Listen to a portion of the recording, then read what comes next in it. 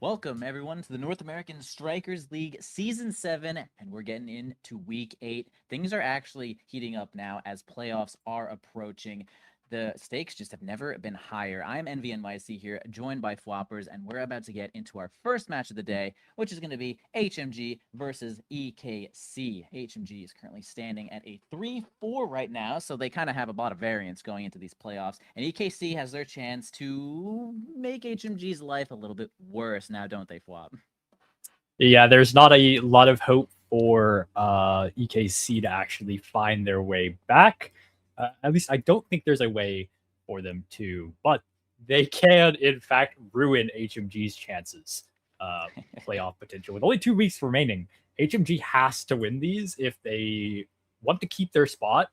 And really, if they want to, it's more than just like they need to win. Like it's a tight race for those fifth and sixth slots.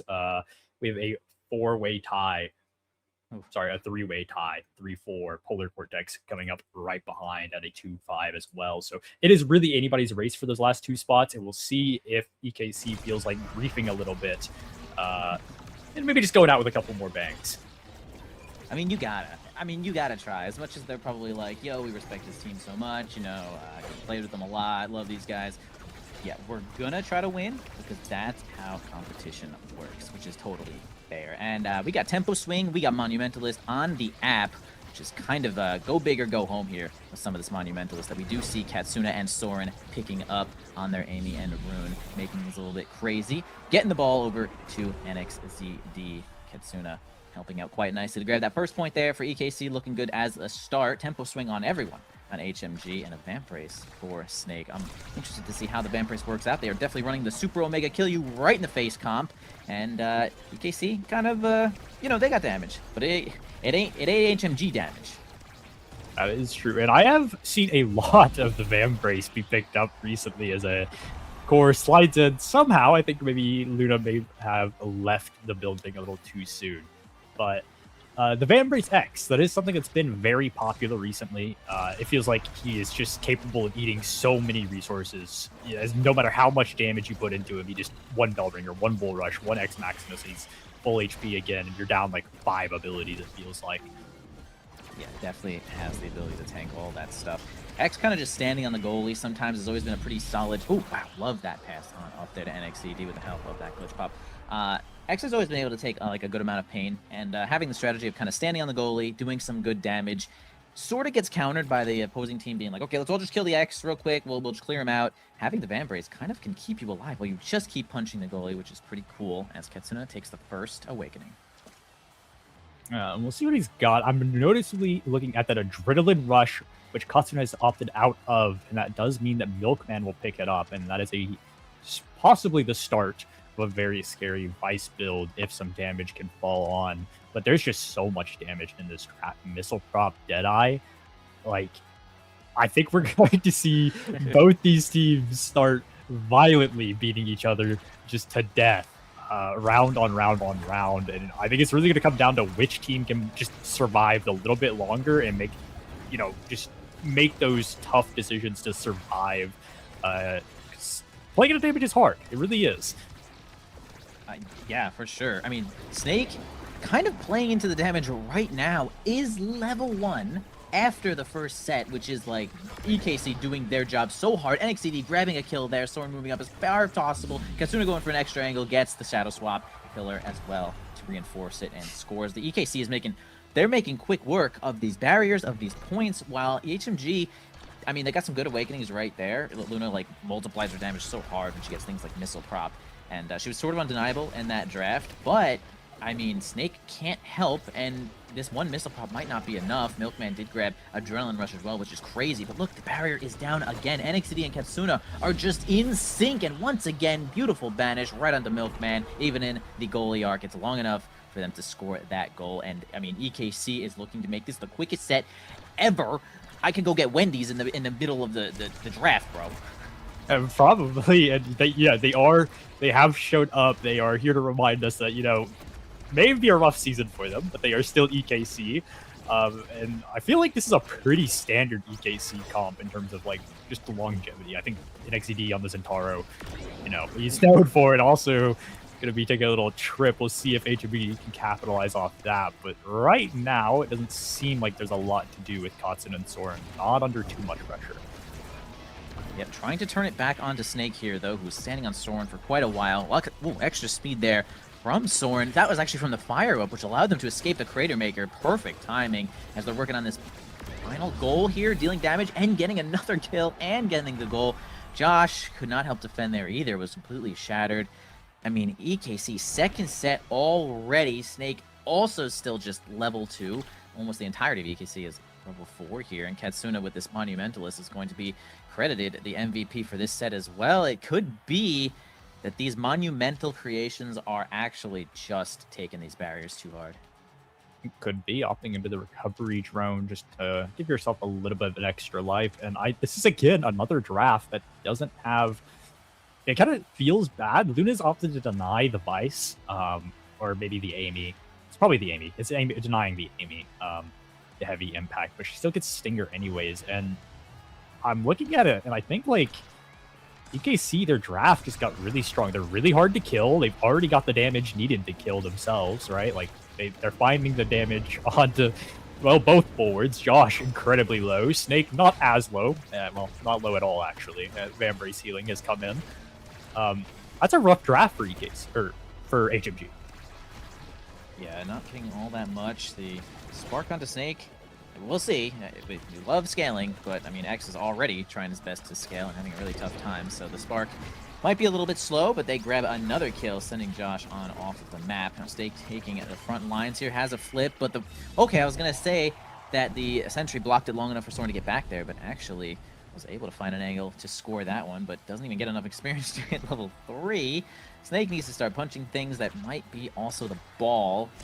But I'd say the EKC is doing a really good job of keeping the ball away from Snake, or just kind of getting them out of the play. X Maximus to try to make something happen on NXCD. Soren ends up losing the barrier in the process. Milkman banished, and now we have Katsuna gone. Soren going to try to land this one with NXCD. Not going to stay. Going to eject themselves right back. Josh probably has some cooldowns. Yeah, uses it, but Soren's great strike there completely foils that one. NXCD might be able to move up here with that flip. Stunned by Luna, though. Snake also looking low. Flips into the sentry. I'm sure there was an idea there, but I couldn't see it because I'm blind. Josh sending over the whammy, trying to get Katsuna out of this game. Soren not having to flip just yet, and gosh, can they land it? They do finally get it. Snake stuffs that flip, making level 3. Huge for Snake, level 3. This could be the scaling that they were looking for. HMG does need to close this set out if they want a real, well, any chance at taking this game. They do have the builds to kind of start getting online. Vice, Luna, X, right? They've got the ad rush. They just need a little bit of damage to help push them over and to start claiming some kills. Maybe a spark. It still is one more left, but a ton of damage being piled onto Snake again. And Milkman forced to burn his flip on the defense. Yep, good angle. I like that one to get it right on through. NXCD and Katsuna, though, are pretty fast, actually, right now. We do have Rune kind of teleporting all over the place. The ball is kind of going in, but we got Milkman here with the Thunder Strike to get on back. Once again, a slain X there. Snake cannot find it. Oh my gosh, okay, blasting it into the anomaly. That was a really great placement there from Katsuna to hold the line. Trying to make it through. Incoming Crater Maker with the assistance of the Glitch Pop. They might be able to get it. Snake has returned to the board, though. We got the Firewall Sentry, but Josh is doing a good job of foiling that one, similar as you would the Water Cannon on Inkies. Sending it back down here to Soren. Katsuna is now finally looking a little bit low, and this is HMG's chance. Yeah, and it is looking a little scary for EKC. Soren forced to kind of 1v2 on the defense. A good clear, and unfortunately not able to capitalize. And Soren finally loses his barrier, and Josh walks up with the flip. Supernova's not going to get anything quite yet. But Katsuna has a ton of HP missing, and that means that HMG could just kill him and score, 2v1. Could. Sets up the double anomaly with the banish. Josh whiffs the boost. Now completely 2v1 here is Milkman. Flips on the top side. The 2v1 not even required for a flip that close. Well played there from EKC to get it on through. I'm simply noticing that these boosts aren't working out as much as Josh would like them to. As if you whiff, you are certainly just out of the play for kind of just too long, allowing your goalie to get 2v1. So it could be these boosts that need a minor readjustment. Could be, but you know what? They've gone ahead and claimed the first barrier, and they've been here before. Milkman's got a flip to work with on this defense. Ton of damage on the snake there. I think he'll be okay. Almost bull rushing himself into the pillar and dying, and he's been taken off the field. And now we have the 3v2 power play for EKC, and a banish means that the barrier has fallen as well. Yeah, huge banish there from Katsuna, easily scoring them. That barrier, Milkman trying to get it over to Josh. Maybe a boost to help put a lot of pressure onto Soren. They're going to go to the other side, switching sides so quickly there with double teleport. Loads up the Supernova. Whammy hitting it as well. Incoming Sentry, and NXCD got the coverage with that rush there, getting it through Milkman. Kind of an easy task for EKC right now. They're looking super good. You can even see the speed there from Fire Up in those situations. 50% for 6 seconds. That's kind of good. I don't know if we chat a little better last time. That's pretty good. I am a big believer in Fire Up at the moment if you can get the value, but there is no Fire Up needed here, as again HMG claiming their first barrier at the cost of Snake's life. If they can survive, it will be possibly good, but surviving is going to be difficult. They do manage to do it for a moment, but alas, Soren with the eject and the rush comes out. Passive strike. It's too much. Good defense from HMG, but unfortunately just not able to actually get a clear out. I mean, EKC was actually living in the Matrix that game. Like, that was that. The ones became zeros at their whim. Like, they literally rewrote that whole game and just made themselves win. That was quick, 10-minute clean game from EKC. Only 2 goals from HMG. EKC, wow. Where was this EKC a little bit earlier in the season? They are ready to play now, at least, and crushing that one. Getting a couple of kills there as well, only leaving Josh with 2. I mean, they kind of just ran the board the whole time. Even the strikes. Oh, man. Snake could simply not hit the ball. Snake could not hit the ball. 36 strikes is a number seen. By the people, but that's okay. You got your best of 3s here. We're going to see another game where Snake is going to hit the ball, possibly the enemies, and maybe find 20 kills next game. So hopefully we see that one, right, Swap? We don't want to be seeing 36 redirects in 10 minutes, right? I mean, right?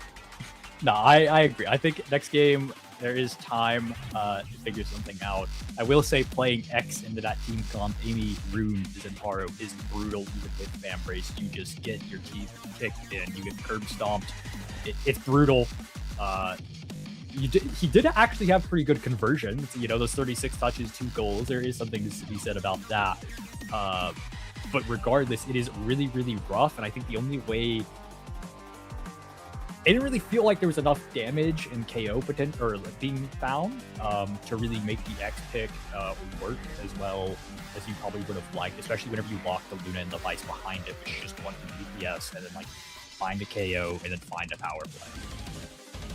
Yeah, I could agree with that. I mean, X, you know, when he gets right on top of you, pretty good, but all 3 characters on the opposing team are actually quite slippery, pretty evasive. They all got teleports to get the heck out of there, and can't really hold them down, especially when you're trying to fight the Rune. You get kind of banished, and NXDD is ready with that slice. And I mean, there was a nice clean kill. Katsuna didn't even have the double anomaly, just one, and NXDD got that perfect stun there to get Snake off the board. So well played there from EKC. Perhaps we shall see another well played game as we move it on over to the map that everyone loves the most, possibly Night Marketon. Oh yeah, Fwop, Night Market thoughts. Well, I don't know if I'd say everybody's favorite map is Night Market. I know there's some. Social Flux likes it, so I kind of like it, I guess. But it's been around. I'd be down for anything else. But you know, at least it's a map that is, you know, well versed, you know, well practiced. I think there's a lot of potential, a lot of different comps that can come out. And I'm really curious, actually. I imagine this is HMG's map. If I had to guess, I'm not positive on that. Yeah, can't say for sure, but I do agree that we have hours.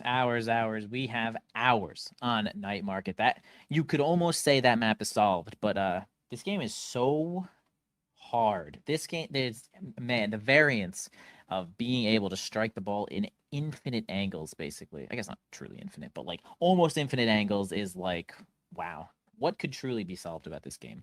Sometimes, you see people flipping the ball and hitting like the center on purpose to get like kind of like the drum angle from Tycho. Those are like some of like the solved plays in my opinion, but it is quite hard. There's no behind the back on this map, but we will be we could be seeing X again. Like X is like okay here. He's got the speed gate to really just get him around the map. Same with Juliet. Like not a whole lot of mobility, but the speed gate really changes the game when you get to just kind of fly right into the opponent's face. As we started up on here, we got OIA, our Omega Infused Accelerator, with the Demolitionist. Kind of, man, OIA. It's so interesting as it just like it reduces you to nothing, but it's a lot of speed, bro. We might be seeing a lot of that on this map. You could live here. Yeah, I'm a fan of OIA starts.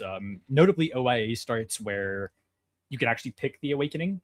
You know, you think like OIA and you see like a stinger and it's like, well, you can't really pick OIA into that, like or OIA Deadeye, you can't pick OIA into that. But OIA demo, that's something that like you can actually pick OIA into. And probably find decent success. We'll see what the picks are. I imagine we're going to be seeing probably another X. We might see some Ash or Julie with the demo. Those size brawlers that really just like to get in your face and kind of size stack on you. They don't always need the speed to make plays, but they could also just opt out of demo and go the speed anyways. It really comes down to personal preference. And we see a Drakkar as the first ban here for EKC. Gonna not let anyone play that one. Snake maybe the one to play that kind of brawler Drakkar sometimes, or even maybe Milkman might be hitting that one. But banned out of here. Drakkar got a little bit of changes there. I think the Xenocloak now lasts a little bit longer. He got some changes to make it so he doesn't just kill you off the map as easily with his combo. So he's a little bit more of maybe ball-centric gameplay. I mean, him being invisible longer is actually maddening sometimes, bro. He's invisible just... Oh man, it's good. He's good. But and also Amy is going to be totally banned from HMG. No Soren allowed. What's next? I'm curious what HMG's feeling because they've got the Kai, which is actually what has been locked in, especially on an OIA start. I think that's going to get a lot of value here if Kai can survive, but EKC is a pretty known damage team, so he'll also be it'll be a bit of a challenge for him to survive if he's not careful. And then on top of that, we've also got other backline options. It's actually going to be the Rasmus picked. Could be Snake Rasmus. It could also be a Milkman Rasmus. I don't know off the top of my head. Interesting. We got Rune showing up once again.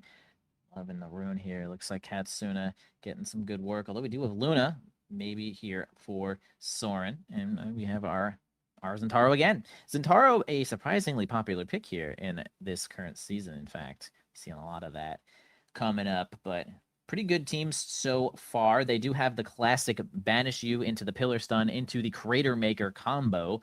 Gosh, dude, we love that. You get your evades ready, and we'll just be eating up all of that energy. And yeah, like you said before, Asher on the board with that Demolitionist. It's going to be big, it's going to be annoying, and it's going to be right up in your face here. Most likely going to be on for Snake. Yeah, I'm a little curious to see. I feel like this is really going to be... Well, I don't know. It kind of depends on who is the goalie on HMG. If this is Rasmus goalie, it plays a little differently from like Asher goalie. I think like Rasmus can be allowed to sit up front and kind of be his own threat, right? Like he's got that solo scoring potential. He's got that playmaking built into his kit. So it kind of allows the Asher and the Kai to kind of play a bit more passively, just kind of like dominate the midfield. Don't like rush any interactions. Just let Rasmus win eventually. Or if that's an Asher forward, then that means that we might actually start needing to see the like the triple offense. Getting because Asher needs a bit of help. Like she needs some help to set up. She kind of sucks at doing it herself. But whenever she does get set up, you have really, really strong offense, and the back line of EKC doesn't have a good way of dealing with it. Yeah, I'd say that Asher is actually pretty solid at dealing with just about everything that EKC has right now. I'd say her primary is actually good against Pillar, kind of stops the ball, gives you a second to react. I mean, what could you say other than Asher's primary will be beating all of these characters' primaries if stuffed in like a corner situation. And Kai, one of the better characters to really get around the map and have that kind of agency over the core to give it right into Asher in that corner. Path splitter your face off. So it's really going to be, I think it's going to be a similar situation as last game. You know, really trying to keep the ball away from that X, and you're going to try to have to go switch lanes a lot to keep the ball away from this Asher, who's going to be trying to stand in that speed gate. So that's the beauty of Night Market, right? Keep the ball away from Asher. Oh, she's standing in the speed gate. Let's back pass even more. So make sure you're on board of that one, because once she gets in the corner, like we're saying, it is going to be a rough one. I estimate we'll see a Rasmus goalie for sure here, but I'm a noob, so you know. Let's get some double forward here. I don't know. I'm down for anything. Put the Kai in the net. You know, why not? I like it. Get him in We'll see. For the side of EKC, we've kind of got basically what I think everybody expected with Katsuna on the rune.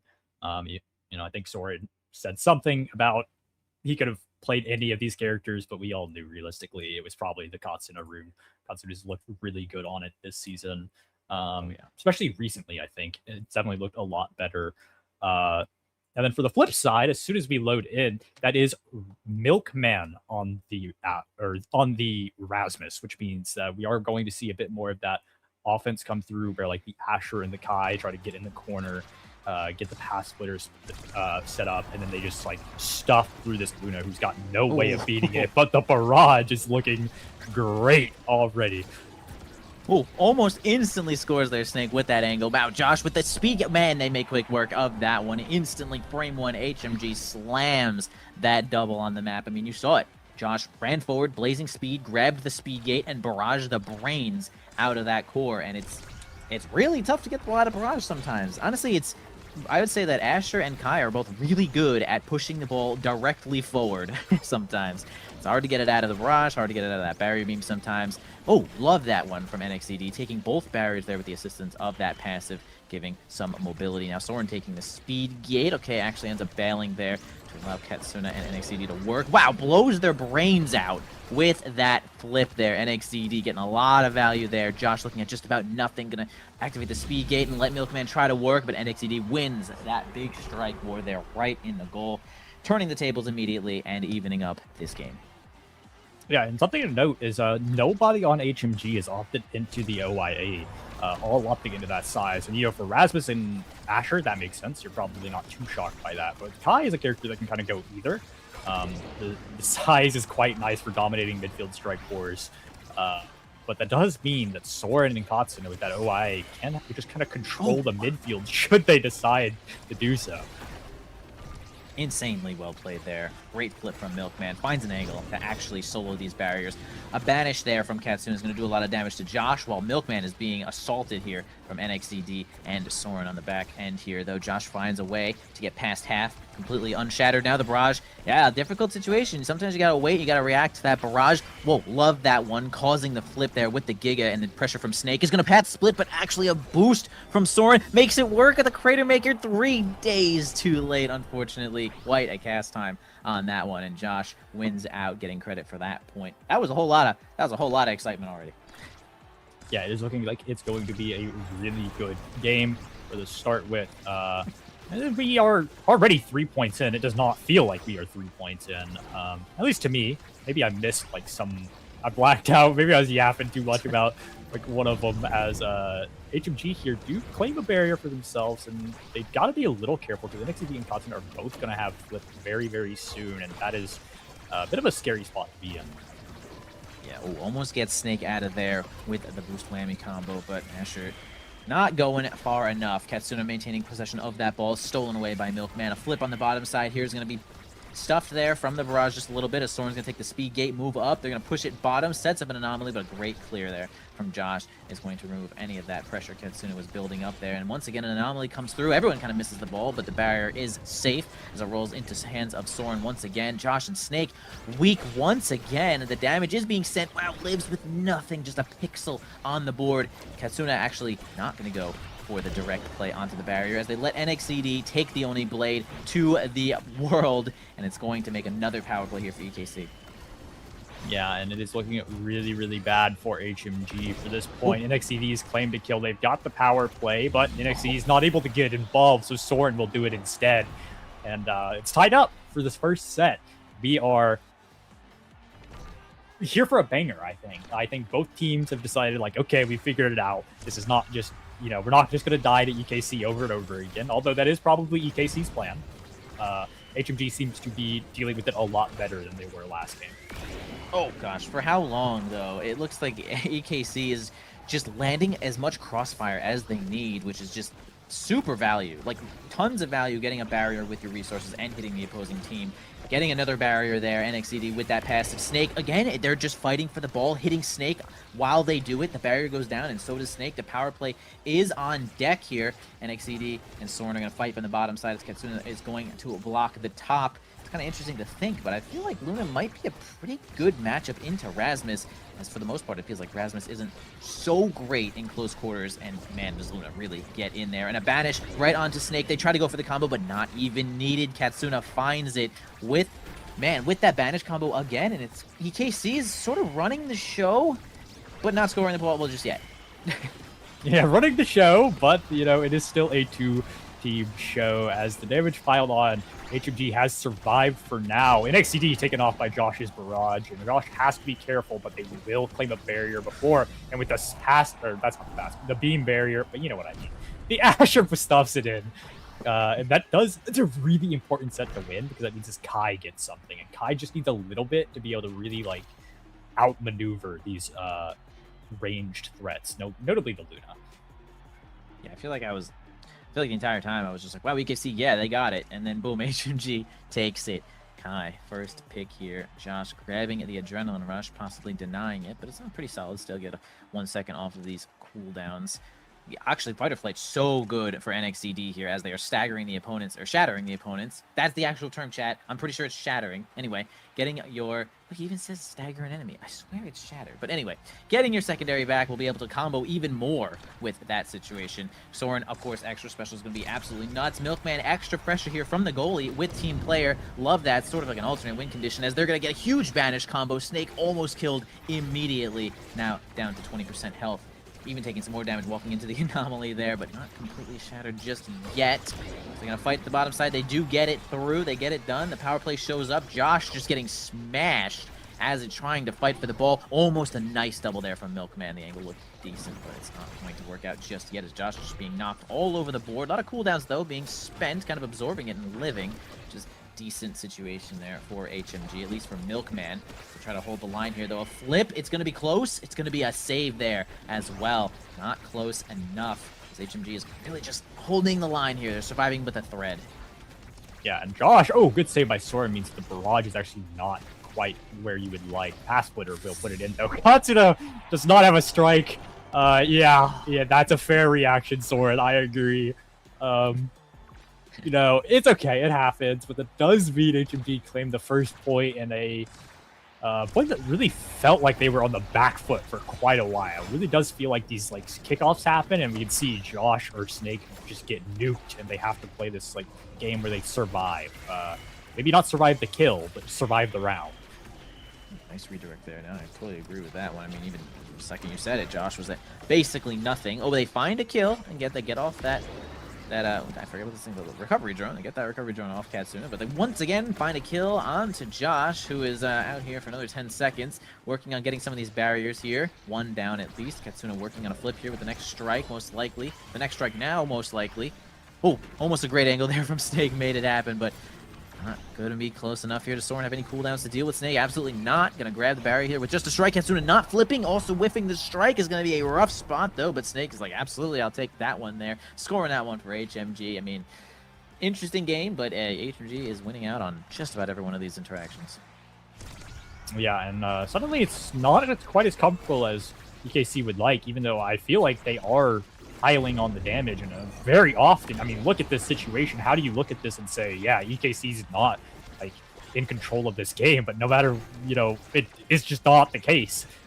Maybe if they can claim the second barrier, it'll be chill, but they've managed to claim it. NXCD and Katsuna both have a flip to work with. The damage piled onto Josh, and they are just going to bully him out of the way. Milkman unable to save the the other side. Interesting.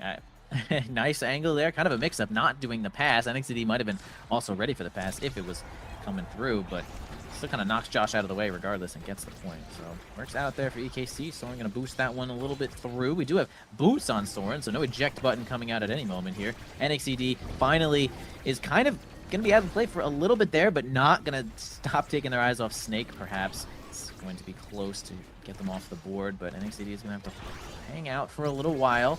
Katsuna is going to be basically the main baller here. I take it back. NXT is the hero of the day. Going to end up getting a kill for themselves. Someone's going to take the speed gate to the top side, boost in, get the stun with the whammy, and that'll be it. Point here for EKC. They're looking to grab a set of their own and get some awakenings that'll kill the enemy. I could have sworn HMG was up 2 points, like 0-2, and then they score that, or EKC scores that point, and they got the Tempo Melon tech where they duplicate a point. Like, I don't know. They summoned this extra point out of nowhere. It has been wiped from my memory. So the game's a little closer than I thought it was. However, they still do need to actually claim a set for themselves. EKC, that is. As a banish comes out, and I imagine Josh is just dead. There's nothing he can really do about that. Yeah, it does, you know, take 2 ults. It takes a banish, it takes a pillar, it takes an ult. A decent amount of cooldowns, but you would definitely trade that for an entire kill. So they're going to try to get this barrier here from Milkman, who does actually end up living. Josh has returned here, but Snake could be the next one on the menu. NXTD is certainly eyeing them with, yeah, gets the passive there as well. The classic Centauro kill. It's going to work out perfectly. The power play shows up. Milkman is going to knock NXTD out of the way and try to hold the line here, though. Josh is doing a pretty good job. Gets the banish onto the core, onto the Josh, doing some damage. Flip here from Katsuna, absolutely stuffed just about immediately there from Snake. NXTD and Josh fighting over this speed gate. Also got to have some orbs. It looks like Josh is going to not be the winner in this situation, as they don't even have health to deal with here. And the Oni Blade comes through. The passive kind of whiffs a little bit there, but they find the anomaly kill. And now it's a big 2v1 against Milkman. They have it all. Strike, back, forth, pass, in. It's going to be EKC. They got it. Set coming up. Yeah, and finally, as dire as it was looking for the power plays, you know, Milkman and Josh doing a great job. Also Snake, whenever he gets involved on the defense, they do hold it, but all it takes is one actual power play to find the opening, and that does mean EKC's got some options on the rune. Going to be opting into the bulk up. It makes sense. You just deny the HP. You're playing for your damage. You don't really need to draft anything of yourself, and that is both health awakenings denied. I actually didn't see Reptile. So it's looking like HMG's game just got a lot harder just because you no longer have that stagger scaling to kind of fight back like you would probably like. You got peak performance, but that is only going to go on one person. A little pause means I get to keep yapping about awakenings. Milkman did pick up a little fire up action. Josh goes a spark, possible spark scaling. Oh, Soren is now AFK. Hold on. Are we ready? And go. Okay, we're going. We're back. We are back. They're gonna kind of steal a little bit of a barrier there, but you know, I don't know, gray area for AFK players and whatever the heck. So here we go. Starting this next point as a little bit there into overtime. 30 seconds extra. Gonna work on getting this barrier on the bottom here. Snake actually, you know, it's funny. Snake is sort of cosplaying Rune right now. Monumentalist hotshot. Oh, big banish is going to probably end the whole point. Good job, Snake. Fantastic work. Honestly, yo, Josh is a perfect bait there for Snake. Snake knew what they were doing. I mean, get that ball right in there. And that's, honestly, that should be HMG's whole plan, bro. Josh just stands in the speed gate, gets owned, and Snake is just like, yo, Asher, am I right? Duplicate that point. For sure. I kind of agree. I like it's a little bit of a joke, but no, that is actually a real, like, thing of beating these kill comps is where they dump your forward with damage and then your other forward has a really good opportunity. But you know, they are on the power play defense. Milkman, the flip's good for now, but NXTD's walking up with his and with 2 more behind him soon. NXTD's actually found a kill with his flip. And suddenly we are back. Another 12 seconds of power play. Why not 36? Oh, the nuke is a little mistimed. Yeah, not perfect, but a ton of damage still placed onto Josh, who has no energy left. Can't evade, can't do anything except run around into the speed gate. Maybe make it happen here. Got the blazing speed, gonna try to help it through with the barrage, but not long enough. Oh, gonna have to at least cause the flip to be used there. Nice Giga.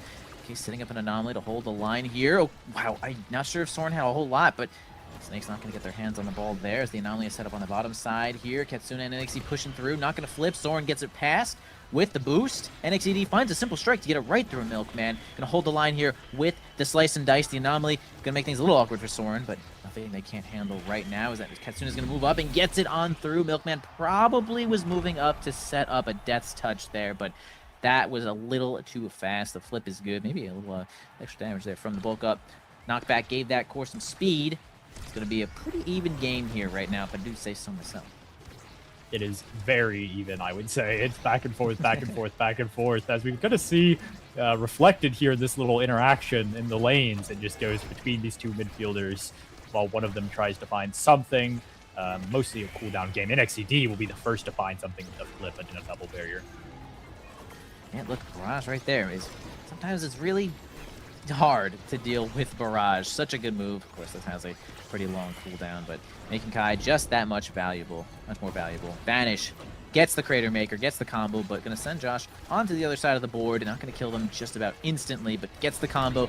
Man, the fight or flight most likely coming in handy there. Milkman either lagging or has nothing left there. EKC going to take that point. Man, they get like 2 to 3 kills per point. EKC, I mean, they are making such quick work. It's like kind of astounding. That is kind of what this team was known for, I would say, kind of being the team that kills you, like not like, and they're not shy about it. They kill you and they enjoy it. Adrenaline Rush might be NXTD's favorite awakening, even if it's got taken from him this time. I think it also got taken from him last round as well. Soren losing some health there, though. Going for the combo once again. It was well timed. Oh my gosh. Okay, Soren spending just about everything to at least shatter Snake, but not getting the kill. A flip there from NXED, who's going to go for a most likely an angle off the center there, but doesn't find it. Gets stuffed pretty quickly. Snake completely shattered again. Now going to go for a hit, but doesn't actually have the passive to go combo there. Snake has the barrier beam on board, but Soren nice clearing top.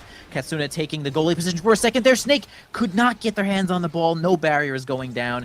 And they are just going to get knocked around a little bit for their trouble. Soren wins out on that interaction there. Once again going for the mega combo. They do land it. Flip from Katsuna. The Milkman can't find their hands on this ball. They can't find the ball in general. EKC going in again with 2 sets over HMG right now. Or I guess 1 set over. Yeah, I know what you mean. Don't worry about it. And there we go. Oh, We've got a spark. Unfortunately, Kai's a little late in the draft, so he might not be able to get his hands on it. But there is still some hope for HMG here, notably with the cooldowns and the peak performance. Heavy Impact drafted by Milkman. Probably denying that, but you know what? They're going to fire back with a spark of strength and say, okay, you deny me, I'll deny your midfielder. I feel like every set that EKC won this series, Katsuna has been the MVP. Feels like Rune getting the first pick just about every time. Pretty good value there. Gonna get comboed with the stagger there nicely. Still the way that spark one you said there is quite nice, but Josh gets rapid fire. Yeah, that's pretty strong. We'll see how valuable it is. Doing some damage over to Josh on the top side, trying to get the Giga through. Maybe the assistance of that pillar actually helped it on out, but they have a lot of pressure there onto Soren, who doesn't have a whole lot to deal with right now. Josh gonna have to get out of the play there. Milkman trying to hedge by taking one of their own barriers, sending it down, but it doesn't seem to work out perfectly. Katsuna's gonna keep the ball forward. Everyone's stunned or lagging or something. We're just gonna let that one go in. And EKC taking another point. I'm not entirely sure what's going on. It just feels strange, but the points, the games shall continue. It feels a little bit like, you know, it's always hard to say whenever you're playing a damage. It could be a lot of things, but it feels like a little bit of, nerves, almost. Like, we're not really, like, giving the damage picks the respect that, like, they need. Like, we're kind of, like, trying to force every touch, and it doesn't really feel like we're forfeiting many of them, which is sometimes what you just need to do into these heavy damage picks. Snakes finally found himself a kill. Giga Blast is not going to find Katsuna, even if it did, though. He's got the recovery drone, and that means the power play for HMG, actually. Not something we've said very often this round. Yep, Snake not going to flip there, though. Was believing that they could sink it, but they are going to do a whole lot of damage to Snake, who's going to knock Katsuna off, gets the flip right in front, and they're going to end up scoring it. I just, it feels like every few seconds Milkman is playing on 200 ping or something. I'm not entirely sure exactly. Take a gander at Milkman every couple of seconds there, and we'll see what's up, but picking up another point there, HMG. Gonna try to get another set here to make it so EKC can't just stop this one. Not entirely through. HMG certainly is playing for their playoff seed. They do have a pretty good chance of making it on in there. Snake also just about no health. They can't find a shatter just yet. NXCD is probably trying to work on getting this fight or flight going. They do actually get it, but not the combo onto Snake, as Milkman is going to keep that one alive up there. Soaring blocking up top. Yep, and then gonna get a kill and a banish kill as well. And EKC's are running the house once more. Yeah, and with the flip from Milkman, does claim a barrier, but I don't think it's going to matter unless Milkman decides that he wants to win this round. In XCD, the flip is, the flip's good for one, but it was looking really good. Milkman almost managing to find both the barrier and the goal. Fortunately, it is really, really hard to find anything more. Like, you're already doing a lot with just those two. Yeah. They're going to get the ball right through Milkman that time, though. First barrier down for HMG. Bottom side down to Milkman. Ketsuna and NXT have a pretty good spot there, but they can't find the possession of the ball, as Josh is going to barrage the one onto the top. Once again, a banish finds its way onto Josh. Lots of damage through the anomalies, but that leaves Ketsuna with just about no cooldowns to help this ball through the final barrier, but it does allow NXCD to get a little bit of fight or flight action going. Get some cooldowns from that secondary. Katsuna's going to try to get it through Snake here, though. Soren's going to move up, uses the anomaly to block the barrier, which will keep that one going. Snake, no cooldowns left, and a kill onto Josh once again is going to result in a pretty staggering power play for EKC, as Katsuna trying to make something cheeky happen there, but they're not going to find it as Josh returns to the board. A flip once again, stuffed instantly by that barrier beam. One of the better moves to be stuffing flips in general. And let's see if they can get NXCD on off the map for their power play. Yeah, lots of resources coming out. NXCD is staggered, but a flip means he's actually alive for now. Snake probably does not long for this world, if I had to guess. An unstable anomaly is actually going to be the one to claim the pillar, or claim the barrier. Snake does find a barrier, and in a power play for HMG means if they could get this point in, if they're careful, Soren's up, and without an eject button to get back, Snake will sink it in. And suddenly, HMG is back in contention for, like, possibly winning this set and keeping this series going. And they are not giving up just yet. It is so funny to watch Katsuna. They'll just block off the speed gate so they can get themselves in there, making it so Josh can't have that big pressure, which is understandable. Lots of energy showing up here for HMG. They're only a few seconds off of having a triple flip situation here, though, as Snake does find the barrier. Okay, we got Josh flipping nicely. Okay, gets the strikes, but Katsuna does use the anomaly keep it up. Okay, NXCD is going to only blade that one with no health. It's up to Katsuna here. NXCD does move up, though. Not far enough to get any of these barriers. Milkman truly is just holding the line here, though. Down to Snake. Gets the anomaly, but a nice reinforcement there. It's going to keep the barriers up still. Soren is now passing it over to the Shadow Swap. They're going to try to squeeze it through, but Snake finds the grand strike of all time to make it happen. No cooldowns needed other than a little bit of a barrier beam. No flip for Soren, as it seems that HMG really does have their chance. Let's see what they can get. I've got a couple options here. Notably, I'm looking at Catalyst, which recently got buffed. However, there are options. You could also go Tempo Swing if you would like that. That could help survive. It is going to be the Tempo Swing. Now, Rune has an option here. It is going to be denying the Spark, which I think is correct. Josh's primary, that barrage, is like, it feels like it's on like a 6-second cooldown or something with the rapid fire, the adrenaline rush giving it 1 second, spark of focus giving 14. Kai has a lot of barrages this game, and the only real scary thing I'm worried about for EKC draft, or I guess for HMG, is that this Stinger and Explosive entrance on Zentaro and Luna is going to be a lot of damage, and immediately we can see the impact. Yeah, once again slain. Josh can't find the board anymore.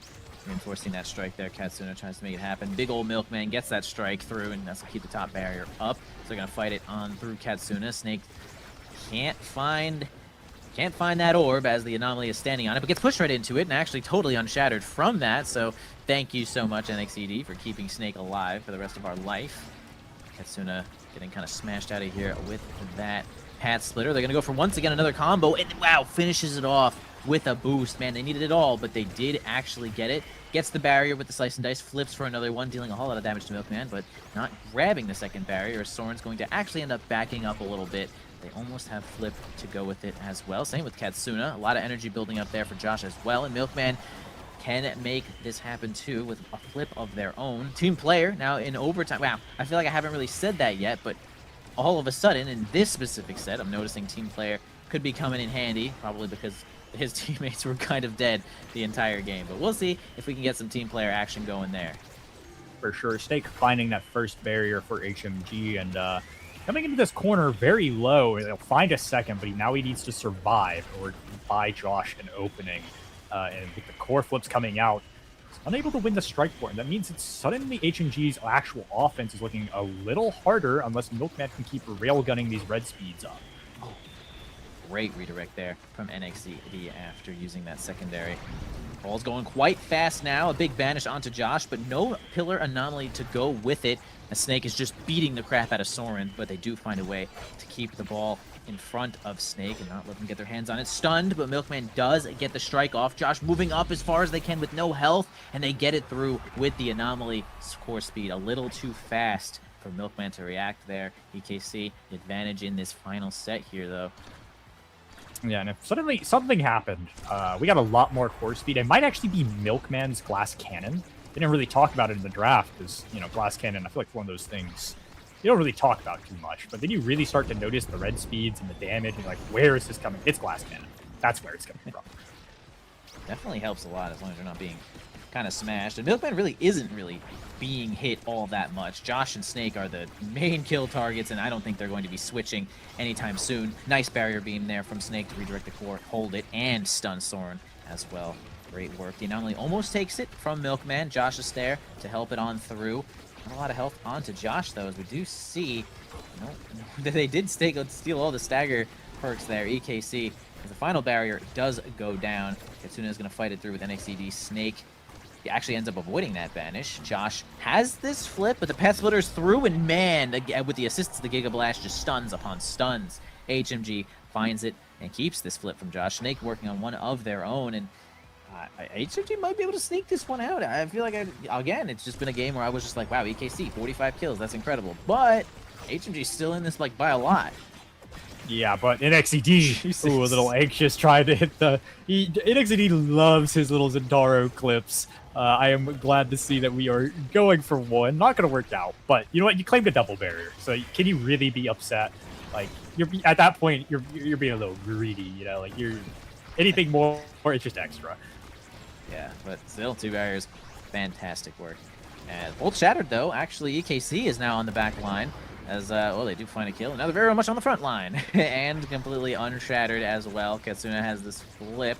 Might be able to make it on through. Josh and Milkman are not going to flip either until Josh gets at least a little closer or has the assistance of Snake to make it happen. The anomaly is going to block Soren for just a moment. They're not going to be too interruptive. Josh, man, trying to move up, ends up flipping a little farther than they wanted to, but it's just every time Josh moves up, they get kind of smashed. Katsuna and NXDD are just keeping the pressure on. Huge combo again, banish, Crater Maker, and that'll send them out of here. Whoa, found a kill onto Milkman. NXDD gonna walk it on through, no problem. Catastrophic moment where Milkman, I guess, was just a little too big and a little too close to the edge.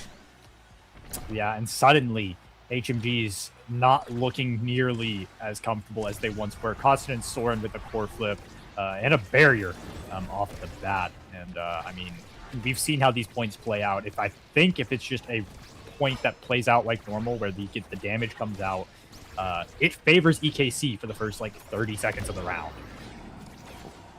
They find a kill on to Katsuna, which will at least relieves some pressure that Josh is experiencing right now, although NXCD is certainly the main killer here for the most part, but Soren is not going to make their life any easier, helping deal that damage and stopping them from regenerate with the whammy, with the boost.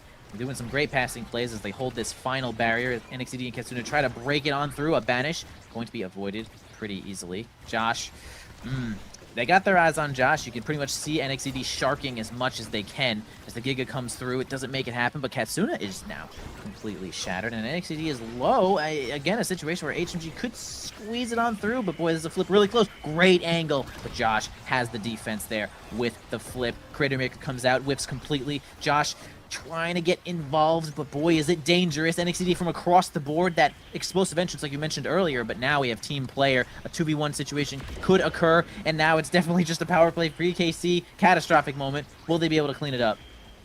Yeah, Milkman's got a flip to work on. Snake finding a kill, and suddenly HMG, if they can find something, that flip is not the something we're looking for. But with Josh backed up, there is still time if they just can find one thing. But Rune and Luna are quite volatile characters that will just make something happen out of what seems like nothing, as EKC gets involved here, and this is scary, but core flips have bailed them out. Suddenly, we're back to a somewhat neutral playing field.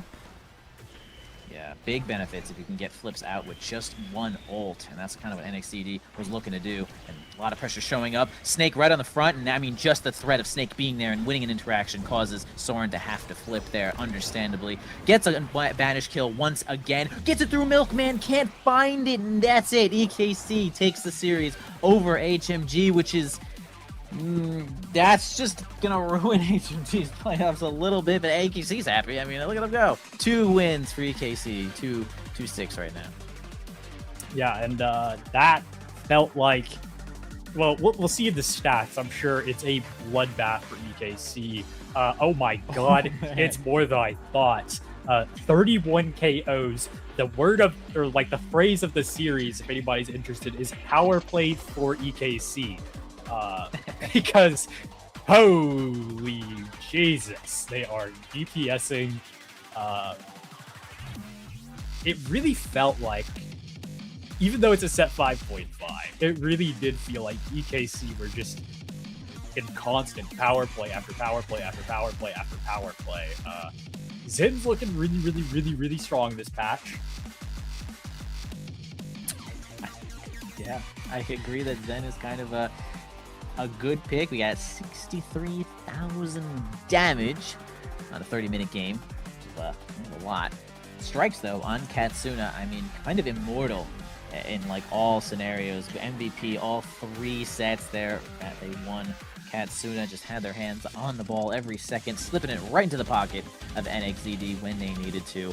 And a lot of those power plays. And Milkman did a pretty good job of holding in some of those 2v3s. I mean, we see, I mean, you could just look at the redirects there from HMG, and it's like, yeah, these two guys were dead most of the time, and the goalie was the only one left striking the ball at 345 there, almost matching Katsuna, who was just all over the board. I mean, that's what you could expect from, like, well-played Rune. Can really just teleport left and right, switch lanes instantly, and it's just such good gameplay from Katsuna. And as a whole, EKC played pretty phenomenally. I mean, game 1 barely existed. I mean, we were forgetting points that even happened. I mean, nice quick one, and then they finish it in a nice set 5 fashion over HMG, which really great try there from them. They were so close to just bringing it back into a game 3, but yeah, I don't know. It was close. What could you say? It was literally close. They had a good shot.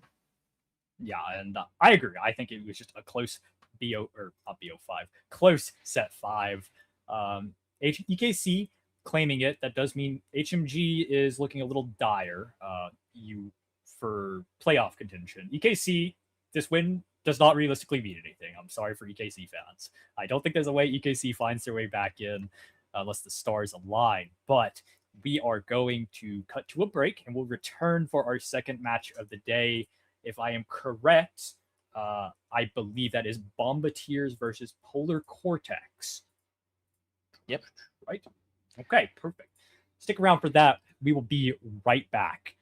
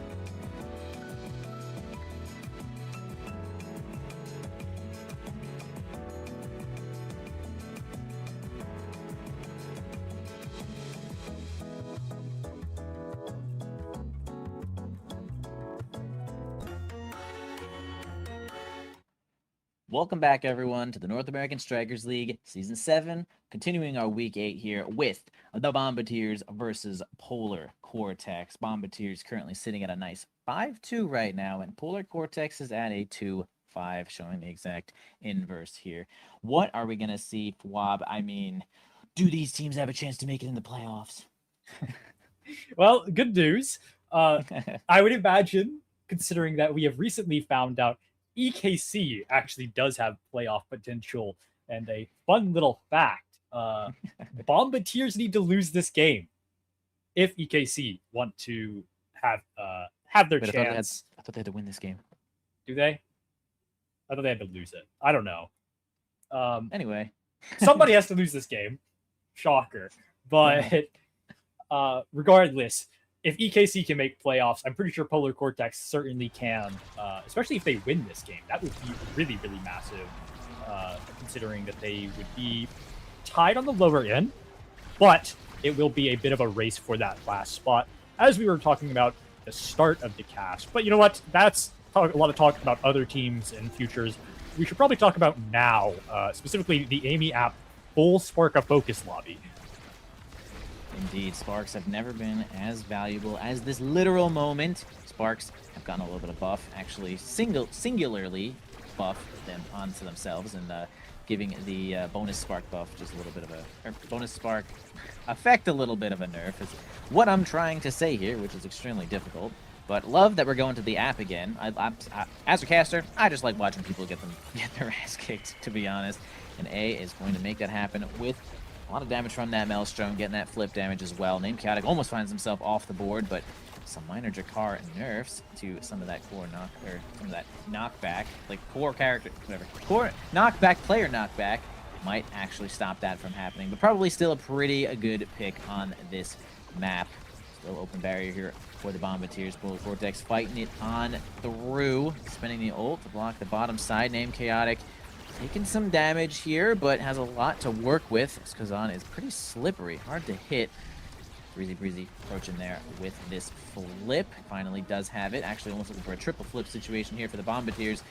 Get a lot of value out of some of these. Yeah, there goes the flip there. Oh my god, nice angle there. Actually gives himself strike advantage against the Fool. Stealth, trying to... Wait, I said Estelle. Someone has name off, someone's fired. Actually insane. Yeah, it's okay. Things happen. Named Chaotic trying to find something. He's just not going to learn the flip yet. But that is a Kazan. And, oh, you know what? Kazan has nothing to do with the point that Estelle just scored. The blink, the thorns, the beam. It all comes out. No cooldowns for this next kick off. But that does mean a point for the Bombiteers. Frickin' Luke playing with name off right now. Yikes. 2 demerits. As the Giga Blast is going to get that one through. A almost gets a kill here, though. A in a precarious situation. I feel like Luke and 3Z are both kind of sharking right there, but they do find their way to get the ball out and survive. In fact, dealing a bunch of damage back to 3Z, who's going to grab the goalie orb.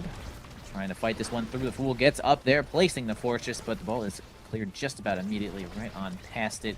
A fighting Luke here in the top side, passing it right on down to the Fool, but 3Z now has complete control of this ball. You can see Stealth Rock coming in. Going to actually eject back a little bit there as Named Chaotic steals the ball right away from Luke. He's going to pass it on up to 3Z once again. Visible with Jakar is not going to work out, but lots of pressure coming through. The Maelstrom down to help it on out. They stuff the flip nicely, and Bombiteers can't get the barrier. Yeah, and Stealth Rock and name off Estelle. Don't actually know if this is Luke. I would assume it could be, but it'd be a little odd. Damage being piled onto 3Z means Named Chaotic and A are going to try to walk this up, try to find something, but Era Kazan are not the greatest at, forcing it through a player. Not in the traditional way that you would like with like an Amy or like an Estelle or even like a Luna or something. But regardless, they'll look for something as the Fool seems to hold it down and take the life of Drakar. Well played there.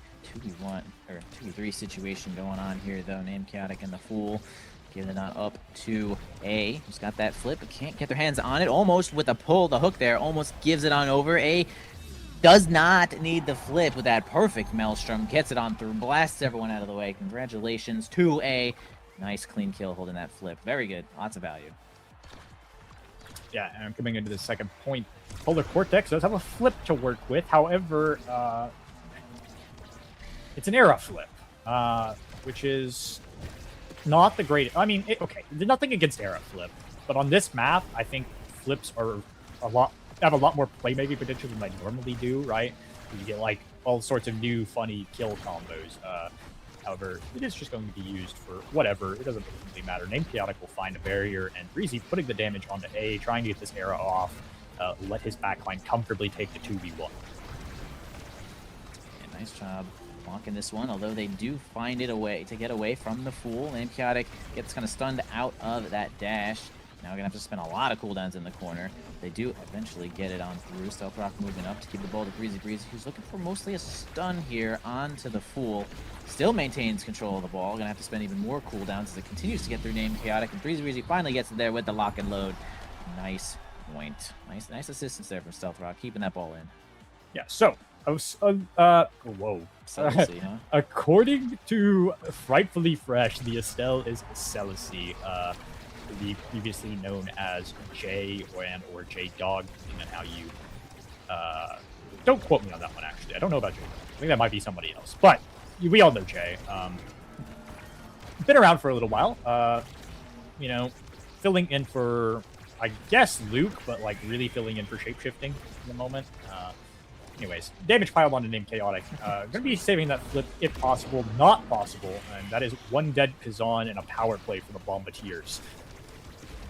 Not a ton of value there from that flip from the Fool, other than stalling just a little bit there. Nice passing back over to Stealth Rock is going to work out. All right, so Celicy going to help get it on through there with that piercing shot. Although Breezy, yeah, finally taken out there with that top spin on Name Chaotic. And now Stealth Rock against A does actually win it out, managed to get it through. Small Maelstrom is not going to do much more than look pretty cool. Got the barrage, which is going to win both interactions there. That is a good move, some might say. Knocks the ball right out of the top spin. That move kind of gives and takes. It's, you know, a consistent hitbox, which is good, but kind of can knock it out sometimes. Breezy trying to get the ball away from A. Good enough to at least kind of cause them to kind of fumble that flip a little bit. Celicy trying to self-pass off of the black hole there. Now keeping that speed, making things really tight. Okay, waiting out for the cooldowns of the Fool, but they do still have a strike right behind it. Now it's Breezy's turn to try to stay alive. Being pulled by Kazan left and right. One of the better characters at confirming some of these kills, but Breezy does get around and grab some orbs. And now it's really just in the hands of Bombiteers now. Good evade by A means he's alive for now, and Drakkar is looking a little low on resources. Name Chaotic with a flip to work with in front of the net. That is still does have to get past Stealth Rock, who is got quite a bit of experience on the Kai and also in the goalie role, and a flip to work with. Burning it out, and oh no, a miscommunication of some sorts. Name Chaotic will get to save his flip as they go into 0.5 of set 1. Polar Cortex looking like they've got a pretty comfortable lead. Slightly unfortunate situation there. Might have overflicked just a little bit there, trying to make the quickest of all decisions, but no problem. Still another point to go in this set as the Fool's going to block it on the bottom side. A is going to take the front of this barrier, allowing Fool to have the last strike, as it should be. Nice, going for the defense. Okay, I'm going to have to go for extra defense. Did a nice job of blocking it there, though, but Bombiteers do eventually grab that barrier with the determination of this team. The Fool up to A. Gets it right through to Name Chaotic with a couple of nice passes there, but the barrage, tough move to get past. I'll say it again and again. That move requires a little bit of finesse to work around. Fool now facing against Breezy kind of directly. Name Chaotic pretty much wants to grab this barrier before flipping, but going to flip, try to get a pass over to A, almost makes it happen, but Stealth Rock is wise to what is going on, and Breezy finds it right under the Fool. Gets that one for the Bombiteers. First set going on over to them. Yeah, we'll see if Stealth Rock is rewarded with another spark. It would be quite nice for like a spark of agility, but the OS, John Odyssey, has other plans for Bombiteers. Not quite the draft luck you'd look for, but there are still options here. Team player, notably, is quite a big pickup, especially on this map where like having that extra like core speed to your teammates can really help get them through those like dangerous corner like edge situations. However, It's a lot of other stuff in this draft that could be quite impactful. I'm looking at peak performance on Era and Hotshot on Estelle as well. Yeah, great picks all around. Actually, just really great picks all around. I'd say that maybe just the Fool getting not the greatest of all awakenings, but a good one. But everyone else is pretty happy, I'd say, with what they got. Yeah, the Hotshot, really good for the core speed. I mean, Stealth Rock also got a little bit extra core speed. There's a kill. That's going to be a kill from Celicy. Now they got a nice, easy 2v3 there. Yeah, Stealth Rock movement up to help anything that happens, but the lock and load will be enough to take it through this Fool. This Dubu is not going to make it just yet. Yeah, and Polar Cortex trying to find something, although I gotta be honest, the more I see this comp play out, the more I don't like it. If I can say so myself. Is Color Commentator allowed to flame the team comps? Because if so, I do not like Erica's on. Yeah. Flame him. That's it. I just don't like Erica's on. I think this comp sucks. Got really nothing going for it, but maybe I'm a noob. I love when my co-commentator specifically flames a whole bunch of people and I get to listen to it. I'll be honest, that's a little bit of fun drama for me. But one barrier down here, though, a flip. Ooh, max range flip there from Stealth Rock. It's going to keep that point up. Celicy might have had something to hold it, but we're going to keep those cooldowns. Maelstrom coming in hot, but yeah, Celicy just kind of walks right on past. Almost a nice angle to get it around this Dubu, but not quite just yet. 3Z Breezy, a little bit of target of the kill right now. Quite low, under half, but regenerating ever so slightly. Gonna knock Chaotic away as Stealth Rock and Celicy are gonna fight on the bottom side here, though. Maelstrom coming in. They're gonna have to switch lanes. Absolutely, they do. Name Chaotic. Not gonna flip just yet. A little too far from the goal. It's really up to A now to get that ball over to Name Chaotic, who is stuffed immediately by the Giga. And now I'm not sure if Stealth Rock has anything left, but Name Chaotic doesn't find the positioning that they're looking for this flip. Being very patient to make sure they have the right positioning, and there they go. They like that one, and it's going to be good enough with that hook, and A kind of reinforces it, making Celicy small in case they wanted to flip. I'm almost certain that it would make the flip a little smaller as well. It's like a melee move, right? That's effects on your size, yeah? I do not think that's how that works, but I'm down to say it does. I'm a liar, chat. I don't know. I don't know. Maybe secret buff. Not included in the patch notes. Nobody knows about it yet.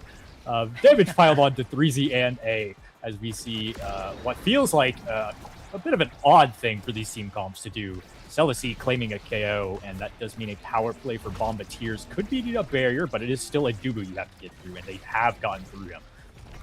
Ooh, Giga almost makes it through. Spending Barrage as well and still losing the barrier. Celicy also spending their Rose Warp. Everyone blocking, getting into the corner, taking cover. They do survive that storm there. Stealth Rock has flip, is very small and very slow, but spends the flip to get it over to 3Z, who gets kind of blasted out of the way by this somersault. Now trying to self-dribble the ball to themselves. Cool, the Fool looking at a flip now, and Chaotic does find a kill on to 3Z there. It's going to be just these two to try to get it out of here. A flip from A. Not going to find its way, but oh man, Name Chaotic does get it through, possibly pressing that point passive, giving the core a little bit of extra speed. Well played there with that power play. Polar Cortex, get her done. Oh chat, for real though, is flip any based off your size for whatever reason? Let me know if I'm the dumbest guy on the planet. Yeah, well, I'm sure chat will let you know if you're right or wrong. They love commentating on opinions. But Kazan has managed to actually find a KO, and with the Dubu Tofu Fortress coming down, I was about to say that it's looking incredibly dire for Bombiteers, but somehow, some way, they will keep the play and the barrier alive. And actually, it will cost a flip from Name Chaotic to get it. Nice pass up there to 3Z. Gonna get a nice triangulation around the area here. They do find a kill. Well played for this power play. A holding the line here, getting some extra energy and experience with some of these strikes. They're not looking to flip just yet, but they do find it with the lock and load. Now it's Celicy's turn to move up, make this flip happen, make this point go. But it's 3Z kind of maybe soloing here with his lock and load. They do get the flip. They get the piercing shot, which slays the Fool, but saves the ball in the final, their final little play there. Now the Maelstrom's coming through, but oh! Can't get our hands on that ball, and it's going to be Bombiteers taking it all. Well played. Yeah, and they've done so without the use of Stealth Rock's core flip, which is really, really nice. Coming into this 0.5 with what is basically 2 flip advantage. Nobody on Polar Cortex is really quite close to a flip. And oh my god, nobody on Polar Cortex seems to be even alive. Core flip comes out for Stealth Rock. They're going to try to sink it in 3v1. The Fool will try his best, but I don't think there's anything he can do. Oh, it was looking so good. It was looking bad for Polar, but then it started looking really bad for Polar. Then it looked even worse. Nice work there, Polar Cortex, making it happen here. And, I'm sorry, Bombiteers making it happen here. Celasee going to be our MVP right there. Sparks spotted. Lots of value coming out here for Celasee. Eyes have happened upon Dubu among Titans. Should be pretty interesting. Maybe the speed really is going to work out here, though, but little baby Dubu could be... Actually, I guess it's not baby. Regular size Dubu, no Powerhouse Pauldron size to go with it there. The extra special there is nice for Stealth Rock. I love the Gigas that we have been seeing. And, well, Monumentalist era, now that's actually quite good on our can't walk into the center of the map. So we'll see it come through. I mean, my goodness, it'll just clear the line, clear the board, actually. For sure. I think it will be quite impactful as these rounds go on. But notably, this Estelle build is looking, well, the Estelle build, if you watch Night Market Knockout, we saw a similar build from a Vice. And it's looking quite similar with this 21 CDR and Hotshot. I think Estelle's going to be printing CDs as we get into the set. The Fool doing some great defense and managing to hold this barrier, but it's still a brutal game.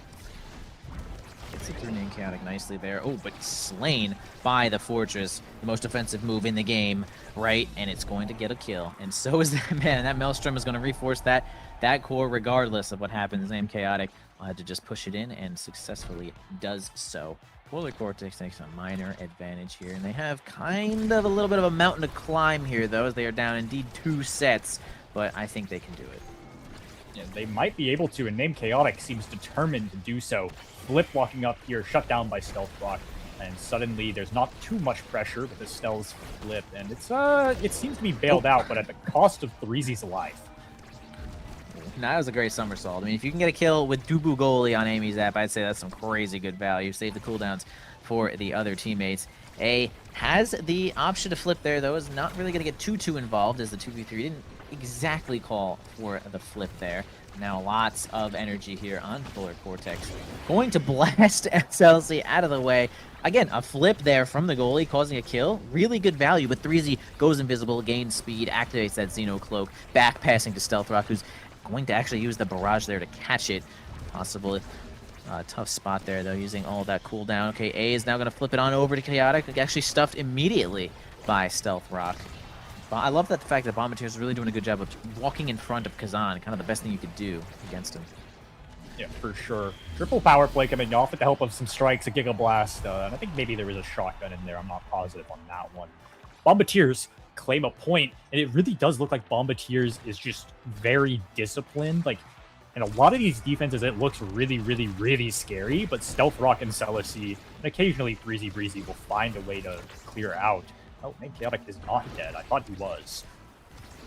Not just yet. Oh, yeah. Gonna have to get on out of there. Gonna evade, causing a flip there from the Maelstrom. Celasee not in position with the cooldowns to actually punish the Fool from moving up so far there. Nice defense from A is gonna do a really great job of holding the barrier here too. With the Fool, is gonna use the somersault, but they finally get it through, but they survive long enough for Name Chaotic to return, and they clear the ball, so now they have a chance. Celasee almost gets it through with the piercing shot. Not going to find possession enough for that flip. Breezy really just playing this. This is really just Brawler Drakkar right here, and Celasee also getting so involved. The lock and load kind of working overtime right now. Sends out the Fortress. No big Maelstrom, so Stealth Rock actually gets to stand right through it, which is pretty big. Celasee not many cooldowns left other than just this flip. Going to 1v1 here is Stealth Rock. Name Chaotic might make it happen. Yeah, hooks backwards. Well played. Can they score this one? It is possible if they can get something, but that is actually the Dubu. Zoro has had enough. He is ready to win this game. Been locking it down, and you know what? While we're at it, we'll take a point for ourselves as well. And suddenly, Polar Cortex is looking like they might have a bit of fight left in them, if nothing else. I can definitely tell Zoro does. And, you know, sometimes it's hard for the forwards to get through, so the goalie's got to get involved, you know? I mean, you gotta, dude. That logger's right there. Getting a point with the Dubu log is like pretty incredible. Now gonna pass that one up to A. Named Chaotic has this flip stuffed by that Giga once again. Sets up the Maelstrom. Gonna get the ball the heck out of there. Not trying to deal with any of that. Named Chaotic pretty low right now, but absorbs a cooldown there. And then Barrage up here for Stealth Rock. Does end up flipping for that barrier, which is, you know, understandable. Like, you could, oh wow, you could say one way or the other, but it's gonna be a top spin kill, pretty raw. Named Chaotic takes that one. The Maelstrom is going to clear 3Z Breezy out completely. No one to defend the ball there. And Polar Cortex gets it done. Honestly, I feel like they can really utilize... Nice, Fool getting an MVP there. If they can utilize this Maelstrom, I feel like that'll be like their win con. I would agree, but unfortunately, I'm looking at a draft that Polar Cortex managed to win, and there's not a spark of strength, which I think feels really bad. Even if you don't care about the strength, having the CDR scaling is really nice. And I think there's an adrenaline rush on this board that is going to be picked up by A, probably just as a deny more than anything. And I'm looking, and I'm looking, and I'm looking, and I'm looking, and I'm seeing that there's not a lot of anything in this draft. I think Bombiteers won it, but I don't know. Like, Stinger on the Estelle with these abilities that she's like printing is going to be very, very good if they can find some kills. And OIA on Stealth Rock's going to be quite useful. Hey, speaking of the kills, there's one. Let's see if we can find some more, or maybe if we can find a barrier off of it for the time being. Yeah, some minor synergy there. Getting some damage on this Estelle is going to help Drakkar activate the Fighter Flight just a little bit to help get some staggers and some Xenocloaks back. As the power play ends pretty abruptly. No barriers have really fallen just yet. Stealth Rock going to go for a little bit of a self-dribble barrage play there to not fold immediately to Named Chaotic. Hold the line till the teammates get through. 3Z Breezy moving up, gets an ult. Actually, doesn't get an ult. I just see the Stinger going on there. Going to get the lock and load, actually. Gonna try to fight the way out of this corner. The Fool gets the ball when they need to, which is a nice clear. And now activating the Fortress. Oh, look at these Gigas. The Gigas from Stealth Rock have been actually like top level right now, blocking perfectly. Oh, Named Chaotic does find a way to get the barrier and hold possession now. Fool on up to 3Z here. Maybe find a kill onto Celicy. Could be the power play that Polar Cortex is looking for, and they do find it. Could be big. Could be big indeed, as Stealth Rock forced to burn a flip, and the rebound is caught by A. And suddenly, Named Chaotic and A have found an opening, and Named Chaotic actually has got nothing to do with that goal. It's all A. The barrage does not connect. Polar Cortex are really feeling like they've found their footing, even without the help of the Spark draft, or well, the lack of the Spark in the last draft. Maybe they've got like what it. Maybe the Eric Kazan's going to prove me wrong, and I'm down to see it. Indeed possible. We can see the Named Chaotic really putting their face... Oh my god, once again the Maelstrom just nearly unstoppable. Like, you would have to be so far in front of that Maelstrom to get the ball away. So well played there from A. Named Chaotic getting a lot of energy, putting their face right on top of the opponents and activating this Catalyst as much as they can. So just giving a ton of value. Hey, maybe we'll see a fire up unless it's already gone, but that is to be seen. They're going to fight on the bottom side there. Maelstrom is going to whiff just a little bit. Going to have to use a somersault against that Crystal Thorns. Named Chaotic tries stealing the ball away from Celicy. A flip from A is going to go just a little wide. They might have been an angle to make it happen. Not going to work out just yet. Whoa, Stealth Rock trying to go for a kill onto Named Chaotic. Assisted there from Celicy, but completely whiffed a little bit. Completely whiffed a little bit. Smile. Named Chaotic does find their way to get out of there and still maintain all their energy with this flip, but possibly going to be the next guy killed. Yeah, it is brutal to survive this Stinger. He's alive, the flip's gone, and suddenly with no more CDs, 3Z is on the hunt, and 3Z does not miss. It's a little impossible to miss that one, but Estelle, 3Z, the passes come through, and with his dying breath, not quite his dying breath, but close, 3Z Breezy will claim a point back.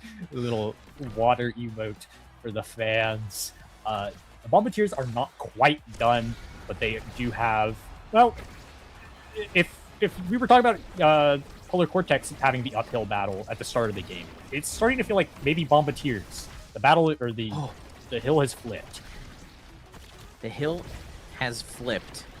Absolutely. On to Named Chaotic here, as they're sent to just about no health.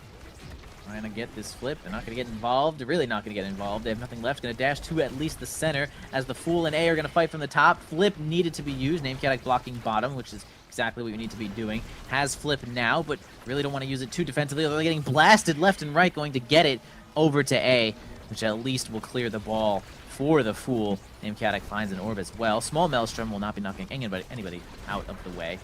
Fool on up to A, and now they're dealing a little bit of damage here over to Celisy, but slowed and dotted up. 3Z Breezy says no way, and a flip from Stealth Rock is going to end in Chaotic's life as they're going to have this 2v3 power play once again. Team player showing up for Stealth Rock could end this point. Yeah, a little bit of overcooking from 3Z Breezy. No barrier to be found yet. The beam's not going to land either. There's Crystal Thorn. Estelle has nothing left in the kit. Named Chaotic. The secondary, I don't know what to call that thing. It came down, it red speeded, it claimed a barrier, and now suddenly it's a lot more even, but with Estelle and 3Z closing in on Dubu, it is too much for the Dubu to reliably hold.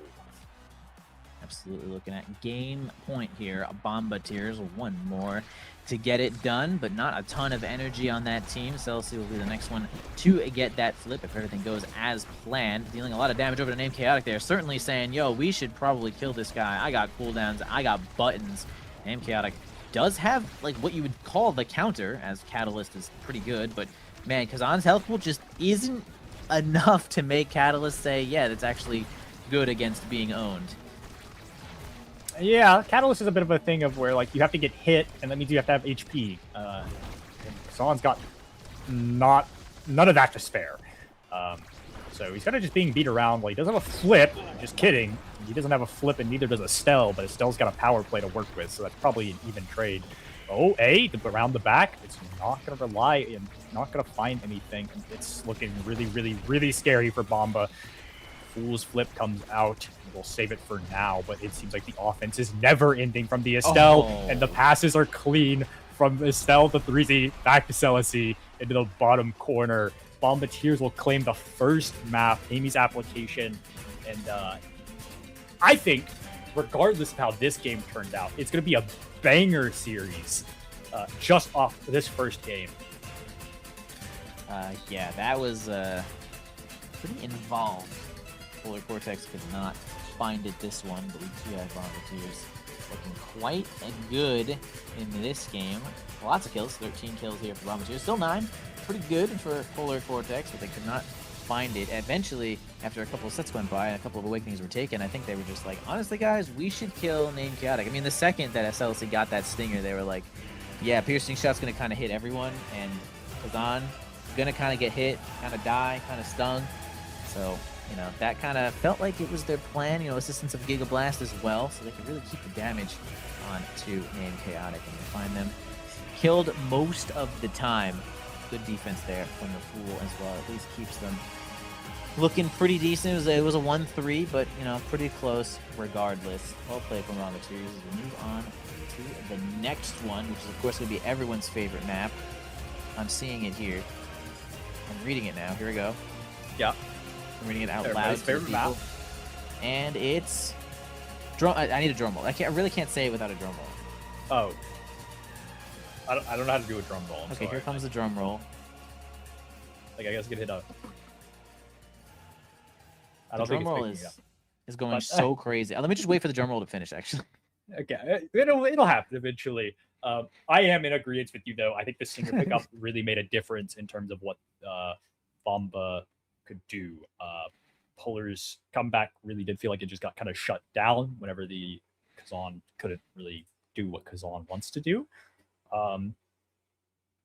But, you know, that is the downside of Kazan. I think it's a very mixed character. Lots of people like playing him. A lot of people don't really think he's that strong, but there's like people that really make him work, and sometimes you just get beat to death. But also, you know what? I'll say it. Eric Kazan sucks. Don't pick it. Even though it was looking good for a set or two, it sucks. Awful comp. Well, you know, maybe it sucks. You know, maybe it sucks. Who knows? I mean, because what you're saying about Kazan is pretty right, though. I mean, that is like a glass cannon character. The offense. Sometimes Kazan's offense is like truly feels undefendable sometimes, but you can kind of just beat his face in, and that's pretty valuable. I was trying to say that like having the Monumentalist era. Oh my gosh, we're going to Oni Village, insane. Having the Monumentalist era was kind of like a win con, but Dan Chaotic just kind of got knocked out of the play too often, and there was really not enough setup for this era to do by herself, which is pretty much exactly what Bombiteers was trying to do. Get that guy on out of here though. But hey, Oni Village. Oni Village is the map I was trying to say the whole time. I just could I had to wait for the drum roll to finish, and now that it has. Oni Village. We're going to Oni Village, Flop. Oni Village. What do you like about Oni Village? Tell me anything about it. Well, okay. I know Oni Village goes long. I actually like playing Oni Village. And sometimes I like casting Oni Village. Sometimes though, yeah. The keyword is sometimes. Really depends on what the people pick. There's a boring way to play Oni Village, and there's a fun way to play Oni Village. Regardless, though, I think. Generally, I'm a fan of Oni, and I think initially, whenever I think about like these teams, I'm really concerned for which team got blue side. I believe I don't know how the picks work. I don't know which team has won the coin flip, which team like what happened. I don't know anything like that. So, but Estelle Kai, both our characters are really good right now. Both are characters at A and Cella C. Not really the Kai. But the Estelle is what I'm talking about, right? Oh God, the Estelle is going to be really high prio, and I'm curious what happens because there's a lot of drafting choices. Like you have the option, like you first pick Estelle, then you ban Kai, right? That's pretty common, but then you lose like a melee goalie, and you end up in melee goalie nightmare or PG-13. I don't know. It's an Among Titans start, and also a Stinger. It's the Estelle ban right off the rip from Polar. So we're actually going to probably see, if I had to imagine, I would guess that is going to be Zoro's Kai, unless the Bombiteers decide to ban it. Banning Kai is a worthy decision, I would say, on this map. Kai is kind of quite good in the midfield zone. They're going to ban out, actually going to ban out the Fool here, not allowing this Dubu to show up. We might be seeing, Juno got a little bit of a buff back. She got some of that power back, which is fine. Juno, I think, is still a pretty solid pick on this map, but indeed the Kai is still very open. Rasmus, very open, also pretty good on this map, but Santaro has kind of been the fan favorite recently here, though, so what Polar Cortex going to find?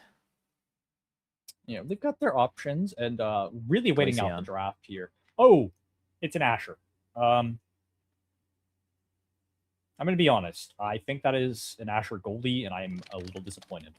I could be wrong. However, we don't see a lot of Asher forwards, I don't think. It's the Rasmus, the Zentaro. Those are really the ones that come to mind. Where'd everyone go? Oh. Sorry, everyone. Everyone has died. The game has been canceled. nasl is over. No. Cliff is right. Stella C name off means that they lose their ban. Which yeah. That's a rule, Chad. Yeah, take their ban for game 3-2. Yeah, Dropleto's seeking violence. Take their ban. Honestly, I'm down. I want drama, bro. Get these guys a rule book. Okay? Celicy, what are you doing over there? Taking that ban. So, unlucky as the characters will be showing up again probably pretty soon. But yeah, Oni Village, kind of a slow map, right? It's a little tanky. Dubu banned, but we probably are going to need to see a little Atlas action, right? Atlas and maybe who's the other one? Mako? Could it possibly be Mako's situation, bro? No one plays Mako, right? We saw it yesterday in Night Market Knockout. Shout out Smags, Dr. Smags. Oh my god. She's real. Yeah, she's real. Again, we are same start and everything. So I imagine we're going to see everything play out exactly the same. It's going to be Polar with the Estelle ban, and then Bomba forfeits theirs, and then Polar gets their Kai. That's what the reset is for. They wanted the Kai. Yeah, there we go. Right. Shocker. Okay, understandable. They No ban. Possibly Dubu coming in hot. Now they have to deal with Dubu. Yikes, bro. Think about it. Dubu and Atlas on 2 different teams, blocking the single barrier on the bottom side of their screen for 17 minutes straight. Like, Oni Village, am I right? WOD Village. Hopefully we'll see something different. I'm not really. I'll be honest. You know how I said sometimes I like casting Oni Village? Yeah. So sometimes is when I'm not seeing Atlas Dubu picks. I'll be honest. I think those characters turn the map really, really, really boring. I think you're seeing Atlas Dubu. We might be. I'm willing to accept that that is my punishment for whatever I did in my past life. What'd you do, bro? I don't know. I don't know. What'd you screw up, man? Tell me. Oh, it's actually no Dubu for Bombiteers, which means Polar could flex the Kai midfield and pick up the Dubu themselves, which would be quite, dare I say, the best in slot comp, which is, oh god. Why did I not think Kazan was definitely the last pick, actually? I don't know. I forgot. Well, Dubu Asher is only a little bit better than, well, honestly, no. I like seeing Atlas more. I like seeing Atlas more. I think Dubu Asher is 10 times more cringe. But at least Atlas can like kind of throw himself up there with his little astral projection, make a cool play in combination with the strike shot. But we're definitely going to be tanking up here this game. No, I think we're going to see our Asher sit on the field and maybe throw a pass splitter and like set 4 or something and then never do it again. We'll see. With 6 Among Titans, that is my prediction. Calling it now. Every player in this lobby goes Among Titans, unless Bombiteers just want to play like freaks and try to kill, but I don't think they can with Kazan, Amy, and Asher certainly is not going to be doing any DPSing in this lobby. Not easily, anyways.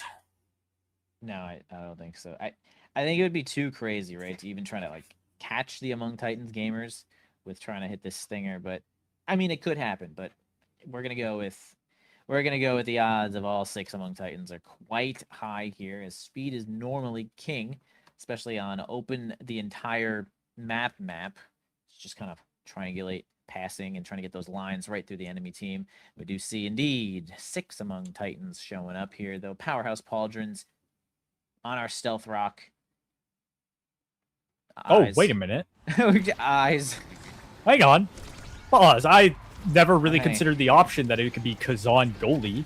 I reserved that pick specifically for Moff and Koei, and anybody else that picks it, I just do not have faith in. I'm sorry for the 3 Kazan goalie players out there. You're not him. We'll see. Stealth-rock. Yeah, we'll see if he can live up to the hype that Moff and Koei has built around that character. At the moment, the Fool has decided to take a little bit of a leap. No strike to be found. A bit of an interesting point. Yeah, it's like the Fool was probably thinking, let me be extra safe and ult here, and it actually was worse than just trying to strike, which is always the feels bad man situation when the ults just take a little too long to come out. But yeah, I am also interested to see how this Kazan shall be performing. Although, man, losing both barriers once again here, though. The Fool probably not too happy about that one. They're going to try to fight their way through. Once again, 3Z Breezy on this Asher. A blasting themselves to the bottom side, holding the line. Celicy has a flip here, though. It could approach. They could get close if they can clear this ball out of the hands of Name, Chaotic, and A. But they're holding the line here, though. Big flip right in front. Not much to react to there. And whoa, Slay gets the ball through with the Giga, and then Pendulum swings themselves into victory. The Polaring, the Cortex, gets a point. Yeah, we're so far looking good in terms of how long these points are going, which is quite good. Breezy trying to find this barrier and unable to find it. I think the glitch pop might have actually saved it, dare I say, which is a little bit of a feels bad moment, but that's okay. A bit of an interesting same side matchup. Just kidding. There are no barriers up for the side of Bombiteers. The Fortress comes in here, though. Tries to get the ball over to A. The Fool has a flip. Not going to move up too far. Not going to overcommit. Scary Pat Splitter there. Could actually just knock you right on off the map. A can't find The in-between pass there. Gets it through easy, but Stealth Rock having no problem holding it here. Celisy gets Pendulum swung right in their face. No evade to be found. Breezy Breezy. Alright, sorry. Name Chaotic. Gets it on with a Pendulum swing once again. Trying to come up with what emote Breezy Breezy's spamming there. There's tons of emotes that the players love So to many. use individually. Stealth Rock forced to bring the flip out just to survive. The Fool fighting back with one of his own, stuffed out by Breezy Breezy, and will claim a barrier, and bang, we've ended up in the sacred opposite side, goalie, whatever you want to call this. The thing that makes it go around the world 900 times. We just love this. Yep. That is indeed what's going to be happening there, though. Dubu getting a little bit of a particle acceleration there, though, but not enough to make the game too crazy. Cool. Pass it on up into the speed lane there to give it over to Name Chaotic. Now A is finding themselves shattered now from Celisy's flip, which could result in some good value. Yeah, nice combo there with the Cyber Swipe into a glitch pop. Kind of one of the only ways to really get kills on this map is to get like a big combo like that, because it's so big. Usually one move is not going to be enough to send it unless it's the Crater Maker. Now A finds himself back on the board. Name Chaotic can get their hands on the ball. Kind of a wide dribble there, but they still get to approach. They flip right through Stealth Rock and they get it in. Polar Cortex is now in the lead. They're doing it. They're doing it, and I didn't really mention it because I kind of was busy yapping about other stuff. But we are seeing Name Chaotic on the Rasmus, which, for those who aren't aware, he's been kind of putting up big numbers on this Rasmus character. Shout out to Feta5 for those that watched the Ratman Raw video. Everybody in this community. But regardless, talk about other things. A couple notable things here. Rasmus picking up some size is really nice for him. And aerials on the Kai is also going to be really nice for A. Polar Cortex sitting comfortably. The only real thing I'm super scared about is the rapid fire on Amy, but that is like not the scariest primary in the game. Perhaps not the scariest primary in the game, but in the right hands, that is quite a good move. Being a projectile that allows to go through other players and objects and stuff is quite nice. A little bit extra could be good. We'll see if we can get some stacks on this Orb Dancer here from 3Z. They do manage to get that barrier. The Fool and Name Chaotic make it happen. A getting involved on the bottom side there. They do actually survive this turret situation, and so the barrier will live. And man, Stealth Rock can't get their hands on that ball with either move, and it's going to be Polar Cortex once again. And as you were saying, yeah, maybe Moffat Kui is the only count goes on goal. I don't know. Moffat Kui may be the only person to make this character work. Or you know what? There's also like Asianator, I think, and one of the lower leagues. He gets some playtime here and there, and he makes it look okay as well. But this seems to be a bit of a specialist pick, and right now the specialist pick is not, well, specializing quite as well as you probably would have liked it to. Regardless, though, both barriers for the side of Polar Cortex are down, and look like both were for the side of Bomba we're going to go down as well. Close call. So let's see. Get their hands on the ball with this glitch pop. Gonna be flipping here though. Tries to make something happen. Oh, with Breezy kind of catches it there. Actually puts it on in for the Bombiteers. Perhaps this Kazan just needs a couple more awakenings to get going. A little bit of speed, a little bit more size could be quite nice. They're trying to even this one up, grab this next set.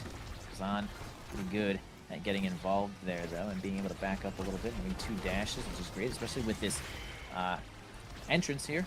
Gives them a little bit more range. Actually, being so big, you can actually hook it from that distance, which is also quite good. Cosmetic barrier finally taken down here though for the Bombiteers. Approaching here with this flip. Name Chaotic, trying to get a little bit of a combo there with the barrage. Get a flip from Stealth Rock as well to push it on through. A is back here to hold this barrier for Polar Cortex. And there's no flips here though. It's really tough to get the barrier here if you don't have flip and like a huge combination, but boy, that turret will do it. Yeah, and the damage and stuff being piled on the Breezy might need to take a little bit of a break, sharing that orb with Zoro. It's always nice to see a goalie and a brawler handshake and say, we make peace, not war. We'll take a little bit of a break, and the offense mounts back up for Polar Cortex. It seems the possession is had, the hook is not found, and that means suddenly the power well, power has shifted into Bombiteers' favor as Silasy and Breezy have their attempt at this goal. Positioning here that Breezy is taking is being so difficult for the Fool. They're doing such a good job of backing up when they need to just make sure that they can get their hands on the ball, but they're not going to get that through the Tofu Fortress just yet. A is going to try to get through with the barrage. Stealthrock survives the hook from the other character and gets it on through the Kazan there, though. Nice one from named Chaotic. The hooks, man. The hooks is the best moves in the games, bros. Yeah, and we're seeing Polar Cortex looks pretty in control this game, dare I say. You know what? No, not dare I say. I say. That is my decree. They've Chaotic at A. Well, I was going to say had a flip to work with. A will be using it on the defense just to buy themselves some time. A is trying to find something, and suddenly Bombiteers has fought back, claiming both barriers, and now Polar Cortex not quite as comfortable as I was making them out to be, as Silasy will find a kill on A, I believe, walk it up with no core flip needed, actually. They're just going to walk in with a strike. Nice to make sure that you're standing on the Dubu as well. Thuzy Breezy doing a good job of sticking into the Fool's face. You really can't go anywhere. The somersault will, of course, be canceled instantly if someone is standing on you, so you can't get to the ball. Giga Blast almost finds a kill onto Silasy, who had a flip that could have been huge value, but losing both barriers in return. A flip on over, trying to combo with the Cyber Swipe, but it's not going to find the goal just yet. Defended there by the Fool. And Chaotic spending all that Death's Touch there, getting basically nothing out of it. It's just too many strikes getting in the way. He's going to try to ride this down there, but actually gets stuffed just about immediately. The Giga, wow, lives it through that barrier beam. There is a, like, tiny little time where you can get the ball through the barrier beam before it pops, but not going to work out there for them, but it will indeed work out the next play. As really puts it in with Silasy. Yeah, and this is a pretty important draft, I think. You know, I just say that about it. I'm going to say that about every draft for the future of time. They're all important. Actually, yeah, they're all important. Every draft is important. Every draft is game-winning. In this draft, I'm looking at peak performance and also maybe a little fire up and possibly a team player. If team player can get to Kazan, that is really, really good for him. And it will be getting to him. Yeah, okay, about to say. Got to him, and suddenly I really, really, really like Bombiteers' opportunity here, I guess. I don't know what. I like what they've gotten from this draft. Blast Cannon on Amy will be very nice for that midfield speed. Team player on Kazan is going to do a lot of work. And 3Z gets some little bit more energy to work with, which is always quite nice as well. Good indeed. We'll see if they can...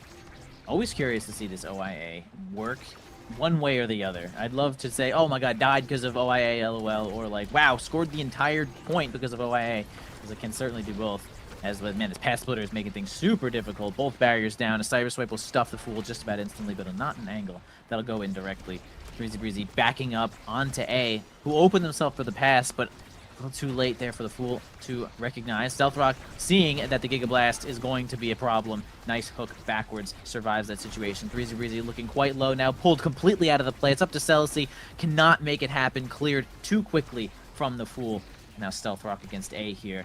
Back on up to named Chaotic, finding a kill. Big power play here for Polar Cortex. Energy on to A, energy on Silasy. This is going to be big value if they manage to get it through. Almost had it. Nice try there from Silasy. It's basically the best play they could have made, which is jump forward. Oh my god, we're top spinning right under the shaft. Don't clip that. Polar Cortex. And he's on his way to get another Twitch clip. You know, might be your ongoing thing this season, trying to be the most clipped caster. Sure, that's an award for something, but you know what? Who cares about that? Name Chaotic, A, the Fool, 3 flips to work with. Polar Cortex burn 1. An insta flip from Stealthrock to shut that down actually means that, well, the barrier's still going to go down, but it'll go down a little slower than it probably should have. Nice one, and Fool getting so involved there, not even spending the flip. Lots of value there. Once again, holding onto that flip could possibly result in a double barrier in this specific point, as Polar Cortex is looking at really just almost a 2-set advantage here, right, over Bombiteers, who had quite a lot of control in the last game, but looks like the Oni Village is really working out for Polar Cortex as of right now.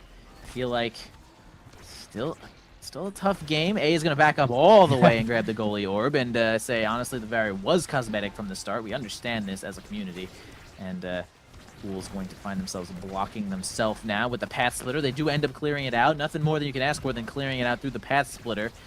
The high value there from Polar Cortex. Whoa, big kill onto the goalie, onto the Kazan from Bombiteers. Gonna have to try to fight their way out of this 2v3 power play situation, but Breezy playing, being good and playing Asher will do a fine job of playing goalie there. Oh my but God. that's a second kill on Stealth Rock, and Name Chaotic, a beautiful pass. The flip is too late.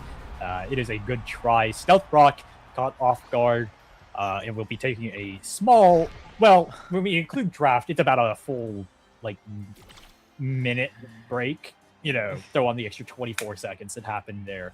And that does mean Name Chaotic has a couple options to choose from. I don't really know what Erasmus actually wants here. He's already got quite a bit of size. Going to opt into more size. Oh, he's saving that chrono boost for his Kai. And, I mean, whoa, I don't know. Dare I say we, ooh. Once, wow, I feel like this was a situation where it was like, we don't let Dubu have extra special, period.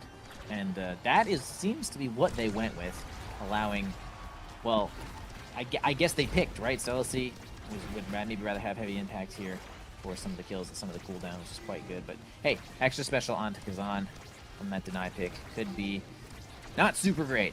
But the size from Chaotic, quite good, and a good deny from Stealth Rock as well. So solid draft there from Polar Cortex, the winners of the last set. So pretty understandable to find a minor advantage there. Whoa, love the redirect there from Threezy to push it into the barrier with the barrier beam, and another quite good angle is going to go right onto that bottom side.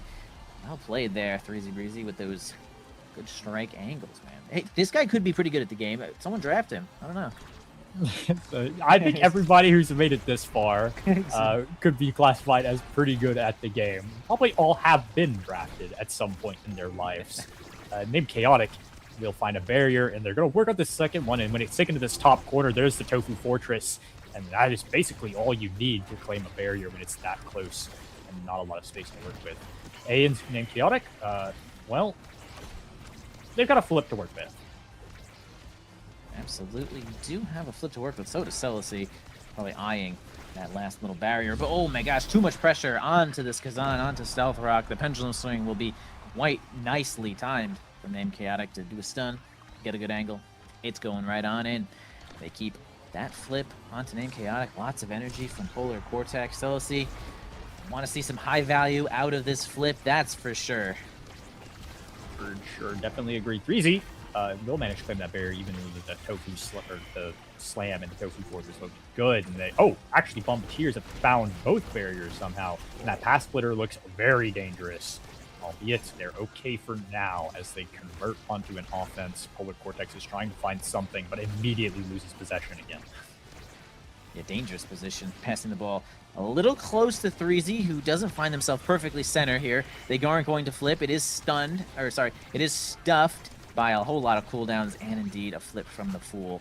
So they do at least get that resource out of Zoro. They're going to pass it on up to the top here, though. Name Chaotic going to try to find some position to get in there. They do flip it close enough, but that's a lot of strikes. 3-player defense. It's going to be a little too much to handle. So they're going to pass it one up to A once again. Name Chaotic going to try to dribble it to themselves with a little bit of a mix-up. And it right now, Bombiteers feels like they have a whole lot of control. I don't see how they lose this point, Eyes. Well, freaking knew it.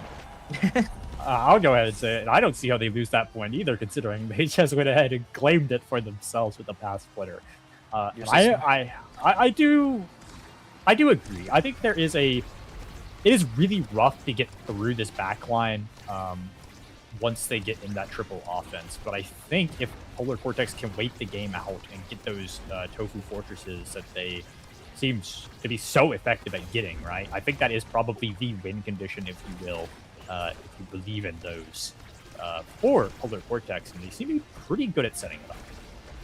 Nice Giga. It's going to blast it on up once again. Finds the speed gate. The Fool gets there just in time to hold our cosmetic barrier. But Threezy finds a big old kill right there. Bombiteers fighting on back. Instantly gets both barriers, spending some resource to do so. But that's why those resources exist. Pad Splitter just trolling everyone until it's time to make the play, which is now sending the Fool into orbit, evening up the set count, and 3Z Breezy going to steal whatever they want.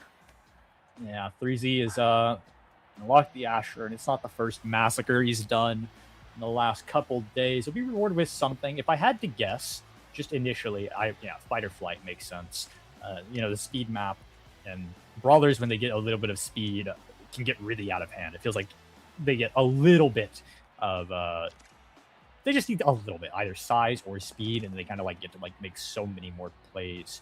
Other notable things, though, Zoro managing to double spark it up, and with a spark of agility, spark of strength, not only is the Dubu a little more lethal, he's a lot more fast.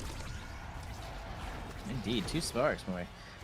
Pretty good value right now, especially on the extra speed. Actually, Zoro's moving at a pretty alarming rate right now, flying around, especially with that speed gate. You're going to lose one of those barriers, logs the other one, but too many strikes is going to get right through this Dubu. Stealth Rock moving up a little bit farther to try to get the ball, try to stand in front of the 2 forwards, manages to clear it out, only losing 1 barrier in return. Chaotic holding possession to the bottom side, but it is going to be Stealth Rock the next to hit the ball. They find a line right on through both of the forwards, putting pressure onto the Fool, but not too catastrophic here. This pendulum swing isn't going to do all that much, so LC finds their way into a flip. Now they're going to have to clear this ball once more, as this open goal and this flip will be pretty easy to score. Dubu actually winning out there, though. Rare scenario. Now it's time for Celsi to make it happen, but the ball a little too fast on that speed gate. Yeah, and Bombiteers have 2 flips and a pass splitter to work with. Polar Cortex hanging on for now, but, not without the wide use of resources. And it goes around. We finally hit overtime, but overtime is something that definitely favors this team player Kazan. Breezy will try to find something and is not going to find anything. And they're looking for it again. And both flips for Bombiteers are down. If Polar Cortex can survive, they're in a good position to take this map. Wow. Great shot there from Chaotic. I feel like Bombiteers had a good chance of blocking a lot, especially with the size of this Kazan, but that was squishing it right under that Amy's tail. Well played there. Now I'm gonna use that barrage to grab the first little barrier there. Not too big of a... Both cosmetic barriers have fallen. Oh, cosmetic player down as well. 3Z Breezy no longer on the board. Now we're gonna have a big 2v3 here for Polar Cortex. Nothing easier to get a barrier than a 2v3 go comboed from Celsi. We saw the decision to take heavy impact over the extra special coming to play right there, getting enough knockback to slay the Fool. And the barrier goes down for Bombiteers, though. Kind of big. Yeah, that is very, very big. And Polar Cortex already up a point. Are probably quite happy with that. Chaotic almost finding it, but the Kazan will manage to get a save. And suddenly we are in a pretty scary looking spot for Bombiteers, for Polar Cortex. But Polar Cortex is actually responding quite well to the Asher and the Amy pressure. Fortunately, not able to respond to that pressure right there. Oh gosh, I was gonna say beautiful top spin to intercept that.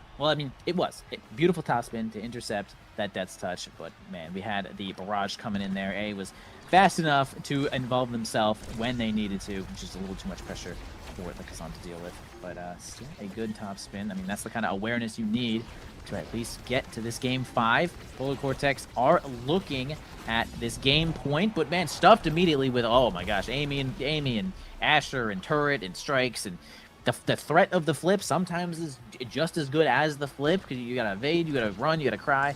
But now Celsi still has this flip, so Bombiteers, they might be down a point here though, but they got some energy to work with. Yeah, and we'll see if they can actually get that energy to, find something. They will find the first barrier. However, we all know the first barrier is not the one that matters. So the Fortress is going to come out, and Polar Cortex will fire back a barrier of their own.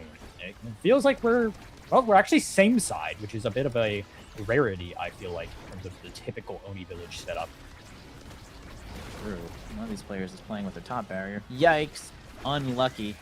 Going to be a flip there from Chaotic. Goes for the pendulum swing, but they do find the strikes to relieve that pressure. Celsi trying to move up there with the glitch pop, but Cool. Not doing too big of a job. Okay, nice pendulum swing. Grabs the final barrier. Celsi flipping here a little far, but everyone is a little aware of what the angle that Celsi was looking for. They do block it pretty harmlessly. Stealth Rock is fighting A here on the bottom side here. Name Chaotic looking a little low. Going to at least take out that drone. Good enough. Lots of damage and pressure coming out from the Firewall Sentry. Name Chaotic can't get the ball, but they do knock zealously out of the way. Trying to dribble himself with the pendulum swing is not going to work out. Now team players active in this overtime. A is working on a flip. A couple of strikes away.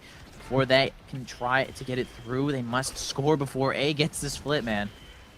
Yeah, and it is looking like it's quite hard to do so. Name Chaotic and A cannot find a comp that can just a spot that can find anything. Barrage is unable to find anything. The flip goes wide as well.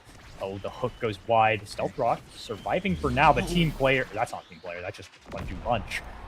Regardless, Polar Cortex have found their way back into a game 3, claiming their map, Oni Village. Well played there. Polar Cortex saying no shot. We're out of it yet. We love Oni Village. We're playing Dubu. And they tried to, man, think about it. Think about it. They tried to ban that Dubu. And the Dubu takes it. The Dubu secures the win here for Polar Cortex.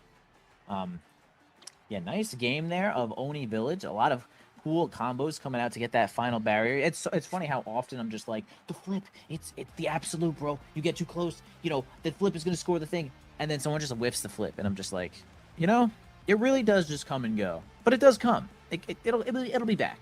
But boy, is it good and valuable. It's basically your best move, but it's surprisingly easy to whiff because you're just looking for the best positioning ever to cover as much space as possible. But yeah, well played from Polar Cortex. We'll be going to a game 3, which will be everyone's favorite map. And I actually saw it, Flop. Did you see it? You saw it. I right? saw it. I saw it. You saw it. He saw it. Guys, it's gonna get wet out there. It's gonna get wet, bro. Get your bathing suit, bro. Wet. So wet. Flop, it's gonna get wet. It's gonna get wet. We're taking a swim. Surf's up. Something about Inkies. This is a map that I suspect is going to be a lot of back and forth between these teams. I am going to say I think this is a map that favors Polar a little bit more than it does Bomba. But I think, this is a map. This is a map. This is a map. He's right. Shocker, guys. It is a map. No, Inkies is a map that I think heavily favors the way Polar Cortex likes to play. And from what I've seen whenever I've scrimmed them, they are very, very comfortable on it. They sure did. They sure looked comfortable on it when they rolled us on it, which is, always looks good. I don't know. I haven't scrimmed Bomba. They might also be comfortable on it. I don't know yet. But just thinking, whenever I think of the Fool and A and Name Chaotic, I think their character pools kind of line up with what you want on Inkies a bit more. It's possible. I would say that Inkies is relatable to Oni Village a little bit. It's got a lot of open space. The ball is really often going to be riding these corners. It's still one of the best clear angles for this map, but of course we are involving the water cannon, which makes things awkward. There's a lot of squishing the ball in Oni Village onto the corners and hitting people, and they bounce off the wall. Cool, really, really cool, brand new cool thing. You die on the barrier side on this map, so you can't really defend so easily in that corner. So just blasting a bunch of cooldowns in that corner is going to be a little bit more valuable. So I would say if we saw them win Oni Village, they could have an advantage here, but I feel like this map is really knowledge specific. So interested to see how much experience that will be seen here from Bombiteers. They are good. I've heard they're good. So we'll go ahead and say that this will be a nice even match, as Rasmus is our first ban here for the Bombiteers. And final ban, here it comes, Swap. There it is. That makes sense. I was going to mention the chrono boost is very, very big, I think, for a lot of haste characters. Curious if we'll see the A era come out. Now, I'll go ahead and say it. I have never no shade to A. I've never seen that guy pick Era with a brawler that actually cares about Era buffs. Because On is dead. Yeah, that's just me. Polar Cortex is gonna pick up the now Zentaro. I don't know who the Now's on, but I can guess who the Zentaro is on. Bombiteers are probably just going to lock the Asher again, if I had to guess. I would be thoroughly surprised if they did not just go Estelle, Asher, Atlas. It's going to be Estelle. Okay, it's the other Dash Punch. Thoroughly surprised. Yeah, really surprised. Also, apparently, based off the Twitch chat reaction, there is a Octavia that has been picked in. But once again, like I said, it's going to be the A era. What does she even do? Era or exclamation era 1, 2, 3. I'm gonna say it. I'm gonna flame the calm. We're picking Eras in. Say it. We're picking Eras in. This thing sucks. What are we doing? We're picking Eras and Taro. Chat, what are you doing picking Eras and Taro? What are you doing? Sacrificing all of your nasl wins with Eras and Taro? What are you doing?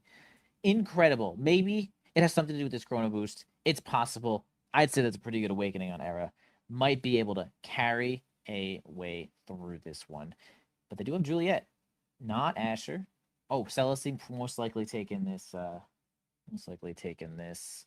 Estelle, I liked the Estelle play from our game 1. I feel like they just, they felt like they could not do what they wanted to do last game in that Oni village. A lot of open space, and but now we have slightly less open space and Estelle. So really good at hitting things wherever they are. Estelle is going to be shooting anyone. It's very good to have that kind of range when the barriers are just unblockable for the most part. Honestly, this is a map that I would say that like Kazan Goalie, I kind of like Kazan Goalie on this map. I feel like he's just the perfect size with that hook to block a barrier this big. But we do not see Kazan ever again, as the Fool is going to be stepping up with this goalie era, actually. It's going to be A on the now. Named Chaotic, of course, taking this Zentaro. And we knew the opposing team here was going to be Celestion, Estelle there. And 3Z taking the Vigorous Vambrace. Keep your eyeballs open for Vigorous Vambrace. Love to see that thing get value. Oh, I almost said... I was going to say, love to see that card get value, but somehow I corrected it to thing instantly and then thought I said card anyway. Yeah, what a day. What a day, huh? Somebody been playing a bunch of Mavis Fire or something. What card literally, are you playing? Yeah, figured. Anyways, we'll be seeing, well, the beams come through, specifically Inky's beam. I'll call that by the water cannon in the future. The other water cannon has come out. Somebody's taking a swim. Breezy Breezy and Celestia will sink it into the dash punch and some passes. Immediately, that might have been, might have been a 35-second point. It certainly did not feel like it. Yeah, well played there, though. That just the plays you can expect from the wettest map on all time, bro. Inky's Fortress. It's got water. It's got the octopus up there. Actually, it's got 2. Octopus is also down there. Going with the rush there. Named Chaotic does find a way to pretty harmlessly get that barrier, only spending 1 cooldown blast into orbit. Atlas not going to save themselves, standing in the line of true fire, as A and the Fool do actually clean that one up really quick. All right, I mean, heck, Polar Cortex instantly answering back. I've seen so far 2 people die to the water cannon. Yeah, right? 2 already. Yeah, we're off to a great start. Named Chaotic's flip is going to be shut down. Good play by Stealth Rock means that the pressure is fully relieved, and Breezy Breezy will actually claim the first barrier and have access to that water cannon. Will not be needing it, though, because you still have a dash punch to work with. I'm a little surprised that we didn't see an evade there from the Fool. It was going to be really, really, really hard to stop it regardless, but gets stunned just about instantly from that kick into the punch, of course. Quite good combo there, so I've heard. So they're going to push that one on the bottom side there, which is a good position there. Celestia finds their way to get a flip here. Spending the flurry. A tries to get it through there with the evade, but it's not going to work out just yet. Dash punch again, stunning everyone in the line. Man, 3Z Breezy. I want to say you guys got to make him work for it, but dash, I don't know, he's dash punching. He's good dash punching, I'm sure, but like, clean. No, he's in position. What are you going to do? Yeah, he's looking pretty good on it. I'm going to be honest. Dare I say he might be pretty good at that pick. I'm going to be opting into the reptile. I don't really know the reasoning. I got to be honest. I don't know the reasoning at all. I'm more interested in talking about the Atlas with the hot shot. And also this explosive Estelle. Those are really the important drafts here. That's certainly a backline that has like a lot of CD. Like Atlas is very, very happy with the hot shot, obviously, and then Celestia double dash awakening means I think she can cover just about the whole map. Yeah, really good range here for the Rose Warp that we shall be seeing. I mean, I can imagine a scenario where they were like, let's play Era so we can like make the Juliet small and make her useless, but we're dash punching the Era in the face, and then Celici is shooting the ball into the goal. I think that's a pretty good play from Bombiteers. So they get another point for that one, a pretty quick one as well. All right, let's see if Polar Cortex can change the game here, as they're gonna put it onto the top side. Atlas helping out here with a little bit of back pass action. A can't get their hands on the ball. Big old Rose Warp, as we're trying to say. Lots of extra range. Spends the Oni's blade to try to get control of the ball. Man loses that barrier before even getting dash punch. Unfortunate that they had so much core speed right there. Pass it up to Name Chaotic with no barrier left. The water cannon is coming on through, but passes it down and not going to try to deal with A, giving it on over to Name Chaotic out of the water cannon. But I think there might have been a position where you could have put the ball farther into the cannon by yourself. Regardless, still a good play to keep it out of the hands of the enemy team. I agree. Oh, Breezy Breezy has decided to kill the Fool, taking him off the field. And suddenly a power play for the Bombiteers as they try to get it up. Name Chaotic will expend the resources to keep it up and keep it out of their net. And so far, they are out of the immediate threat and on to their actual own offense. Quick flip from A, finds a barrier. What a cheeky little angle there. And Name Chaotic with another one. It's a hard shot. Stealth block, no resources to really shut that one down. Polar Cortex fire back and claim themselves a point. That's fair. You know, 2 flips, 1 for the barrier, 1 for the goal. I wouldn't feel too bad about that. It's going to be pretty tough to dodge. In like the highest level of play or some sort of theory crafting, you could say that honestly it's not too bad to like lose a point to 2 flips. But, you know, what could you say about that situation other than they got into position and they made it happen? Fight this way through the bottom side here with Breezy Breezy. Okay, moving up really fast, though. The Fool tries to get a flip, but a combo with the Oni Blade is actually going to grab the barrier, which is the best value you could get. The dash punch actually not quick enough. Pixels away from that one into the water cannon. Name Chaotic getting their hands on the ball, back passing over to the Fool. Up onto Celici, intercepted again with Name Chaotic. Ace keeping it in, and a nice win from Name Chaotic will score Polar Cortex another one. One more for the road, and this is a comp that can get a good amount of scaling. You know, Zentaro has a couple. Zentaro can get a build online. That character occasionally just gets like a god build and like 1v9s the game. And Era. Notably, Zentaro and Now is mostly what I'm concerned about in terms of like scaling. So if they can claim this set, it'd be quite nice. If nothing else, you claim a set, even if you don't get rewarded. It's always nice to have a set. Big dash punch coming through once again.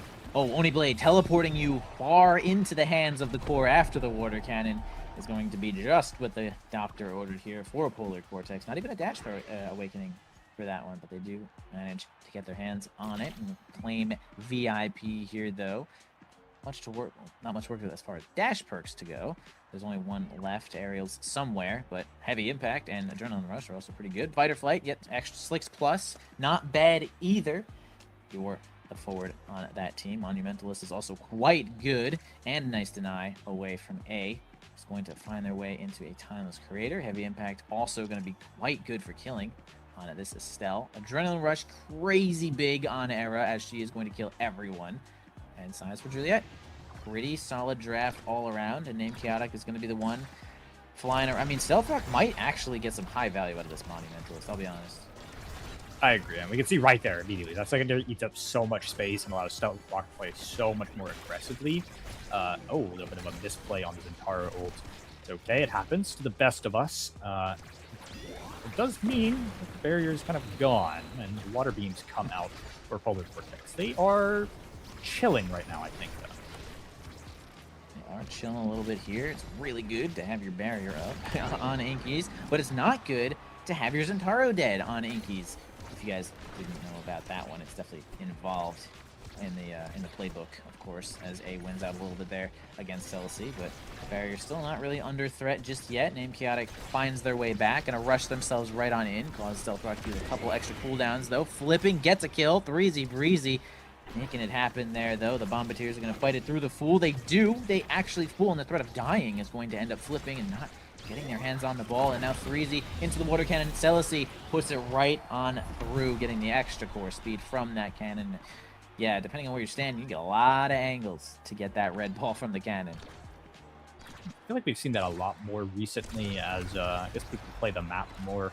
Like notably the Joker was probably the first person I saw do it in a game, but I don't know. Maybe I'm just making that up. Maybe that was just the first time I saw it. Oh, named Chaotic getting a little fancy with it. A little passive into the rush.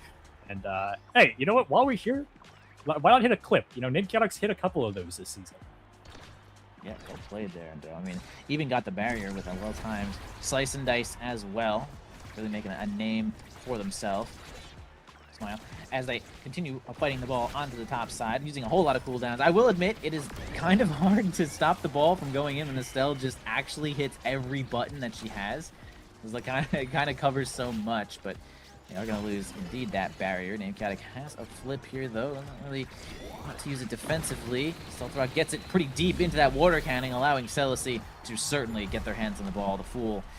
It's just a lot of pressure with the water cannon. 2 players, 3 players sometimes right in your face. So, I mean, hey, welcome to Inky's. Welcome to Inky's Splash Zone, where the water cannon is definitely the 4th player. I mean, it basically is in terms of the impact it has on the game. Sometimes it has more impact than, you know, your actual players. Regardless, Celicy finds a barrier of their own, and named Chaotic A will try to walk it up. Now, Water Beams look at a little scary, and Breezy Breezy is in just the right spot to capitalize. Unfortunately, the Fool fires back and manages to hold it down, and this looks like a terrifying spot to be for Bombiteers. Oh my god. You can see the value that Named Chaotic is actually getting out of just the strike part of Fight or Flight. I mean, the 10% is making making Named Chaotic fly right now. Actually hasn't used the accelerator as well, so as long as they live, this guy is really fast. I mean, he is actually gliding with this slice and dice right now, stealing that barrier just about instantly. A has a flip. This is the last point of this current set, so this flip might get crazy value. 3Z trying to just stop that interaction from happening, and it does actually cause A to flip a little early, but Named Chaotic almost finds it, and they do with, oh my god, all those strikes to get it right past Stealth Rock, who can't seem to get the expanse where they needed it to go. And boy, I mean, Polar Cortex now from the depths is back in the lead. Yeah, from the depths, Named Chaotic has arisen and decided that he's going to take this game in control of his own hands and just do whatever he can. A, managing to pick up the spark of strength will be a little bit nice, but notably the spark of agility is what he really cares about. Named Chaotic getting incredibly fast with that peak performance. And I mean, those are the 2 main things. I think peak performance on the Named Chaotic is going to be really, really good. He's already gotten a lot. However, Bombiteers did get rapid fire missile prop. The missile prop on Atlas really opens the game up for his offensive capabilities. I'd say everyone got something pretty valuable in this draft. You can see 3Z going for the aerials there, recognizing that just having one little dash perk really changes the game for Juliet and almost makes it happen right there, as A really close to being taken off the map, but fighting back here. Breezy gets the drone to make it on through. Named Chaotic getting their hands on the ball. It's so much speed, so much range, and they could just manage to keep possession way longer than Bombiteers would really want. That's now Celicy's chance to get their hands on the ball, but boy, it's like, wow, got the chance to evade. I'm pretty sure you could have true comboed that one, but reacted in time to get that, to get the evade on through. But now it's gonna have to fight with just about no health against this fast Named Chaotic. Now Breezy playing a little bit of the midfield action here. Can't find their way to clear this ball. They do get a dash punch through, but it's only clear.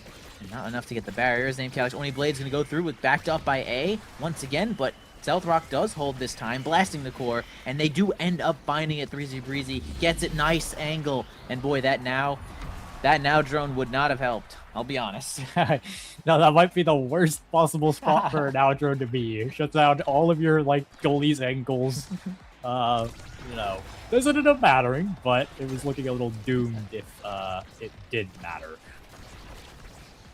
Very funny situation to see. We'll probably be seeing that again as Breezy gets it through with just a punch. They can't get it out. The Maelstrom actually kind of didn't help all that much, But regardless, Starcraft is going to be blocking this one here through. Threezy Breezy now gets their chance to get their hands on the ball. No evade from the Fool there, though, but Threezy can't actually find the right angle to get that dash punch going. Celicy trying their best to give it to Threezy, but wow, it gets through the Oni's blade. Namechaotic so fast, gets there, gets the flip. Celicy, the slowest human on the planet compared to this Namechaotic. Yeah, I mean, that guy has... that guy has away peak performance, fight or flight, slick kicks, on top of just Zentaro being a very mobile character already. And on top of it, why not throw in like a Now or a Era Haste? This might be the fastest Zentaro to ever do it, and might change my mind on some things. I'm sorry about what I said. Not really, but like changing his mind. Maybe. Let's not get too excited now. We'll see how the game ends out. Okay, big deal. He could change his mind. Flurry comes through, an evade comes through. Successful strike against the Juliet ult. Well played there from the Fool. You gotta evade. You gotta do it. The Maelstrom will easily stuff this flip, at least for that angle, but hands it on over to Celicy. They do manage to find the barrier due to that interaction there. Speed from Now, gonna make Namechaotic look a little crazier than before.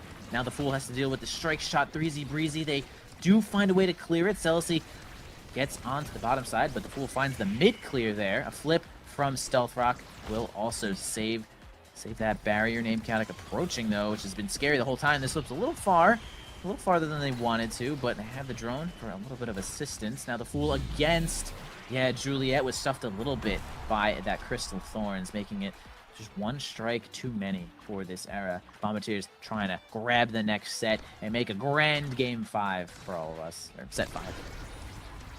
No, it's basically a game 5. Game 3, set 5. That's the equivalent of a, like kind of a mid-mediocre. Yeah, I know what you mean. Don't worry about it. You got you. He's trying to get something going in this top corner. Flip to work with very soon if they can survive, and they have survived. And suddenly, the Polar Cortex offense is looking a little good, if I say so myself. Nice strike shot to deal with the drone. They do have the water cannon activated. Ball is completely away, and a great angle is going to get it through Stealth Rock there, who is committed to the astral projection, and the fastest teleportingest guy alive. It's actually going to be A, jumping on in there with that lifeline and punching the ball to victory. Polar Cortex actually on series point against Bombiteers. What's he going to be? Yeah, this is the point of all time in terms of like what happens. Polar Cortex really needs this win. Bomba probably doesn't need to win. They would like it though, and immediately we're seeing some scary things as people are evading dash punches. Barriers are being attempted. Yeah, rough spot when you have to use your flip to simply evade Juliet's menacing demeanor there. Gets it through, gets it safe, cleans that barrier, gets a little bit of Orb Dance through the Fool as Namechaotic is fighting their way through. A flip from Stealth Rock stuffed immediately by the Zentaro passive, spends every cooldown to survive that flip. The Now drone ends up taking it. Namechaotic almost finds it through, but Stealth Rock and Celicy defending, even Threezy Breezy helping out, recognizing that this is certainly the last point of the game if they cannot manage to clear this one out. The water cannon blasts Stealth Rock into orbit, no longer existing. A has a flip, Namechaotic, it's gonna happen, gets it through. Polar Cortex takes it over Bombiteers, doesn't even need that flip. A pushes it in. Well played. Congratulations for grabbing a win. 3-5 for Polar Cortex now.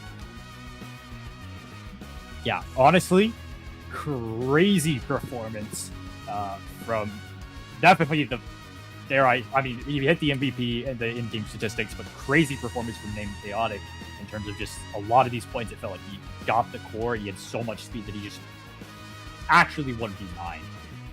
A and Zoro had some moments too where they had some really, really good barriers or some really good defenses, but typical midfielder goalie moment where like you don't get as much time to shine because the brawler gets to do the scoring and do the burying and do the killing.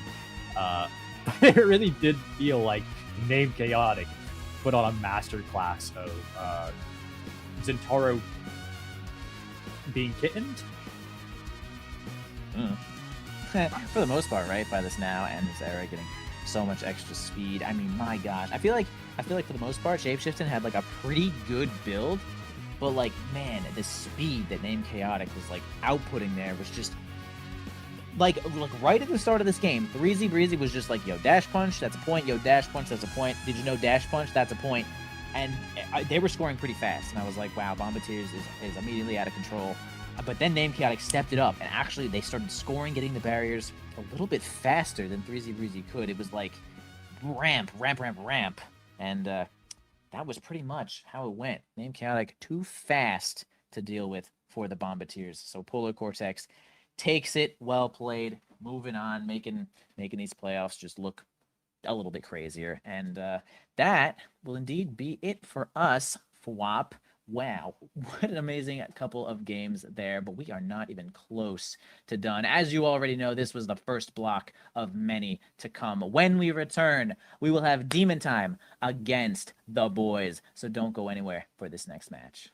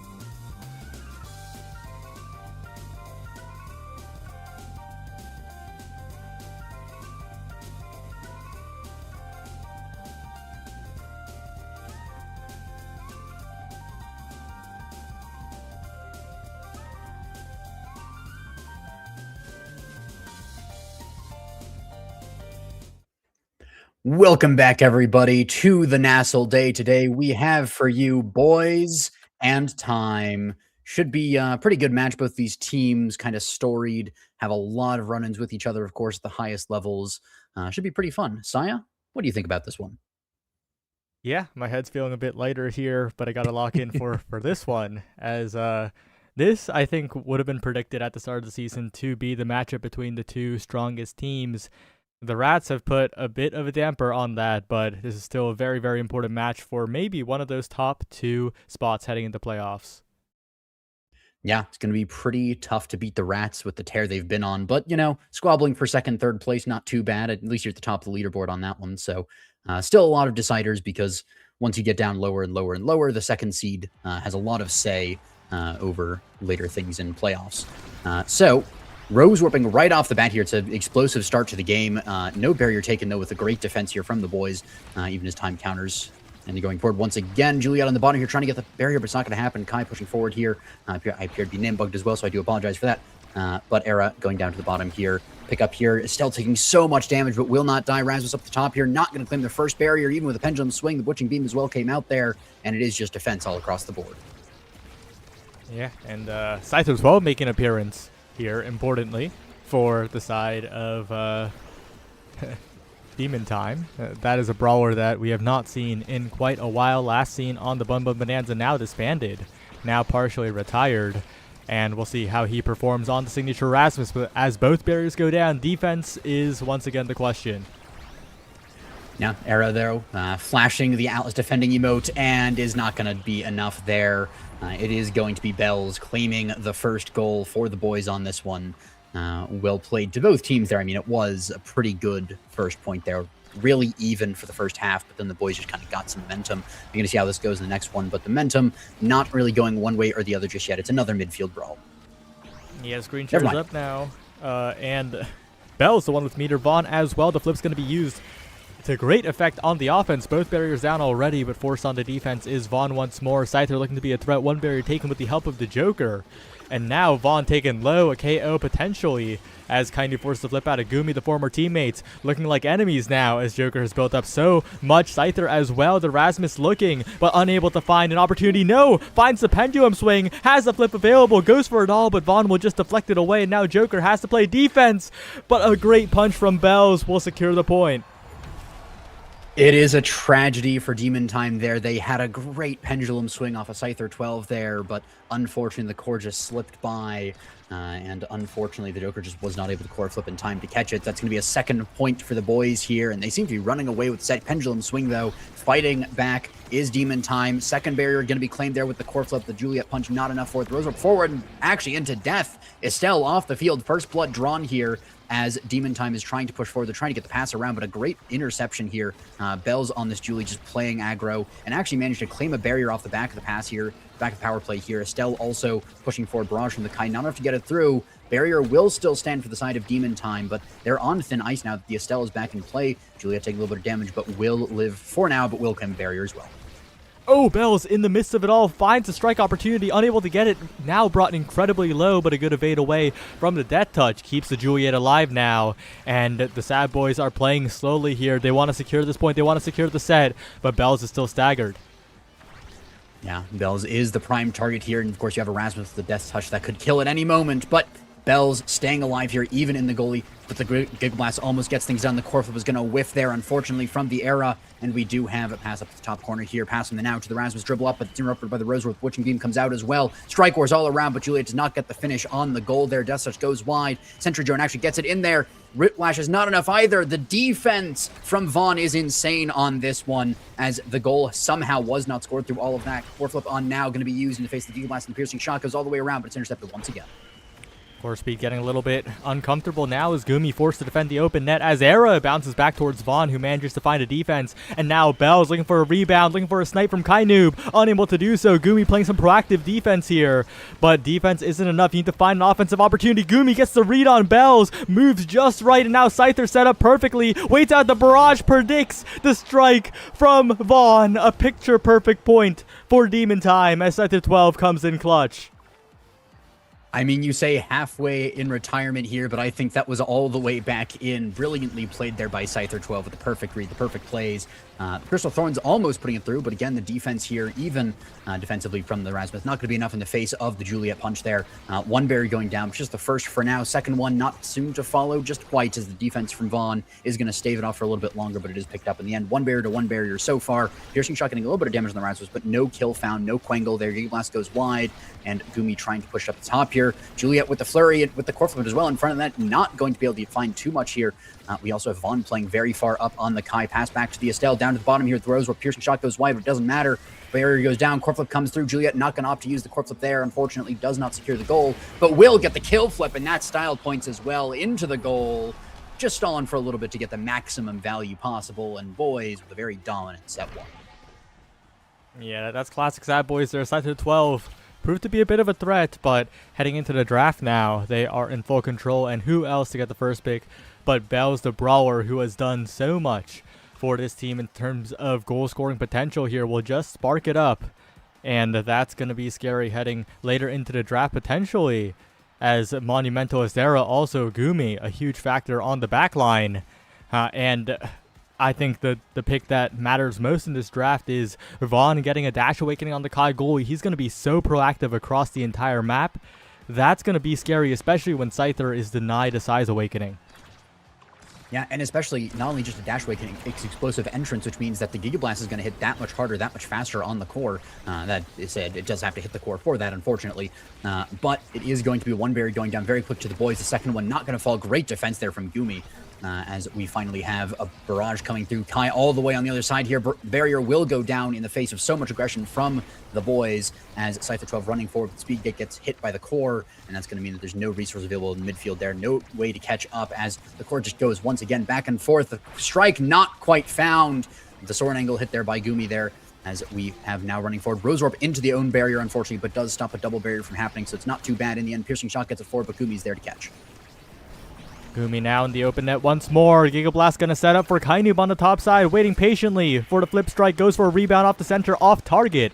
As Bell's now with the flip of his own, defended away by the drone from Joker. So much defensive coverage, but so many cooldowns burn, and one Rose Warp from Kainoob will seal the deal and advance the boys' lead.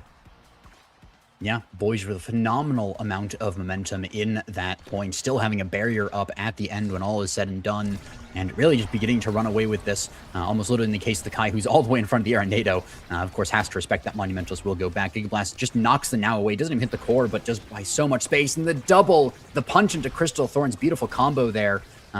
Bit of a creative angle there through the middle of the Night Market, bouncing off the side there, but does by a lot, and the barrage into punch is just brutal. What can Gumi do? It's clinical from the Sad Boys here, and of course playing goalie as vulnerable as Era, you don't have the independent defensive tools to deal with something like that forever. And what can Gumi do is correct. He's got to find some offense. The team's got to find some offense before they get overwhelmed, and Scyther's looking to do just that. Yeah, it was a great force on the core flip there, but on the rebound does manage to pick up a barrier, so it's still one barrier to one barrier. When all is said and done, Pendulum Swing is going to go wide. Unfortunately, does not get the pickup on the Estelle. Joker and Gumi both trying to get the defense here, and Scyther even have to go all the way back, but the NATO catches the Julie off guard. Bell's off the field. Pendulum Swing not going to catch the Estelle, but is going to buy some time. No, the Witching Beam tried to hit the Estelle, and she went to the bottom, unfortunately, so the barrier will fall, and even in the negative power play, it's still forcing out the core flip as well. Tragedy striking Demon Time. NATO pushes the core all the way forward. Now it's in the hands of Scyther 12, but it just goes around. The barrage from Kai as well is pretty nice. Not going to get too much just yet, but it is going to stall in the middle of the field for just another second. Some additional stalling, but they need a point. They need a barrier. Scyther with the barrier. A take opportunity now with the flip available, but Vaughn, the defense, is too good. So many cooldowns spent, but it doesn't matter when now they're on the offense. And Kainoob is there to back him up. It's such a dominant defensive duo, and Scyther looking to take it all with one rebound, but now it's Bells hits on the position, almost the craziest point, as Scyther just hits it around both them into the corner, and that's going to be enough for a point. 1 point for Demon Time, although it was almost saved by Scyther 12 there with the Death's Touch, but doesn't happen in the end. Tragedy does not strike. And there's the opportunity for Demon Time to reverse sweep the set here. Pendulum Swing not going to find the barrier, nor with proximity drone there. But Gumi has this core flip, has the NATO on the backline, so that's a lot of defense available. The punch from Julie not going to do too much there, but is just using the cooldown while it's available. The core flip forced out of Vaughn there, trying to get some forward pressure in the face of this Rasmus, but it's not going to find too much there. Punch defended again. Great strike from the Joker on that one. Whiplash going to be a bit of a dribble there. Core flip forced out from Julia to try and get the kill on the now, but she's just going to use the lifeline, teleport back into the corner as well. Pendulum Swing goes through Vaughn, and that is a barrier. First one here in the set, or in the point for Demon Time, as a piercing shot is able to secure a barrier for the boys as well. On the other side, flip at the last second from Gumi, beautifully done, even at the angle to get the barrier, forcing Vaughn on the defense there. Unfortunately, Scyther 12 is going to miss the strike, so the barrier will still stand for a little bit longer until now gets it. Yeah, but the barrier on the other side is also looking dangerous here. Kainu will take it. Big opportunity now for Bells, who is staying alive, just barely the last bit of energy used to keep his life. And that's not even going to matter as the point is scored by a Kainu flip. It's 2-0 and dominant from the Sad Boys. Yeah, 3-1 again. Demon Time not completely shut out at the very least, but it's Chrono Boost Kai, and I think that might be just the nail in the coffin. Might just be 2 Dash Awakenings, a little bit of duration. Vaughn's going to be all over the map all the time, and Hotshot's going to fall down potentially, unless it's to deny. I guess the aerial is also a huge pickup for the Estelle.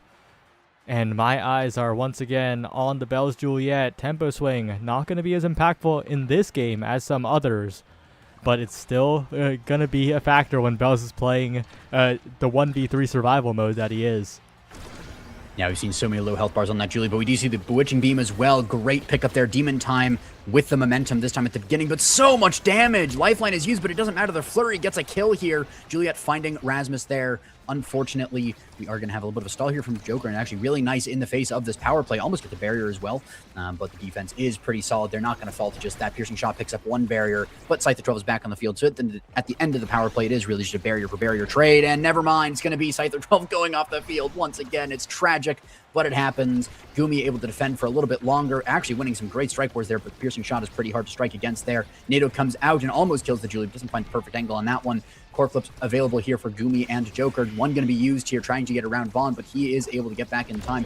And that is a great pendulum swing into drone combo there. Core flip from Gumi, not counter flipped there as Bells wastes his own, unfortunately trying to get the counter on it. NATO comes through as well. Gumi playing all the way forward, dash touch as well, trying to find something, but Bells actually is the one that gets the clear in the end. Still back on the field now, Kai playing up a little bit as well. Crystal Thorns pushes it forward, but it's not going to find the connection just yet. Dash punch onto the goalie, opens up the net here even more than it already was, but the goal is not found just yet. Barrage goes through.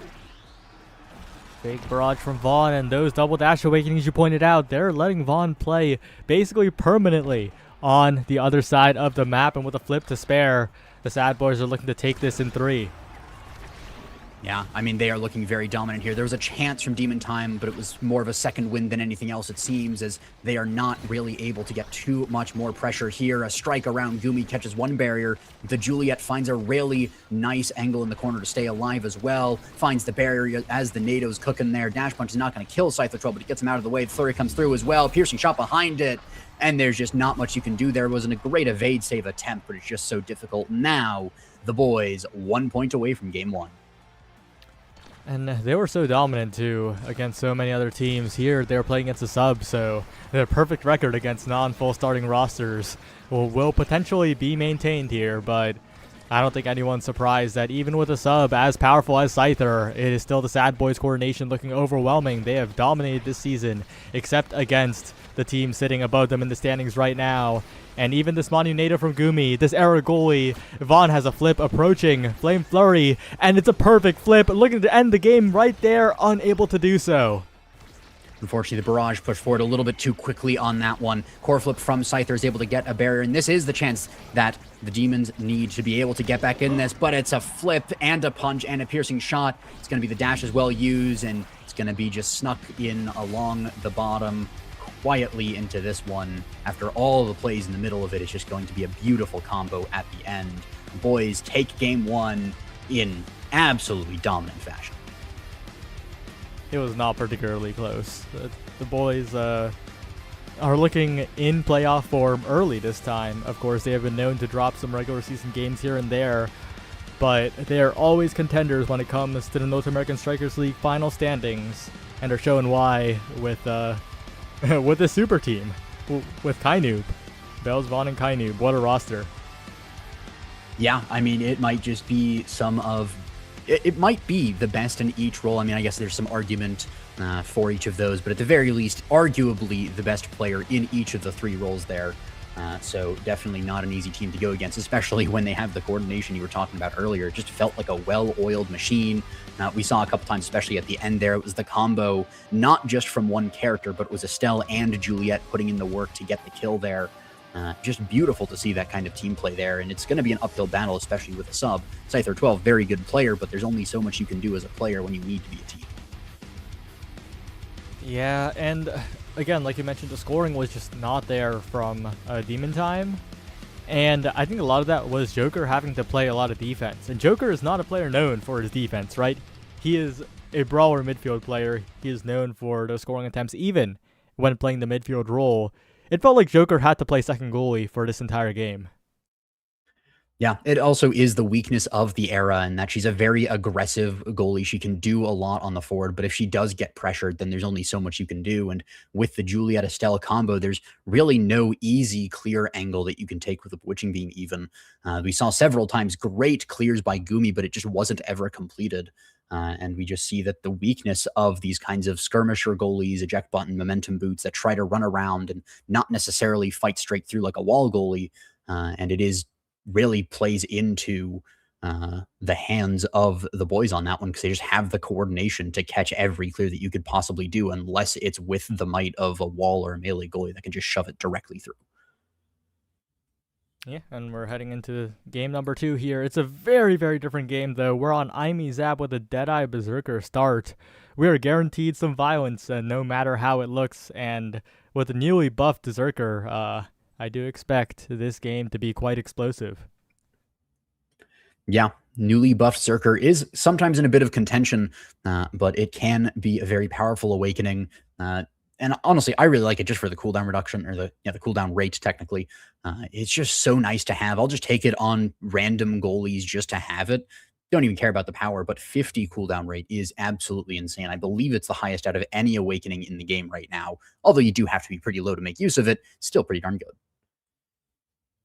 Yeah, and as the draft starts, Estelle already taken off the board. That is pretty expected, right? The Sad Boys could threaten that pick on a Deadeye start. And if you're not going to pick it first, and of course on Aimee Zap, you do not want to pick an Estelle first. There's a certain lizard who has been set free. It is indeed the Drakkar, very powerful on this map. I'd be surprised if he's not first picked here. One of the other things as well with the Berserker on Aimee Zap specifically, a little bit weaker just because there's so much more knockback KOing that happens. You don't necessarily get to the low health bar to actually use the stats. But it's actually going to be the Luna first pick here, which I do always love to see. Luna main myself. With that Deadeye available, it is kind of insane. There's even a case for Berserker, again, cooldown rate. But it's going to be interesting to see, because right now it's Rasmus, Julian, Drakkar, kind of the big 3 on Aimee Zap that are available right now. And the boys could just 1-2, or they could pick up the Aimee Atlas, which is not a bad combo. Deadeye especially lets the Aimee do a lot of damage, a lot of knockback there. And then Atlas Aimee Zap just denies kill comps pretty well. Yeah, it's very, very safe too, right? Both characters extremely good in the core control department. And as you mentioned, the burst KOs from Aimee. So it's a very, very safe nullifier to what Time might pick up here. But they do have 2 picks to work with, timers winding down, and I'm wondering what they'll opt for. They actually opt for the Octavia, a signature pick for the Joker, but I'm a little worried. Yeah. Do you think they know that it's Aimee Zap? Because honestly, it doesn't look like either of these comps are Aimee Zap. If you told me that there was a draft happening and that Juliet is not even picked when we have 5 characters selected, it is just wild to me that we don't have Julia or Drakkar. Rasmus, kind of understandable, because especially at the higher levels, players learn how to dodge and they're not as susceptible to being hooked. Still a terrifying character. But it's wild to me that there's no such thing as a Juliet here, even on a Berserker start. Yeah, it's a Lunarune combo being drafted for Time. They're looking for those KO secures, and it's going to be Zentaro instead. We're looking at a bit of the damage department. but we'll see if those explosive Imi Zap KOs come through as well. A very interesting game. No Lizard to be found, no Juliet, no Rasmus, not even present in the bans. We'll see how it goes. Yeah, very interesting comps drafted. Honestly, playing a little bit into the more damage side, trying to use Berserker even. I wonder if that was a handshake that they did to try and damage comp on Imi Zap. But it really does feel like a very different draft, maybe a little bit refreshing to see a different style of play than pure knockback KO, pure 1-2 punching Julies and Drakars, as we will eventually head into the match here. But it's going to be interesting to see. I am still very, very worried for time because picking Octavia in a moment like this, it is a comfort pick. It is a legendary pick for the Joker, but is this the right place? It is definitely a place, and if you want it to be the right place, then you can say that it's the right place. Might not be true, but you can say it, you can take it. It might even just be a mental reset of like, maybe we didn't do as well in the first game. Maybe we were expecting to do a little bit better. Let's fall back on comfort. It might not be the map for it, but at a certain point, you do just play better than the map. You know that you're a good player. You know you have what it takes to avoid things like the mid-kill zone. You know you have the ability to play around some of the gimmicks, so you can afford to take some characters that are a little less conventional. And especially, I mean, with the Rune and the Luna running a lot of interference just on the players themselves, Octavia might just have the opportunity to go wild and just dribble around to her heart's content. All right, heading into the game now. Luna Rune, and maybe some Octavia specials there as well to secure the KO. Time really need these banishes to come through, but it's going to be weird. Yeah, it will be very weird how this plays. It's actually also going to be the Luna forward with the Rune in the goalie, which I do quite like, especially the Mom Boots pickup gives you a lot of flexibility and can basically play as a third forward. And since we did see that, Gumi really likes to play that era, and of course he's pretty well known for playing a lot of those aggressive goalies, I don't think it's necessarily unheard of, and I don't think it's necessarily out of comfort. But we do also have First Blood immediately picked up by Kainoob there. Great combo from the Imi, and it's followed up by a great combo from Bells onto the core, scoring a goal in a whopping 19 seconds. Extremely, extremely fast and efficient, and we're seeing what we feared. The defensive Rune is quite powerful on Imi Zap due to how easy the barrier is to defend if you get those pillars down, but if you're overwhelmed immediately, then you're in a bit of trouble here, and these bounces, if that pillar had a little bit more duration, it would have backfired. Yeah, but backfiring is not going to be on the menu today just yet at the very least. Great defense as well, but Bells with the strike out of the Oni's Blade is going to take the barrier in the end. Great dribble off the hole from the Atlas as well. Vaughn playing up, showing that you don't need to play a typical goalie. You can just play Atlas and run forward. It also works pretty well. And the core flip passive from Zintaro. Bells taking yet another goal here. This time, a little bit longer, 29 seconds, but still pretty darn fast. Fast and efficient, and also conserving a lot of meter on Vaughn here. Kainoob and Vaughn going to be looking to use their flips soon. The Firewall Sentry keeping the core trapped, keeping the offense going, and feeling like it's kind of countering the pillar here, as the banished core will take the barrier. An unfortunate interaction as Bells is sent off the map, but revived by the Celestial intervention. That's where the Atlas pick is coming in, as Joker looks for a hero play. Yeah, Ash Protection is really great. The Glitch Pop as well does a ton of damage. The core flip from Vaughn, non-intercepted Scyther 12, getting the read, but a little too slow on it in the end. Vaughn whiffs the strike as well. Ash Protection, Oni's Blade. So many abilities coming out, not quite getting the connections. Bell's trying to go for a creative dribble at the top. Strike shot as well is going to miss there.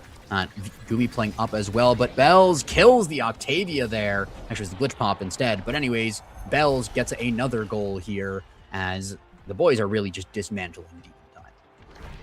Yeah, it is looking a little dominant as Bell's first pick. This draft does not have what Demon Time needs to swing right back into the lead. Heavy Impact Zintaro, one of his best awakenings in the entire game, and of course there's stagger, but you got to find a win condition, and team player falls to Vaughn as well. I think Sad Boys are once again in full control, even in fuller control than they were in the previous set. Yep. And it is really tragic there that Vaughn gets the team player just because they're already playing really good core control. Now the boys are going to have even more speed on that, but the Crater Maker into the base drop combo there does not matter in the end, actually, is what I was going to say, as once again, Kainoob finding the kills here. The Aimi just so powerful, especially with that Happy Star now to just do so much cooldown spamming, and that's going to be another goal scored. This time, 17 seconds, even faster than the first one, as Luna just has no opportunity to even try and stack orbs. Explosive and just a little bit too fragile are the members of Demon Time. The boys picking up Zerker doesn't even feel like it's playing too much of a part. They're rarely ever staggered. It's their damage playing a big part in the offense. Gumi looking for a cheeky pillar to try and find the barrier, but these Aimi Zap barriers are just too easy for an Atlas to defend. Yeah, and he doesn't even really need to defend him. He's playing all the way on the other side of the field, playing as a third forward there just to back up any rebounds. There's not even really a threat on it for the most part. And again, extra special Aimi turret comes out, and it's such a good angle. Kainoob has just been hitting that same angle time and time again. And Bells keeps hitting the same angle to the bottom as well, with this time the goalie even dead to not even be able to save it. But, I mean, the boys showing that Demon Time just really was not prepared for this one. They didn't pick a comp that fits the map very well. And, you know, maybe there's some comfort in there, but it does not seem to be working, as it has just been dominant all throughout this. And the patience on defense for Vaughn, you mentioned that he's been able to walk up the layout of Aimi Zap, allowing that so well. This time, though, catching an early strike from Kainoob as Joker. And with the net opened up, they might have a bit of a chance here. But this Vanish, this Pillar, the core being trapped by the Zentaro special, and the goalie KO'd as well. So much damage coming out in an instant. That's the power of the Zerker. Bells was staggered, so he did 3 million more damage. Yeah, I mean, it really was just like the call an ambulance, but not for me, as he just turns around and one combos the rune off the map there. Beautiful play there by Bells, maybe even intentional to get low to get the maximum possible buff on it. As we see, not a lot of great kill awakenings, but there is fight or flight, there is peak performance, and there's also catalyst for Zentaro, especially with the recent buff to it, so you actually do get energy from hitting on it now. Yeah, but back to a little bit of its former glory as Timeless Creator picked up for Aimi. And that is what we would have liked to see on the rune if Time were to win this game. But unfortunately, the Firewall Sentry going to spell doom for a Time here. Yeah, unfortunately, Demon Time really needs to find a way to slow down the game, stop the kills from happening. Crater Maker is a really nice way to actually get a lot of damage there, but there's not too much more. Doesn't die, fortunately, for the Luna there. Scyther 12 staying alive. Bell's also going to be using the dodge there, and kind of not able to get the barrier this time. Bells, though, will, even at the cost of a lot of health there. But again, a lot of damage, a lot of power, and Bells just eats the anomalies that Vaughn can get the goal. Good guy Bells giving his goalie a chance. Yeah, big goal for Vaughn. Good guy Bells indeed, as it's so dangerous too in this game with the Zentaro having so much damage potential. If you get Bells low, then he becomes an even bigger threat, and I think we saw it in the last point. He dumped all his cooldowns immediately after almost becoming staggered. That's something that Time has to always watch out for, and that is something that is so difficult to play against. Yeah, it really does just show a beautiful draft here from the side of the boys. Just even taking Berserker to save as well from Vaughn there was amazing. The glitch pop as well, not going to find the kill, but that is going to be a core flip coming out up to the top. Oni's blade behind it, not going to find anything just yet. Demon Time starting to find their footing in this, but it's a little late to be finding your footing in a set 3 when you're already down a point. Down 0-2, down a point, maybe a chance here. Bells, Gumi, what a strike. What a brilliant defensive play, but the Firewall Sentry is timeless and will find the goal. Just too difficult of a defense, and the Sad Boys 1 point away from speedrunning this series. This could potentially be one of the fastest series we've had, at least in a while, as the boys are just, I mean, they were playing this a lot in the Night Market Knockout Tournament. They're getting a lot of practice on Aimi Zap, maybe even just as a practice for this day here.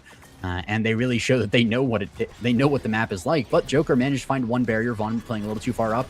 The kill saved. Vaughn able to save himself on that one, as Scyther 12 not able to secure the goal. Does have the core flip, does have a dribble here. Cyber swipe backwards trying to get it, but Kainoob just is able to strike it away. Bell's going to actually stall it and get a great passive play there, but it doesn't matter. It's a great redirect from Scyther all the way from downtown from Gumi's core speed off the flip. Able to finally secure one goal for Demon Time. They are on the board, and this is the chance they have to reverse sweep the entire thing. You're down a game, you're down 2 sets, you're down 2 points. This is as far as it gets for river sweeps. We'll see if they can make the impossible possible. The banish goes wide, the Oni's blade, and the firewall sentry once again. The barrier taken. It's looking inevitable, but the goalie's down. Vaughn caught by Joker. And that's something that we've seen a lot in the history of Omega Strikers, but Joker go down as well. Scyther, it's time to make a hero play. Gumi walking all the way up the pillar to support, but the offense just isn't quite there, and Gumi's got to play so carefully. 3 seconds left. The pillar to backwards. Dash from Scyther actually helps out so much on the defense, but the pillar deflected on the goal line, and they manage to save it. Demon Time sends it around the world, and Vaughn hit stunned as the goal rolls quietly in. They're 1 point away from starting the reverse sweep. I think that might have been one of the closest points we've ever seen. That core was right on the goal line, ready to claim the entire series for the boys, but somehow the incredible defense holds. This time as well, the Firewall Sentry doesn't get the perfect angle, so Gumi's able to get the defense as well. Scyther 12 low, but has the option to go for an orb, and of course has that orb dancer to rotate around pretty nicely. Glitchtrop not going to find the kill either. Bells finds one barrier, so this is the chance here. We have the anomaly. We have Kainoob trying to get it around. Kratomir comes out as well. Base drop used, getting it to the corner there. Glitchtrop is not going to find the answer either. Joker still alive for now. Going to use the secondary to that flow state to try and get around, but Firewall Sentry is really nice this time. Kainoob has the core flip in front of the net, is not going to be able to make it much. A great pass from Scyther, but Joker unfortunately whiffs the strike on that one. But the flip forced out of Vaughn. Bell's in the corner with the flip. The banish goes a little bit wide. The Oni's blade. The flip comes out. The cyber swipe as well. Core flip from Kainoob to secure the series. Last time, the core flip from Kainoob ended up getting Vaughn killed by knocking the Joker back down. This time, he redeems himself by scoring the match-winning goal. What a hyperblink at the very end. The positioning so scary. And the match-winning goal, of course, set up. Brilliant from the Sad Boys. Signs of life from time, but as you said, during that set, those signs of life were a little bit too late to really contend here. And time, still great in the standings, right? They're pretty locked in a playoff spot. They still got 5 wins. The top 4, in fact, looking very safe and secure in their positions. But a win here would have been nice. Yeah, I mean, you get that second seed, and I believe you have the option. You're part of the choosing process for which way the bracket goes. You get a higher seed, you get a little bit of a better chance, especially. Just an easier bracket, which is not necessarily what these players are in for. They're not necessarily in to just play the easiest game possible.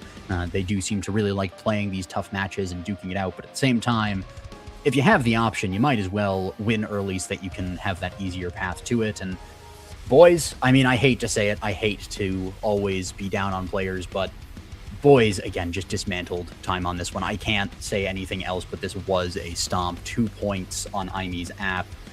Not too many kills, but it was just an overall controlled game from the boys. Yeah, very, very, very nice. And this is something that we'll have to see heading into playoffs, right? The boys have secured a very, very high position. They have secured top 2, in fact.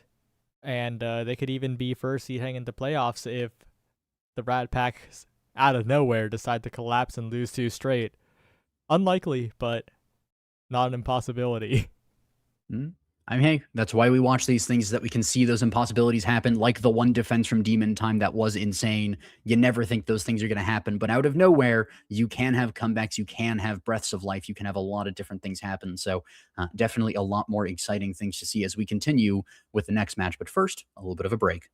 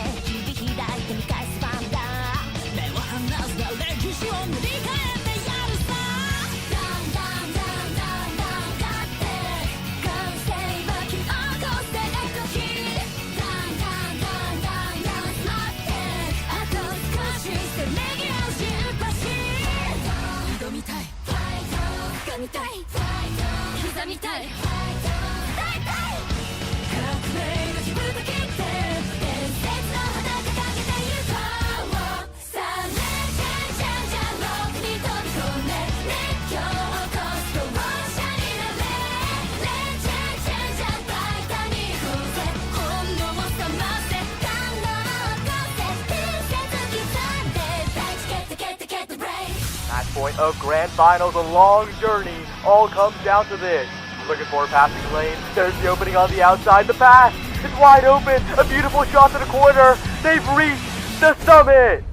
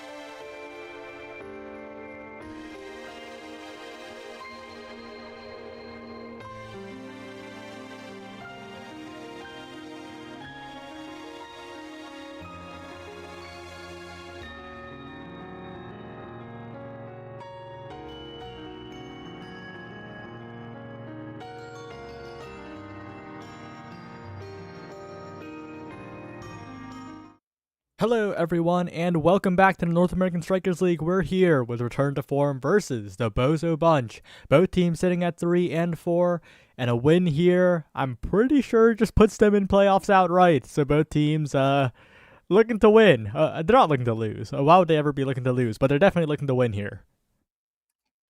That they are. And we do have some pretty good picks coming out here. It looks like it's Muffin hovering the Fini there, so pretty well known pick. Never mind, going over to the Kazan. I got baited there for a second. It was, of course, Fini being banned off the bat there.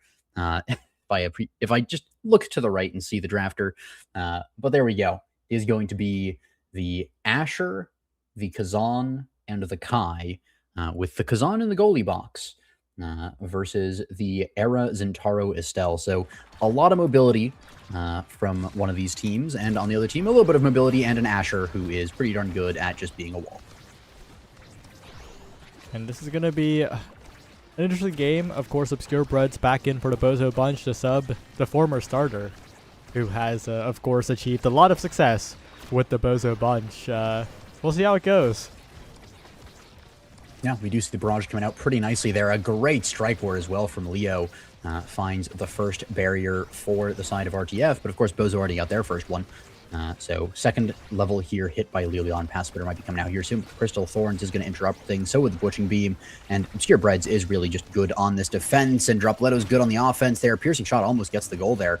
But was not the perfect angle, unfortunately. Wasn't able to snipe it out of the Oni's blade, and we have a little bit more coming out here. Hungry Boy, very low on health, but will be able to pick up an orb here in the midfield, and then there goes the NATO, there goes the piercing shot, there goes a strike, Crystal Thorns, but it's not enough. Not quite. As Zero Leon looks for the rebound, looks for the barrier take, but Drop has the clip available, and this Zentaro, unsuccessful so far in the season, it feels like, but with the changes, Zentaro on this patch might be a different character entirely. Waits out the Muffin coverage, waits out a strike, hook, strike, and that's going to be enough. The beautiful patience there on the side of Dropletto there, just watching as Muffin does everything that they can do to try and save the goal, but it's just, in the end, nothing. Beautiful play there, beautiful patience. Solid try on the defense, but not enough in the end. Dropletto very low in health. Almost got hooked there as well, but Dropletto able to dodge the hooks as well. Piercing shot does get actually Oni's blade, not getting a double there, but does get one at the very least. Barrage into Dropletto there, and Hungry Boy dodges out of the way of Zentaro primary used as well. So it's a lot of cooldowns tried to use, or used to try and kill Kai there. But on the other side, beautiful double there from Leo Leon. Absolutely beautiful, and Leo will convert that with the Strike War win. That's going to be the point. That's going to be the game tied up. Grumella, though, keeping the meter for the next point. Could be huge for the Bozo Bunch. Could have been a lot worse. As long as you don't save the flip for the next set, it's still a pretty good idea every now and then to have some resources available later on. Save it so you can have them later. Butching Beam, Core Flip, Crystal Thorns. It's also going to be Hungry Boy going down there. NATO gets it forward. The eye rush is going to go a little bit wide. And Obscure Breads whiffs the strike on the back pass there. Carmel a little overconfident in his goalie, unfortunately. Hungry Boy also able to pick up the second barrier there. Core Flip comes out from Dropletto to get one barrier. Pass as well comes out. Obscure Bread's playing very far up here, trying to keep this top side locked down. Dropletto as well getting a nice corner offense there, but goes to the Asher, goes down to the bottom, goes down all the way to the bottom right corner there. Bread gets the pickup. Big pickup. Dropletto looking for help on the defense, as Grumella just sends it away from the pass splitter, away from everything, but unable to mount an offense. Now Obscure Bread's in a lot of trouble, forced to do so much as the Era, a very vulnerable goalie. Grumella looking for the read, unable to do so once more, and these recovery drones looking stable, but the defense not for the Bozo Bunch. Indeed, but they're holding on for a little bit. Of course, I have to immediately cast or curse it. Leo Leon gets a goal there. 2 seconds until overtime there, as the 2-1 lead is taken by RTF, who have returned to form just a little bit. They were looking a little shaky at some parts, but then they really came back to it in the end. The beginning of that point, the end of the point, really nice. Then again, Dropletto here to say some things about that. Gets a nice corner offense there. Gamil taking a lot of damage, but won't die just yet. Breads gets to pick up with the Corf as well up the top corner there. Can they push it through? No, even with the Arenado and the Oni's blade invested. Great core flip there from Muffin Curry is able to save it, even with the hook as well. Drop looking low once more here. The recovery drone might find some use, as Leo Leon has been unstoppable on the offense so far. Burns the flip to stay alive. A little bit preemptive, it feels like, but Drop brought low once again. And it's a tale of two brawlers so far. Dropletto struggling to find his footing.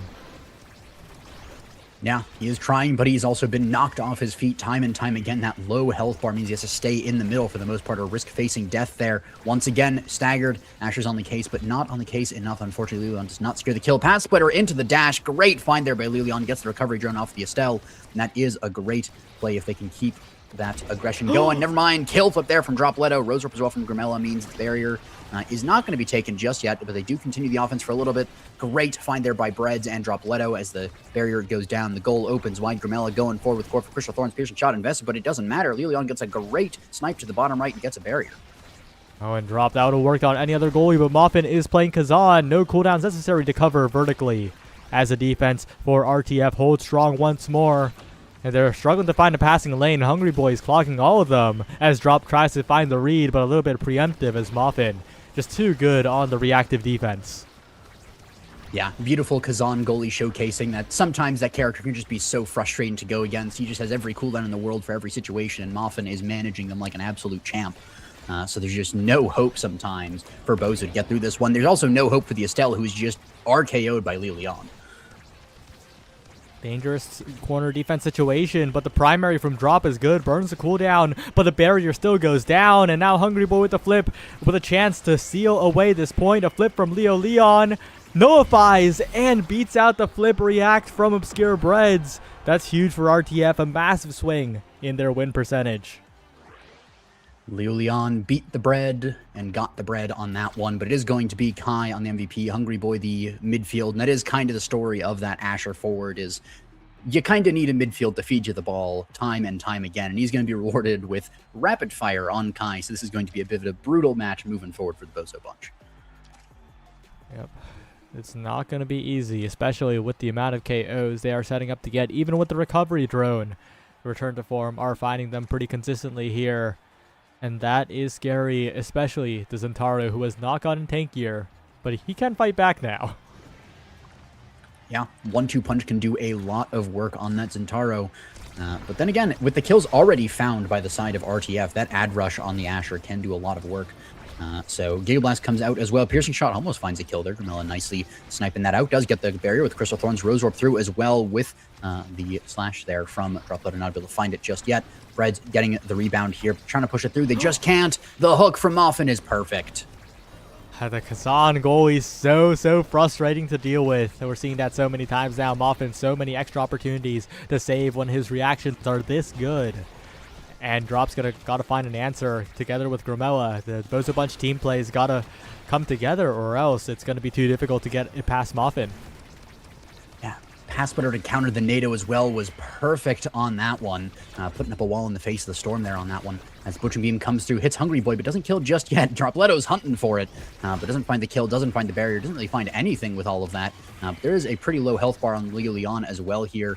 So Leon is going to be running to the middle here. The core goes over to the right side of the map, but gets immediately cleared to the other side. But the Oni's Blade doesn't really find too much purchase. Core flip from Breads is good. Core flip from Dropletto as well is good, but the defense is even better from RTF. So much coverage with the strike from Muffin, right? Any rebound play can be covered by how large that is. Muffin doesn't even need to select an option. He just covers both on the 50-50 up or down. Who cares when you have the press to point? And once again, Bozo Bunch unable to find this barrier. Yeah, 2 flips, 2 forms, doesn't matter. Maybe the third flip would give you a little bit of trouble, but I mean, if you're managing cooldowns as well as Muffin, you always have an answer to something there. Bread's up in the top right corner as well, trying to find the rotate once again. The NATO comes out. Hungry Boy dodges out of the way there. But the core is just red coring all over the place in overtime. As at least we have some fight back here. Dropletto almost gets a barrier, but the defense, once again, is just so good from RTF. And on the other side, though, defense really good from Bozo Bunch, as there's just not a way to get the perfect offense set up. And they're just not letting the stray cores catch them off guard either. Oh, and Leo Leon on the Ashers against the Era. It's a lopsided matchup compared to what we're seeing on the other end of it.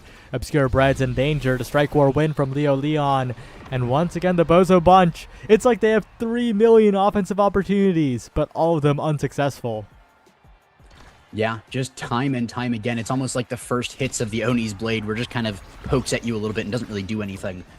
As we do have almost a kill there from Lilion onto Grimella, but didn't quite have the cooldowns to get it in the end.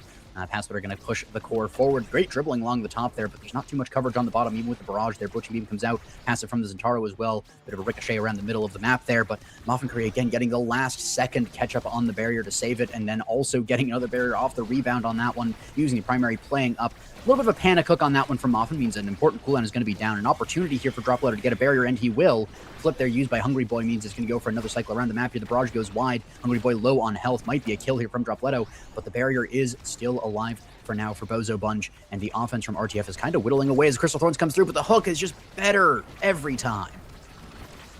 Will Muffin be able to hold still is the question. Dropletto almost KO'd. The recovery drone almost gone. Grimella now in a little bit of danger, but looking to find an opportunity, unable to do so yet again, unless both Bozo Bunch forwards are playing at their best, and even then it's Muffin who's just putting on a show on the defense.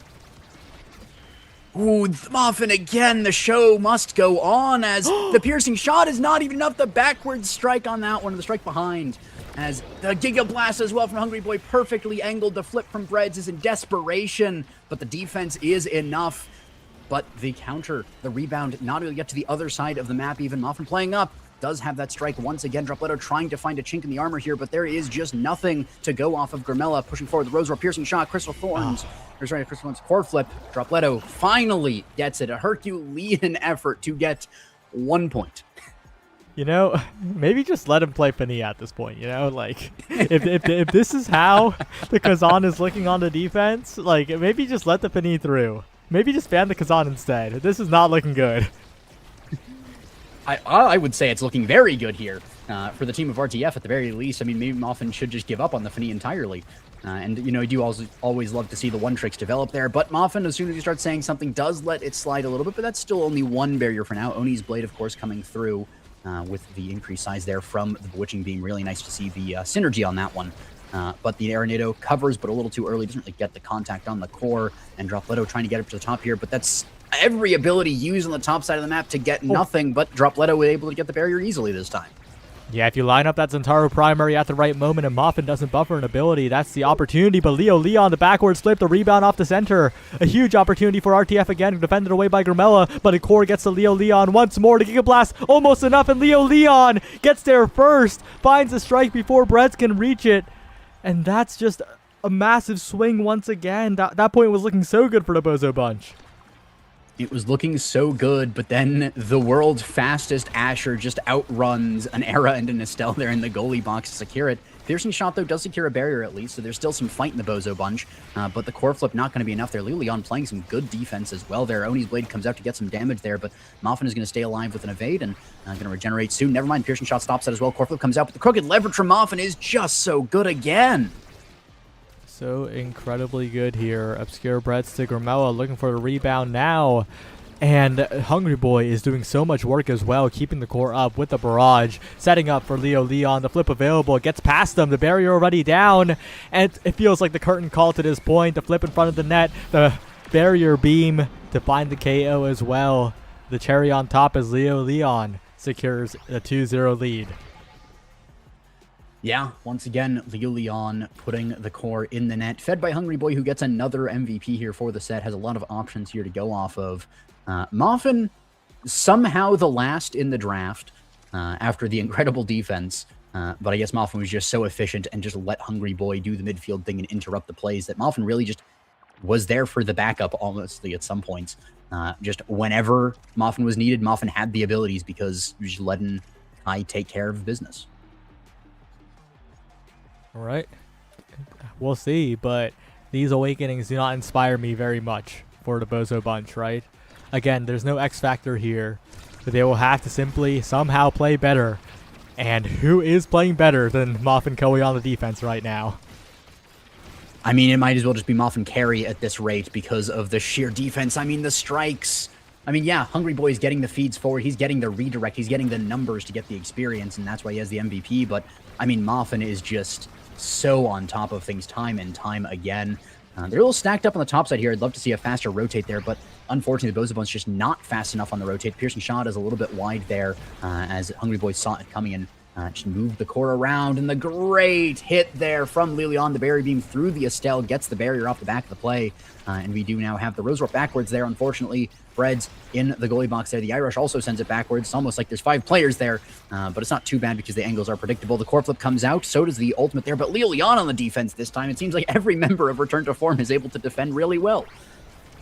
Yeah, the Asher has plenty of defensive, even midfield capabilities, and Hungry Boy with the barrage making it difficult. The recovery drone taken out, but at the cost of Gramella's flip, and you have to ask, was it worth it? Because you're going to need that flip in the near future to even have a chance to get past Muffin. The core speed ridiculous right to Leo, securing the goal, and the Bozo Bunch. It's so difficult. It is a mountain to climb in the face of RTF. Just dominant form at this point, maybe even just returned to form, maybe even above form at this rate, because they're just doing so well. I don't know if I've ever seen them play this well before. As we see, unfortunately, though, as soon as I say something, of course, Muffin does give up the 2 berries there. The Oni's blade comes out, but the defense as well that time gets to the core into the corner and is able to keep the play alive for a little bit longer that time, though. Hungry Boy not investing the flip, Muffin not having any cooldowns left. Means that, again, 1 point for Bozo Bunch. They're on the board in the set. They have the opportunity. They still have a lot of fight left in them. They still have all their recovery drones. They have an opportunity to come back here. We'll see. We'll see how that will go here.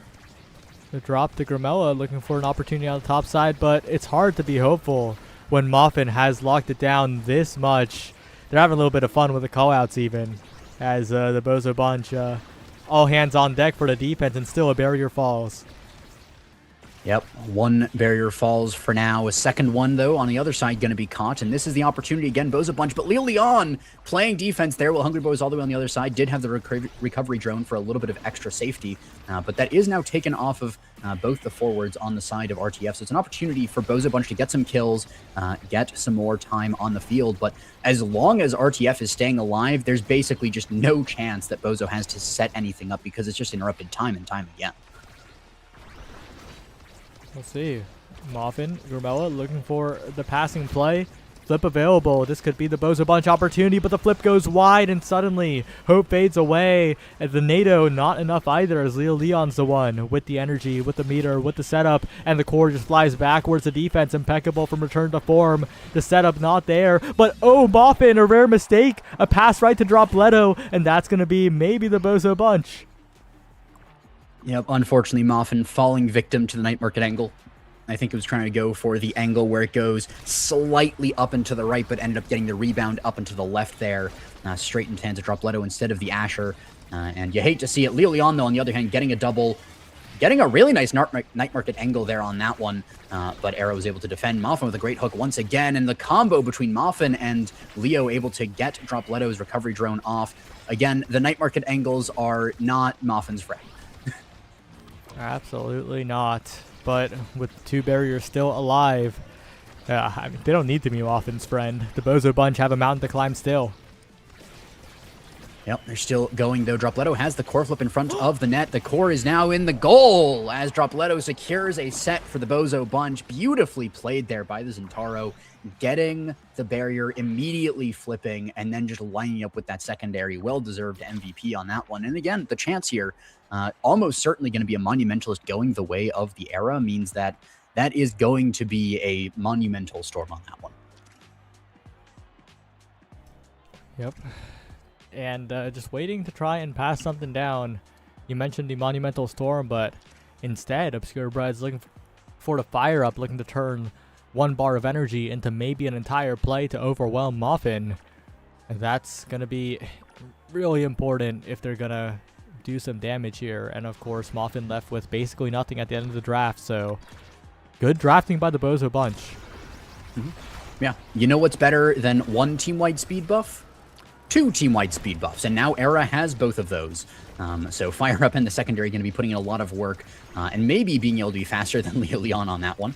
As we have the barriers going down, though, Bozo Bunch, open net, but not in fear just yet. Gramella pushing forward with piercing shot, and Dropletto finally able to get the barrier a lot faster this time. They've really started to lock down their plays and become a little bit more crisp with their offense. Gigablast goes a little bit wide, though, and almost seems that the momentum has shifted all the way over, as the goal will not be scored just yet, but it's looking a lot more dicey for RTF in this set.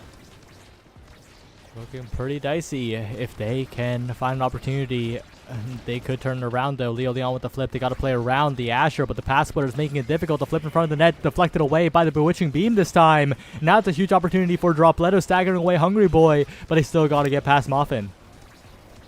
The pass is great, but the crooked leverage once again comes out. Some dribbling on the bottom here to try and get it cleared past Grimella, and actually will with the help of the Asher dash as well. Barrier Beam comes out and up to the top, but it's not quite enough. A little bit of a dribble here. The barrage forces out the core flip there. Hungry Boy goes down, and the core goes in. Great redirect there, and the team player from Hungry Boy paying dividends. A rough choice of direction from Obscure Breads, right? Went right into the hands of Hungry Boy. The other side was a lot more open despite being the side that Leo Leon was on. But it's so difficult in the moment to get that play together, and the pass splitter once again going to make it difficult. The Bozo Bunch need to lock in. They're once again playing on borrowed time.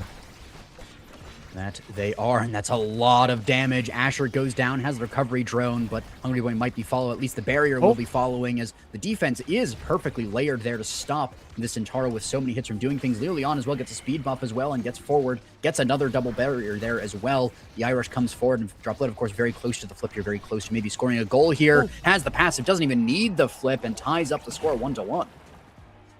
Ties it right up. And we'll see. We'll see if they can do the magic again. Obscure Bread's 1 bar away from getting that fire up powered core flip. The team could burst forward in a critical point here, but the Giga Blast just too good. Leo Leon just too good. And we're on match point once again. What a quick point as well. 9 seconds to get both barriers and the goal. RTF, you know, I mentioned them not doing as well, and then as per the name, they return to form. They immediately start wrecking house here. Barrage comes through, and again, the triple ability usage there from Bozo. You hate to see it. The Piercing Shot, the Irish, and Bewitching Beam used all at the same time. Sometimes it's nice to stack up to get some damage, but in that case, it just wasted some abilities. Crooked leverage, and also is actually going to get a great clear there. Pass splitter forces the Estelle to the side as well. Grimella, a little bit of low health bar on that one. As will be not core flipped off. Unfortunately, Leo Leon wasting the ability there, and actually going to be Asher that pays for it in death, as the recovery drone was already used. Muffin now has to defend twice as hard, but of course is doing pretty well already. Going to be a core flip all the way to the side to get the barrier as well. Great angle found by Muffin. Now 1 second, Asher back on the field. Obscure Bread's pushing it forward as well. Dropletto with the Irish Piercing Shot behind just in case. Grimella down to the bottom side here. Leo Leon trying to get it, but it gets a really bad night market. Once again, return to form, not able to make good use on the defensive side with that. Gig Blast sends it forward, but just to null space once again. All right, we'll see. Dropletto with the barrier take. A big opportunity for the Bozo Bunch, but they got to keep the core under control. They can't let it slip by on this open net situation. As Grimella's flip is just stuffed away immediately, trying to force it through the Asher. Not something that's usually advised, as Hungry Boy with the speed is such a massive threat. Leo Leon so fast. Obscure Breads finds the strike, but they need to be so careful around Leo Leon, and the barrage will secure it. That's going to be the game. RTF taking it. Taking it very dominantly as well. They gave up the 1 set, but after that, and even before that, the entire rest of the time, they were really just so good. The defense, the rotations was all perfect. Hungry Boy with the team player pickup. You know, usually like to see the team player on the Kazan, but of course, you probably wasn't going to get Tim Hoffman in the backline, unfortunately, and so took the team player on the Kai and absolutely ran away with it. There were so many times where it was kind of the illusion of choice. Do I pass the core on the defense? You know, do I clear it down to the Asher, or do I clear it to the Kai who's going to pass to the Asher? And there's not really much you can do about that. Yeah, it was so difficult too. I think it was just, this is just such a draft that RTF is just too comfortable on, right? Like, these 3 characters are RTF at their scariest. And it really showed. Leo Leon in particular is so confident on the offense. The dribble plays into, even flip dribble into the barrier beam, setting up goals so reliably against the Arrow goalie, who is so vulnerable against the Asher. Yeah, the Bozo Bunch, I think, drafted themselves into a rough matchup. Yeah, I mean, we do see that there is kind of a different story in the redirects, where Grimella has the highest redirects in the game. Breads actually has more saves than Muffin. But just the efficiency that RTF showed in this one. There were a lot of moments where Bozo had to throw everything in the kitchen sink just to get around it, whereas the side of RTF were just able to almost just walk on by and just effortlessly go through some of those plays that, it's the Indiana Jones scene. The guy, he has the sword, he's doing all the flashy moves, and then, Indy just pulls out the gun and shoots the guy.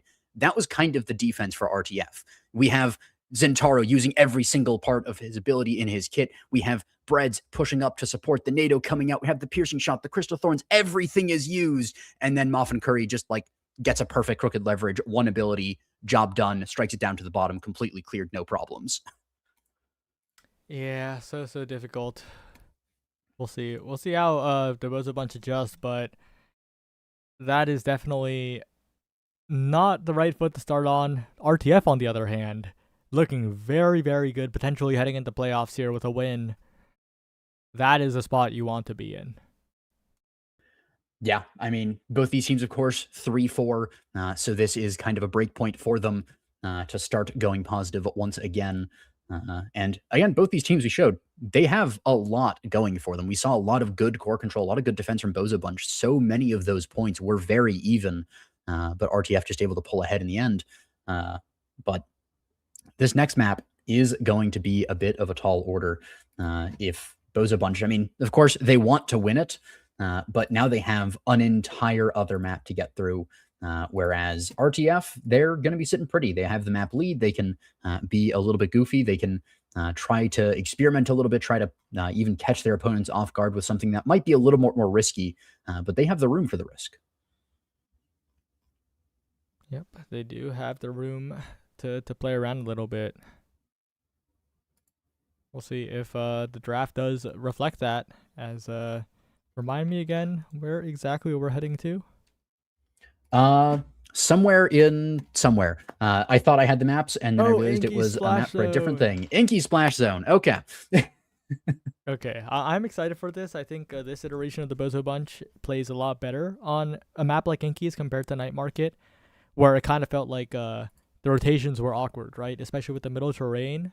It was quite difficult for them to converge on a play as efficiently as you would have predicted them to. In a more open-ended map like this, I think Bozo will have a better time, but of course you got to be careful when it comes to the goalie position, and I find it very unsurprising that they banned Kazan. I was just about to bring that up as well. A lot of respect showed from Moffin on that one. Again, just when there is a good Kazan goalie in the net, it is just so frustrating to play against because it looks so easy. He's just standing there with an umbrella and he's like, oh, what can he do? He doesn't have a wall or anything. And then you try something and he just has every trick in the book to get out of it. So I think that's a very intelligent ban, especially on an open map like Inky's. There's just so much that you can do to foul the plays heading at you as a goalie. And then immediately followed by the X ban, not necessarily as popular on open maps, but with the ability to knock people around into the hyper beam there, the hydro pump, whatever you want to call it. It is definitely a good ban there as well. Zentaro, though, picked up by Bozo Bunch. Dropletto on some comfort there, but Leo Leon also on some comfort on that Ashen. We saw good plays from both those players last time, and I think I want to see a little bit more of that this time. Yep. And it's a harder map for Asher to really dominate on, but that doesn't mean I'm any less worried, right? It all depends on the goalie pick coming out of the Bozo Bunch. Leo Leon has shown extremely capable at winning the 1v1, and you don't want to put Breads in a situation where he has to win an unfavorable 1v1 over and over. Yeah, I mean, it's the thing when you're on that goalie and you're trying to defend. It's the forward, he can make any mistakes. He doesn't have as much stress. The goalie, one mistake and it's in, so you're almost under more stress and therefore you make more mistakes. So it really can be a bit of a struggle at times. We do have a now pickup here by the Bozo Bunch, followed by an Estelle. So this is going to be a lot of core control. I think that might be a now goalie. It could also be Estelle. But there is a lot of core control, some healing as well. And I think this is a very balanced comp here as far as just the ability to survive and then also core control. Not going to be as much killing potential, but there is actually quite a bit of damage potential with that stinger. Yeah, and this is interesting, especially because the Rasmus goalie, of course, another favorite of Moffin's. Less dominant than the Kazan, but of course will still be performing on it. it's such an interesting game. I don't want to draw any conclusions before we head into it, because I did like how Bozo were approaching the first game until they ran face first into the Kazan, and it really depends on how Moffin is performing on this goalie pick this game. Yeah, it remains to be seen if that's going to be the Kai or the Rasmus. Probably not the Asher, but I think that there's a couple of different worlds that we could see depending on what Muffin really wants to go to. I think it's also probably going to be the Rasmus there, but we could just see, the Rasmus Asher combo can also be brutal, so it can be interesting to see where they go that when we get into the game. Of course, that Spark of Focus as well is an interesting one, because with the recent changes to the Sparks, they're a little better to scale with, a little worse, or was it the other way around where they're a little bit better to just have one of? Really good question. It might be time for me to click on the patch notes. I remember them changing it, and I think it was so that it's a little bit better to scale with. I could be completely wrong, though. So it's going to be interesting to see that picked up. I think Spark of Focus is a really good one, regardless, just to take one of. Even if you don't have any plans on scaling Sparks, just to be able to have the cooldown reduction is just universally good on everyone. And then Stinger is another awakening where it doesn't really stack that well. You can only have one instance of Stinger on a character at one time, even if you have multiple people applying it. So I think we might just see like maybe one, maybe two Stingers on each team, but almost definitely at least one Spark of Focus, probably two on each team. It's yeah, okay. They're just buffed across the board because there are only 3 of them. Mm-hmm. So they're stronger in general.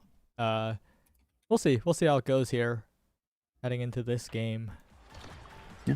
We do actually see that it's 5 Sparks of Focus. The only person not picking it up is going to be Dropletto running Stinger Siphoning Wand on Zentaro. Quite a terrifying combo there.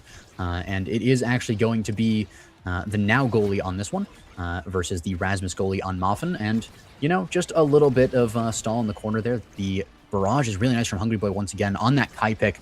We have a actually pretty similar forward situation all around. It's really just the goalies that have changed. Yeah, and that kind of highlights a difference in the drafts, right?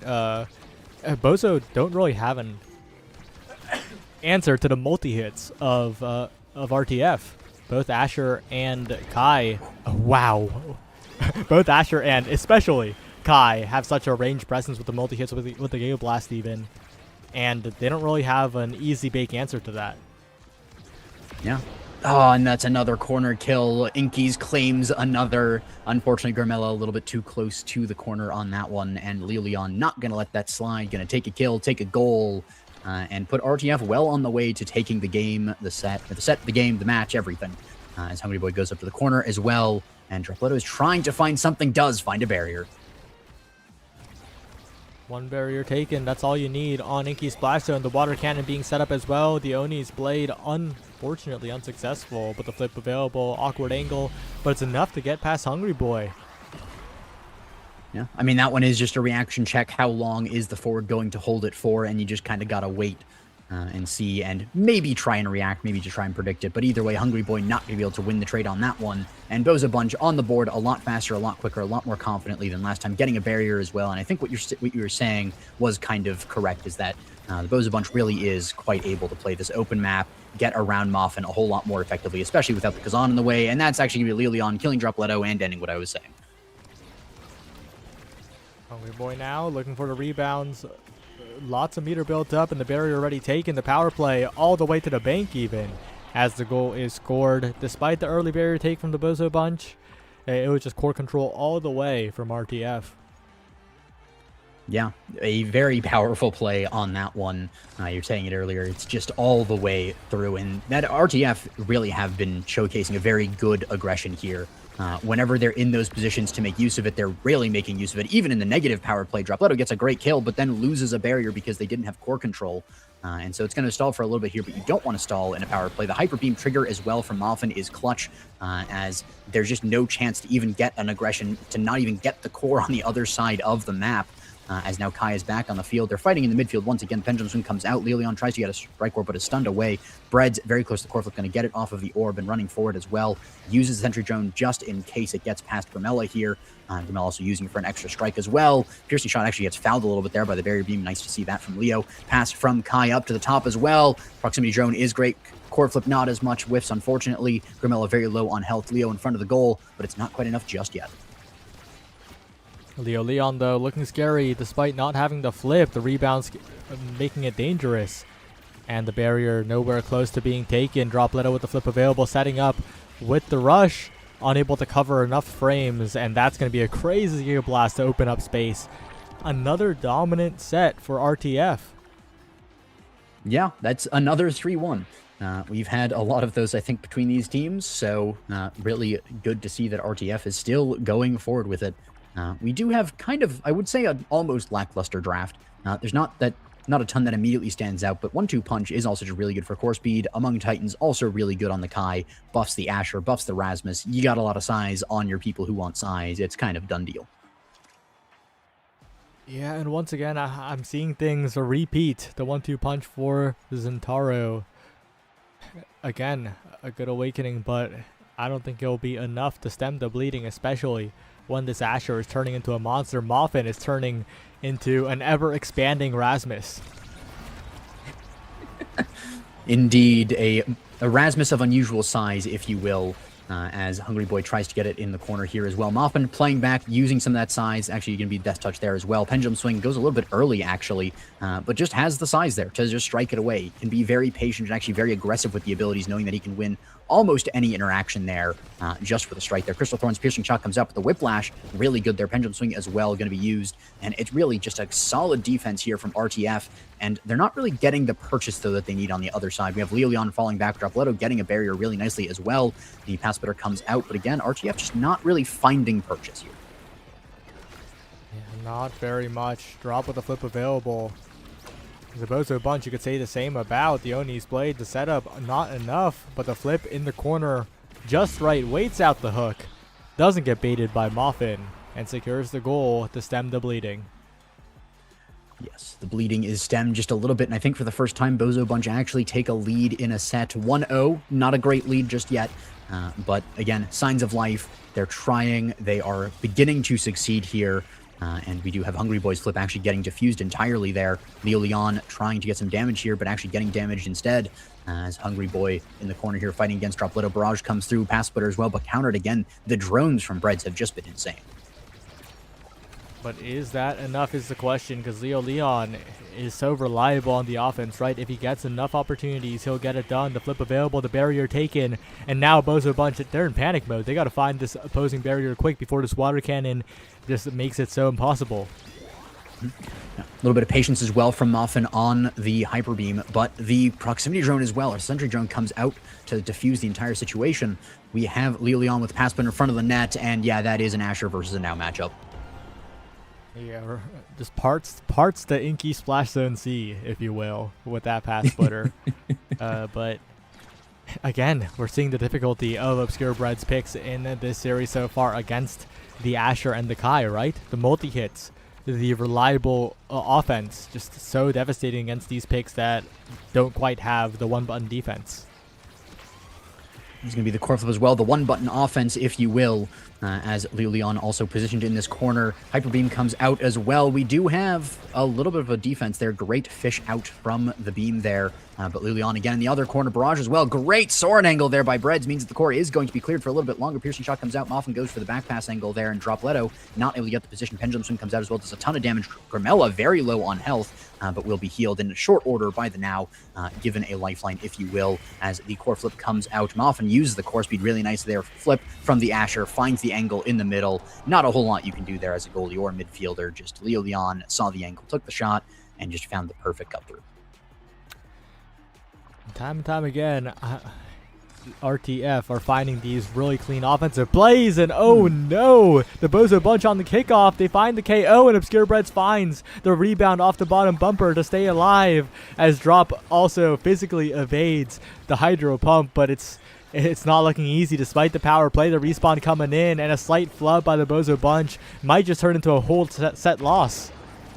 that it might. Grimella goes down as well, and the days are numbered for the Bozo bunch. Leonie's Blade tries to save it. They do get a barrier now. Estelle only a few seconds away. If they can hold for just a little bit longer in the face of the Asher and the Kai, which they seem to do. And there we go. They use the Hydro Pump as well to get it forward. Grimella going for Death Touch around the Giga-Blast. Dodge by Dropletto. Barrage as well absorbed. Everything that RTF just did was diffused, so now this is the opportunity Bozo Bunch have to try and get something done, but the strikes are just on point. Hungry Boy getting into the Asher in the corner, but it goes up to the top once again. Moffin with Pendulum Swing forward, but the Crystal Thorns, the AI Rush used once again. The drone countered by a strike. The Giga Blast goes wide. Piercing Shot comes out as well. Another kill. Grimella too close to the edge. But this time, Pendulum Swing gets it all the way around Hungry Boy on the pickup here with the strike, with the barrage. Pass Splitter comes out as well. Death Touch into the High Beam to make it go just that much faster. It's a perfect pass to Hungry Boy, who puts it in with just a strike. Doesn't even need to use the flip, and it's insane. Yeah, what a picture-perfect Death Touch, right? The water cannon was about to disappear, and Moffin ensures that that is just enough time to make the play. And that RTF, they're so locked in. One set away from being that much closer to playoffs, and they are looking inevitable.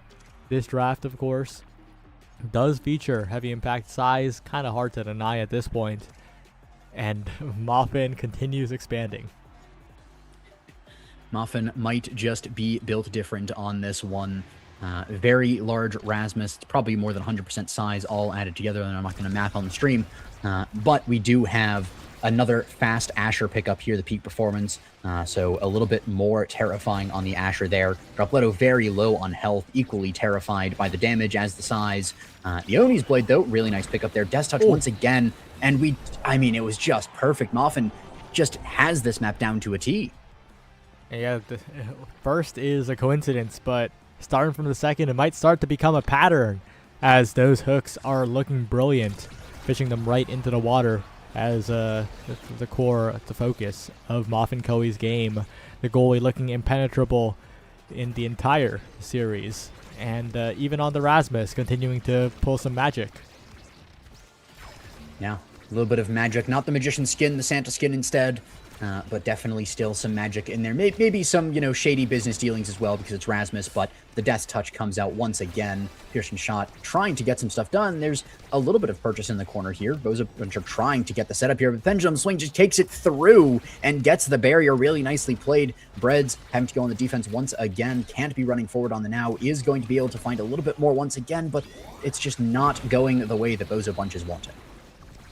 Passing play now, the barrage making it difficult, and Obscure Breads tries to set up, but the timing blocked out by the Path Splitter as well. 1 point away RTF from winning this entire series, and they're going to do it in dominant fashion if they're able to take this one. So close to just a complete shutout here from RTF.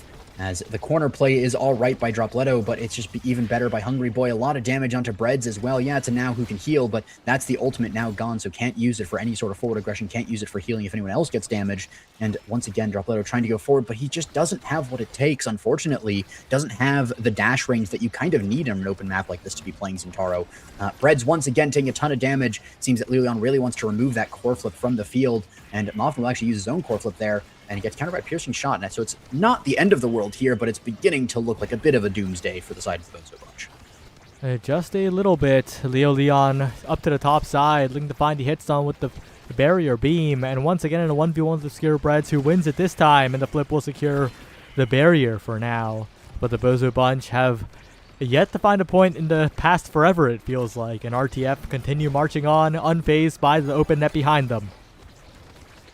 Yeah, no fear at all on the side of RTF there. Maybe they should fear a little bit in the face of the Dropletto, but they're still not going to, as the goal is still not scored, so I really can't fault him for that. Grimella is going to be the one that should have feared, unfortunately. Played a little too close to the edge, trying to get the core. Classic midfield, and that will, unfortunately, be the Giga Blast. Self-pass to Hungry Boy, getting the flip. Beautiful to see that one. Grimella, though, back on the field here, and will be able to push the core forward just a little bit.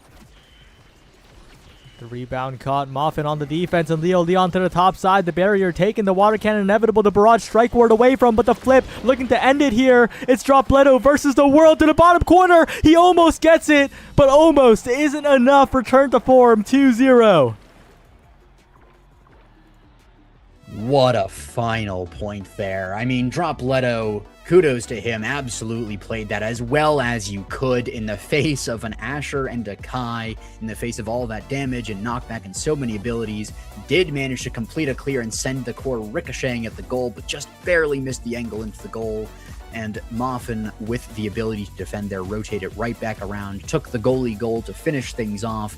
And is that now 2 series that we've had goalie goals for final points?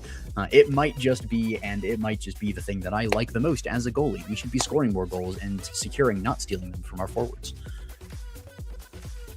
Yeah, wow. What a series from RTF. It was the Moffin show from beginning to the very last moment, it felt like. Drop Leto almost stealing the spotlight, maybe starting a comeback, but the consistency was really just there from RTF. Yeah, I mean, it's hard to beat a team that is just consistent. Like, there were some very explosive plays from the Boza Bunch. They had a lot of really good moments, some great setups, but just time and time again, RTF just played the calm, cool, collected game and just took it every single time. They let a thing go here and there when Boza was playing out of their minds, but RTF was playing solidly in their minds the entire time and just able to play such a good offense, defense, midfield, you name it, they were playing it. And it kind of felt like every player on their team was playing every role at different times. They were just so good on the rotations as well, that RTF really did just show a very glowing bit of teamwork, defense, technical skill all across the board. Yeah, and with that, that's our 2 series, right? There's a big one up next. Maybe the chance for the Dogs to do some giant killing. But the Giants are the Rats right now. And we'll see how that series goes after the short break. Don't go anywhere. See you.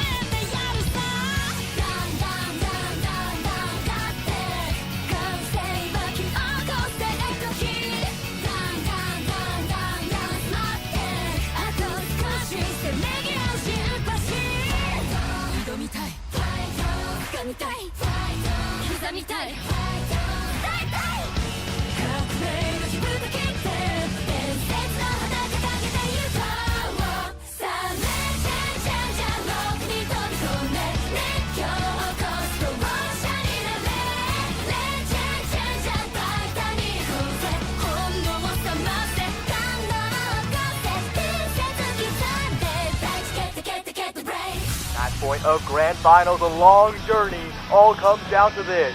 Looking for a passing lane, there's the opening on the outside, the pass, it's wide open, a beautiful shot to the corner, they've reached the summit!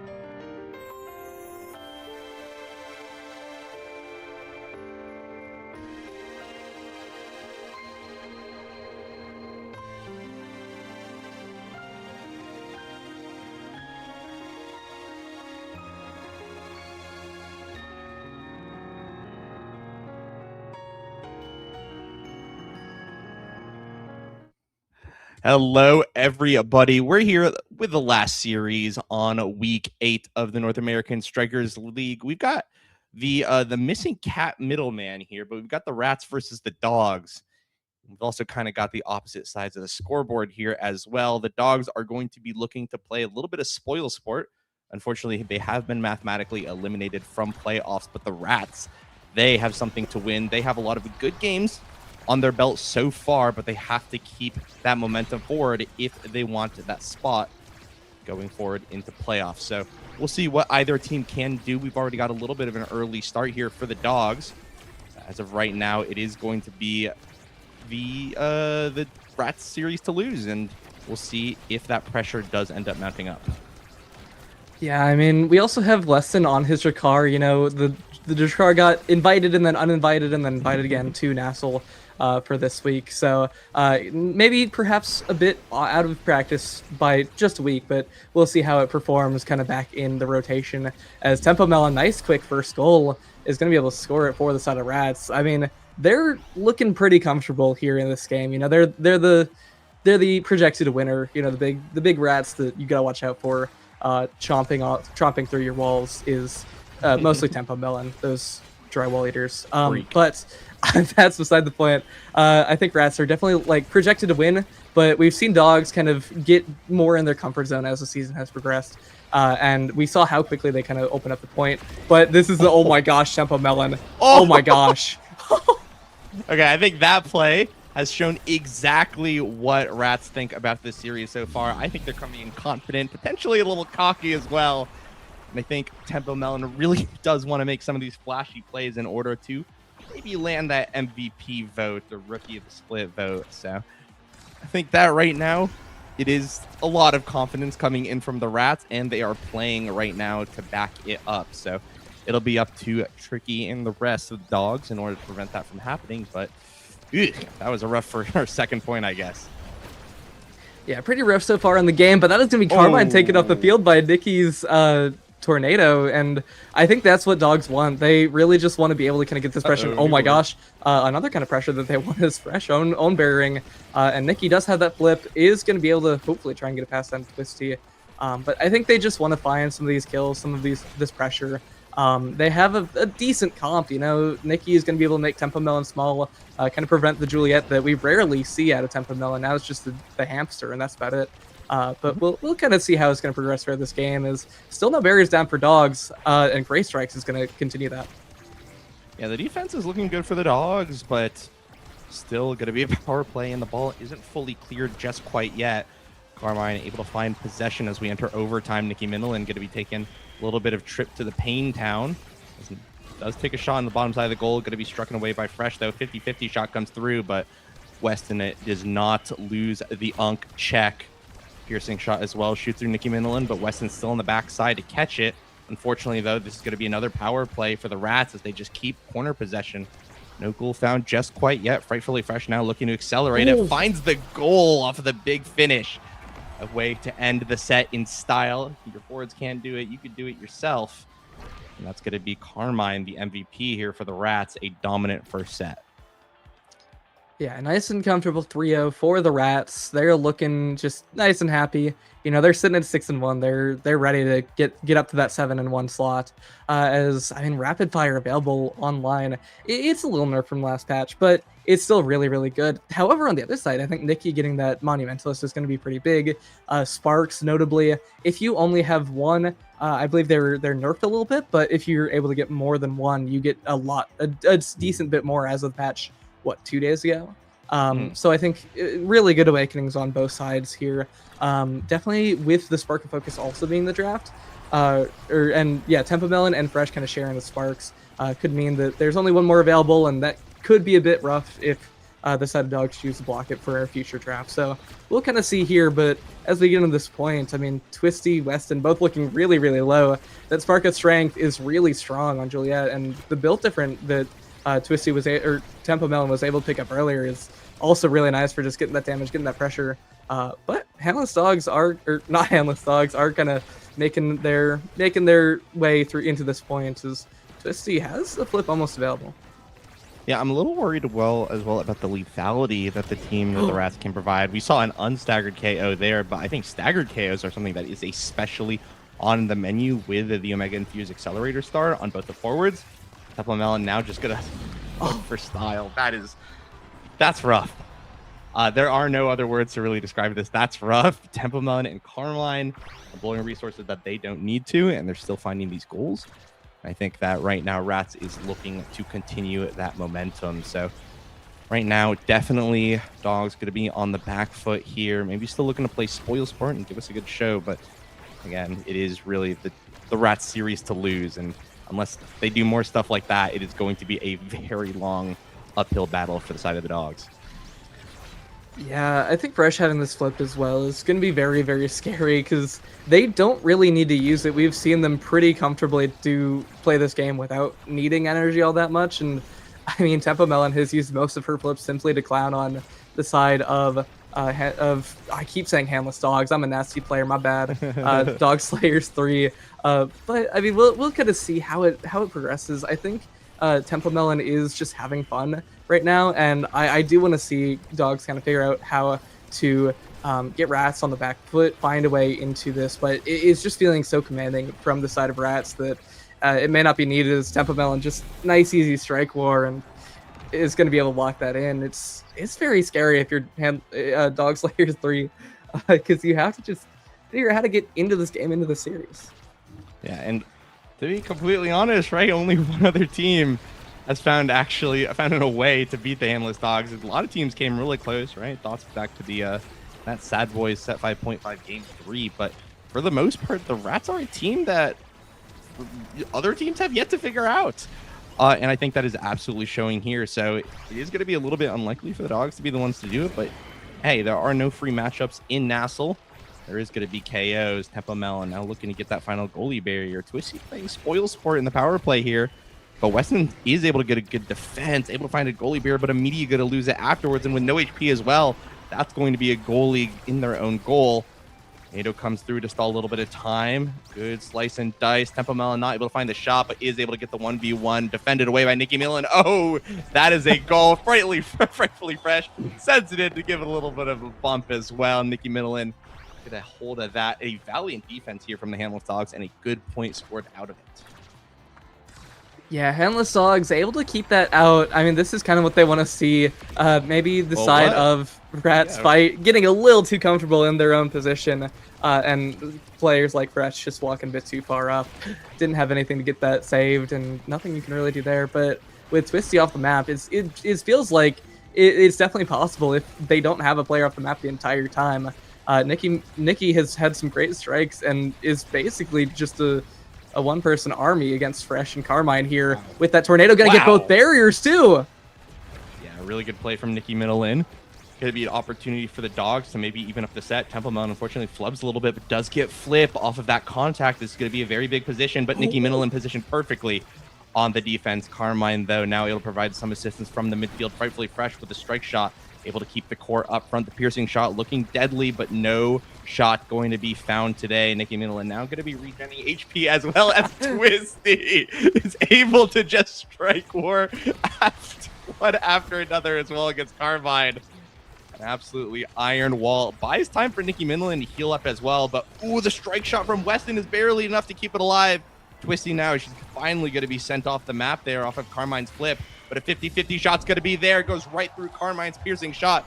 Nicky Middleton finds another Hail Mary goal as well onto the Rat Pack. We've got an even set all of a sudden.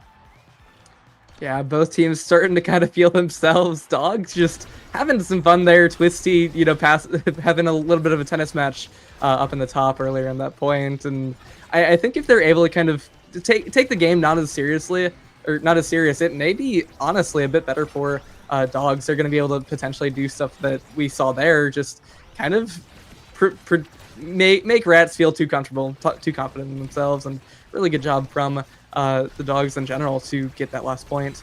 Tempo Melon, though, is up in your face, and that is a brawler with flip that is very, very scary on that pick. So you do want to watch out there for if you are the Dogs.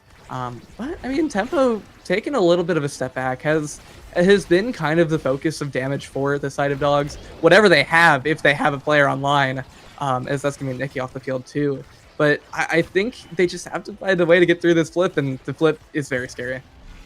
Yeah, Temple just hovering there like a menace, trying to find that 100% confirm opportunity. The Bewitching Beam, unfortunately, is a little errant, as Nikki Middleton is able to play the ball, loses the strike for it. Weston's there, but it doesn't matter.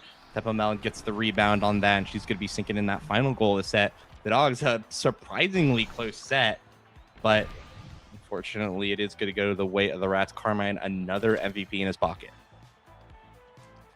Yeah, as we're looking at the effects of this Rat Pack, looking just having their practice, getting these games under their belts. And I mean, Fight or Flight for Carmine is going to be really, really nice to have, something that we haven't seen in a solid while. Same with the Catalyst, as that's just so much more energy, so much more speed, and it feels like Rats maybe got to take this away as Arrow, Nikki kind of forced onto the Adrenaline Rush. Weston on the Siege Machine should be kind of nice to have that extra projectile range, but you don't have any creations to get the other half of that Awakening, and so it could be a little scary if your Dogs, you had to kind of settle for some good but kind of mediocre Awakenings in what they're needed. But it's has to be both barriers down now from the side of Rat Pack.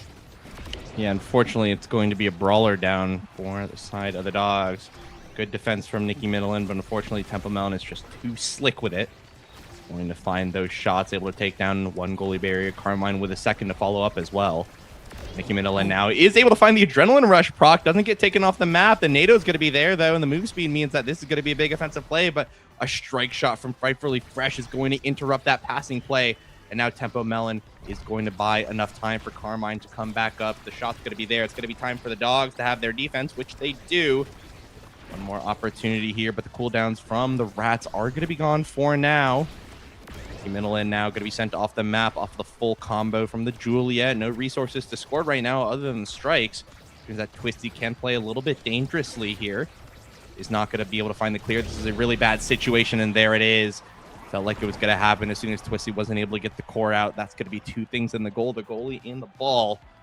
Now, looks like the Rats were hiccuping a little bit. We're seeing that momentum come right back, and they're going to be looking to close out the game. Yeah, I mean, you can try, but Twisty, you can't really get away with those ping-ponging there against Carmine, who has that Fight or Flight now. And oh my gosh, Tempo Mellon, oh wow, 13-second goal. Didn't even care what the size of Dogs had to say. Yeah, that is a full-on one-man show in the offensive position. Now 1 point away for Rats scoring their first game. It's going to be up to the Dogs to put a stop to it right here, right now, if they want to be the ones to take the map.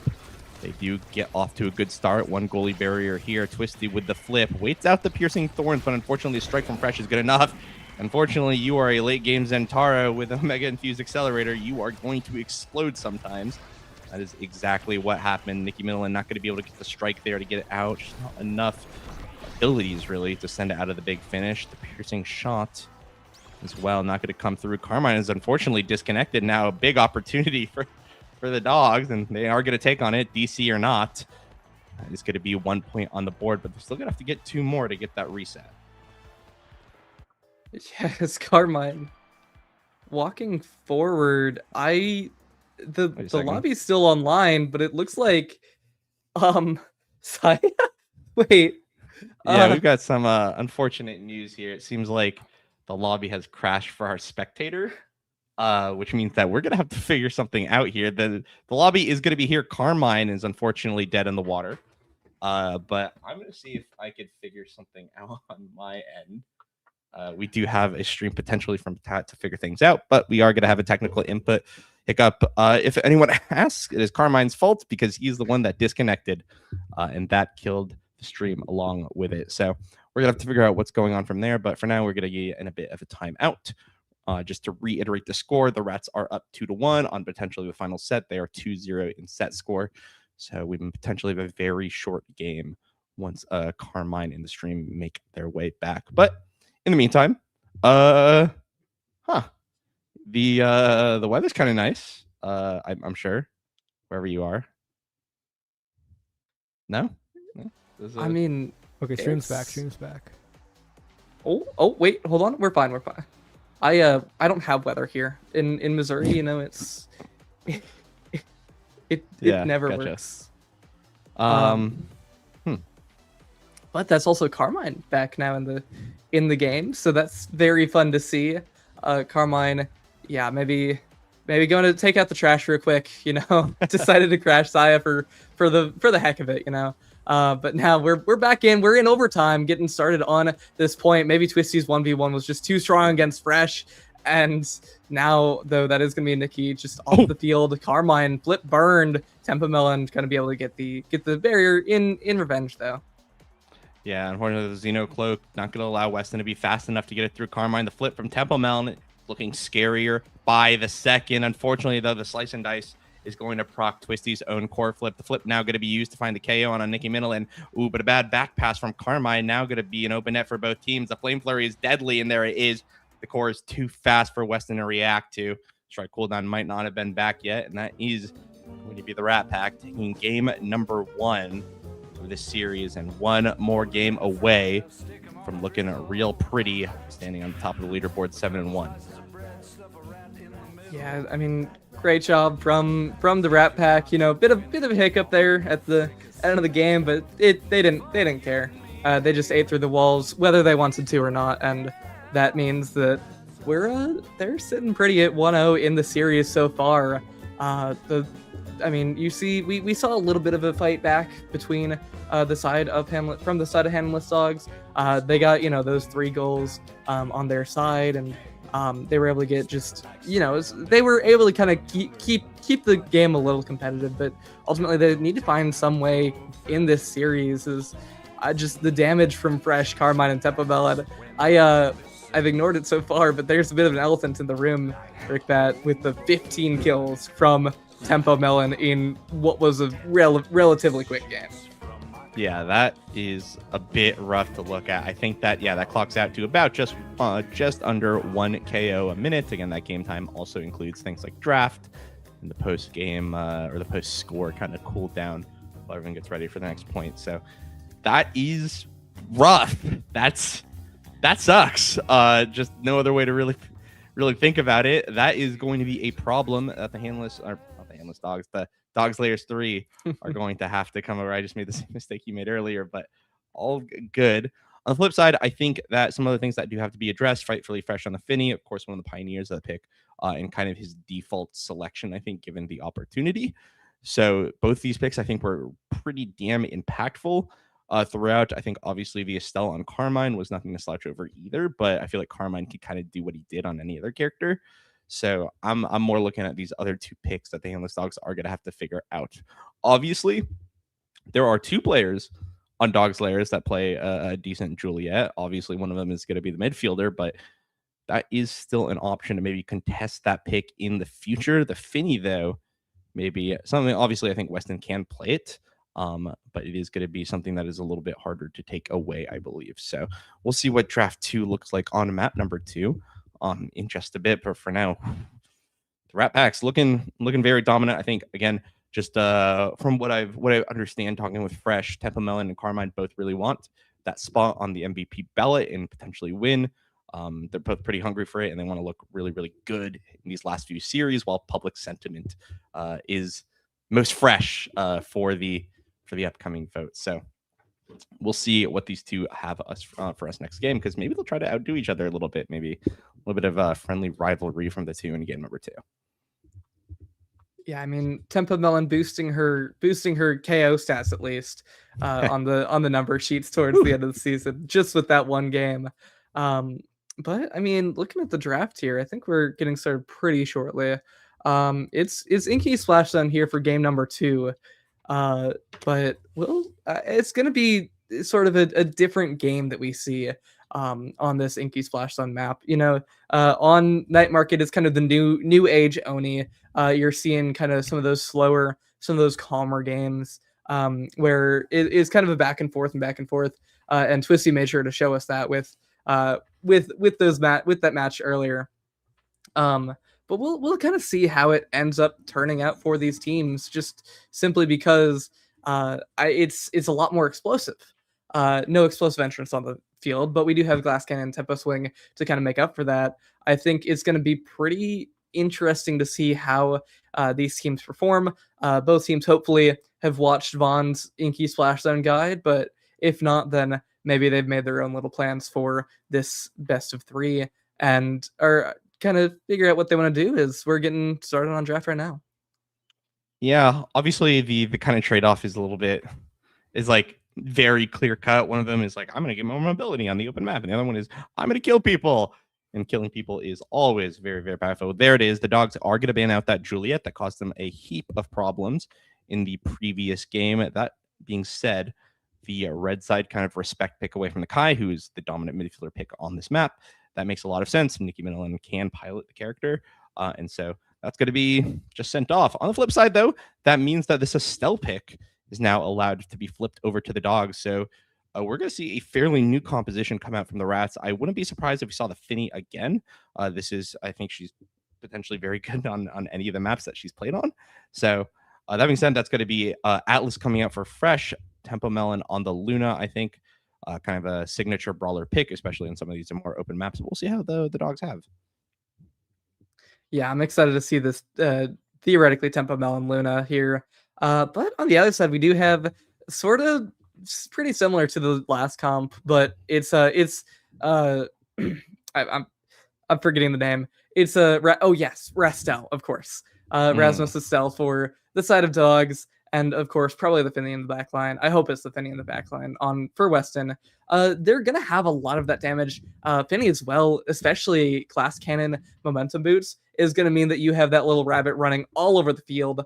Rabbit's notably not in the team names. However, on this field is Kazan, maybe going to be smacking that rabbit with his with the Kazan umbrella a little bit here. I think that's going to be a Carmine Luna with the end of that draft here now. And then Fresh, of course, on the Atlas, going to be able to maybe get those revives if the teammate gets caught in the water gun. And, pretty decent overall pick on this map. I like these comps on this match. I think Luna definitely been made a lot more viable here with this newest patch, particularly in the exploding the other team before they can do anything vibes. But we'll see how it works out. Yeah.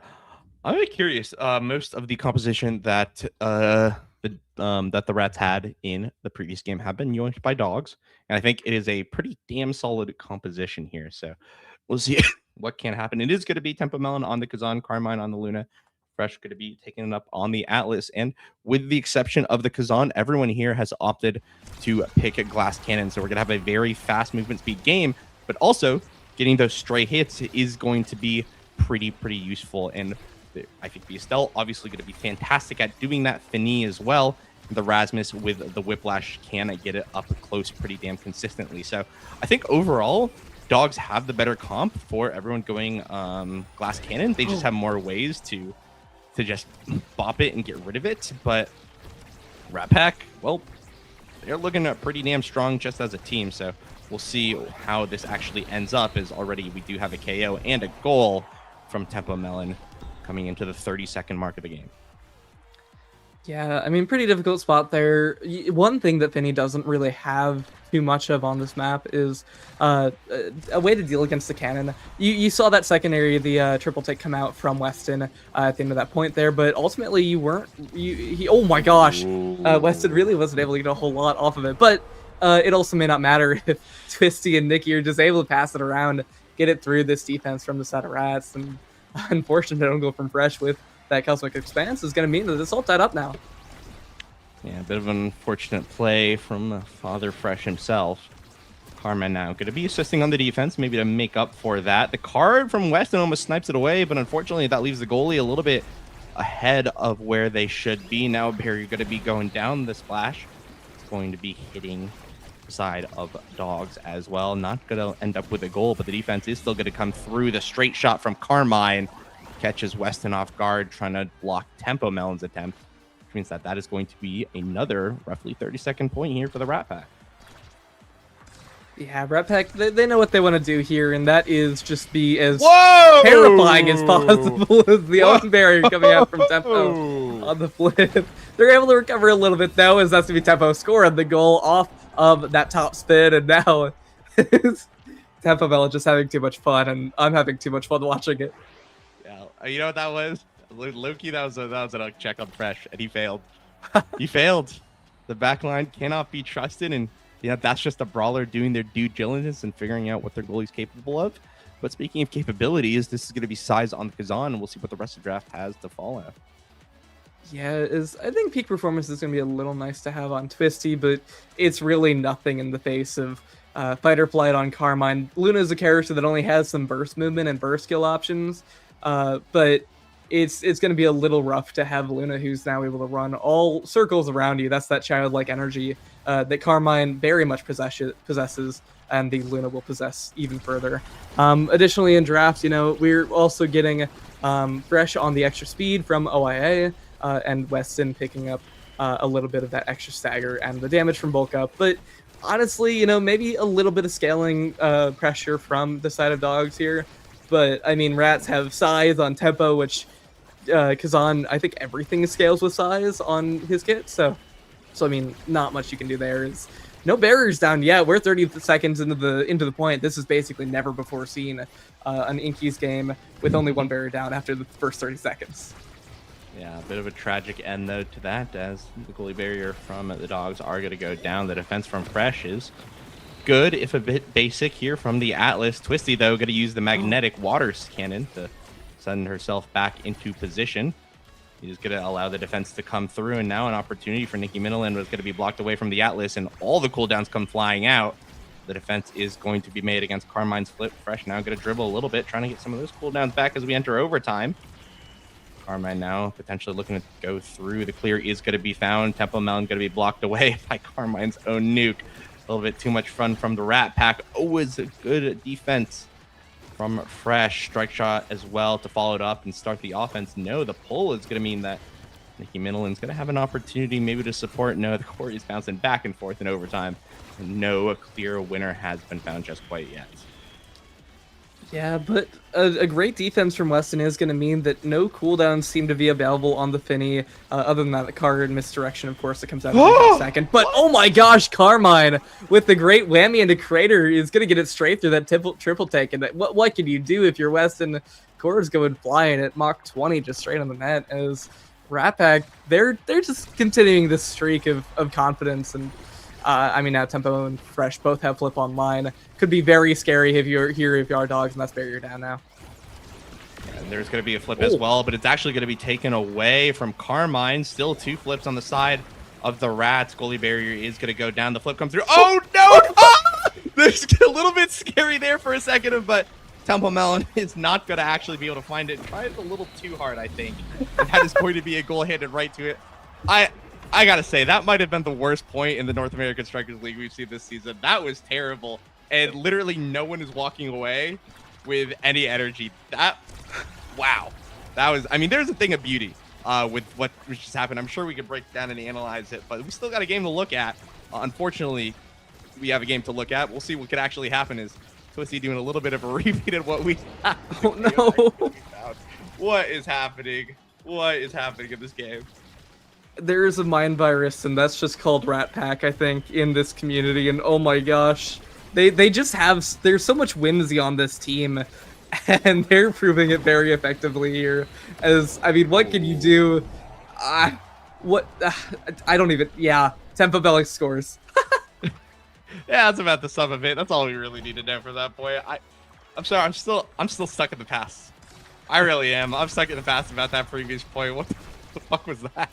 But that's okay. That's okay. I'm a recoup, and we're gonna get right back onto it. Once again, hey, I've seen this before, and I think I know how this ends. No, it doesn't actually happen this time.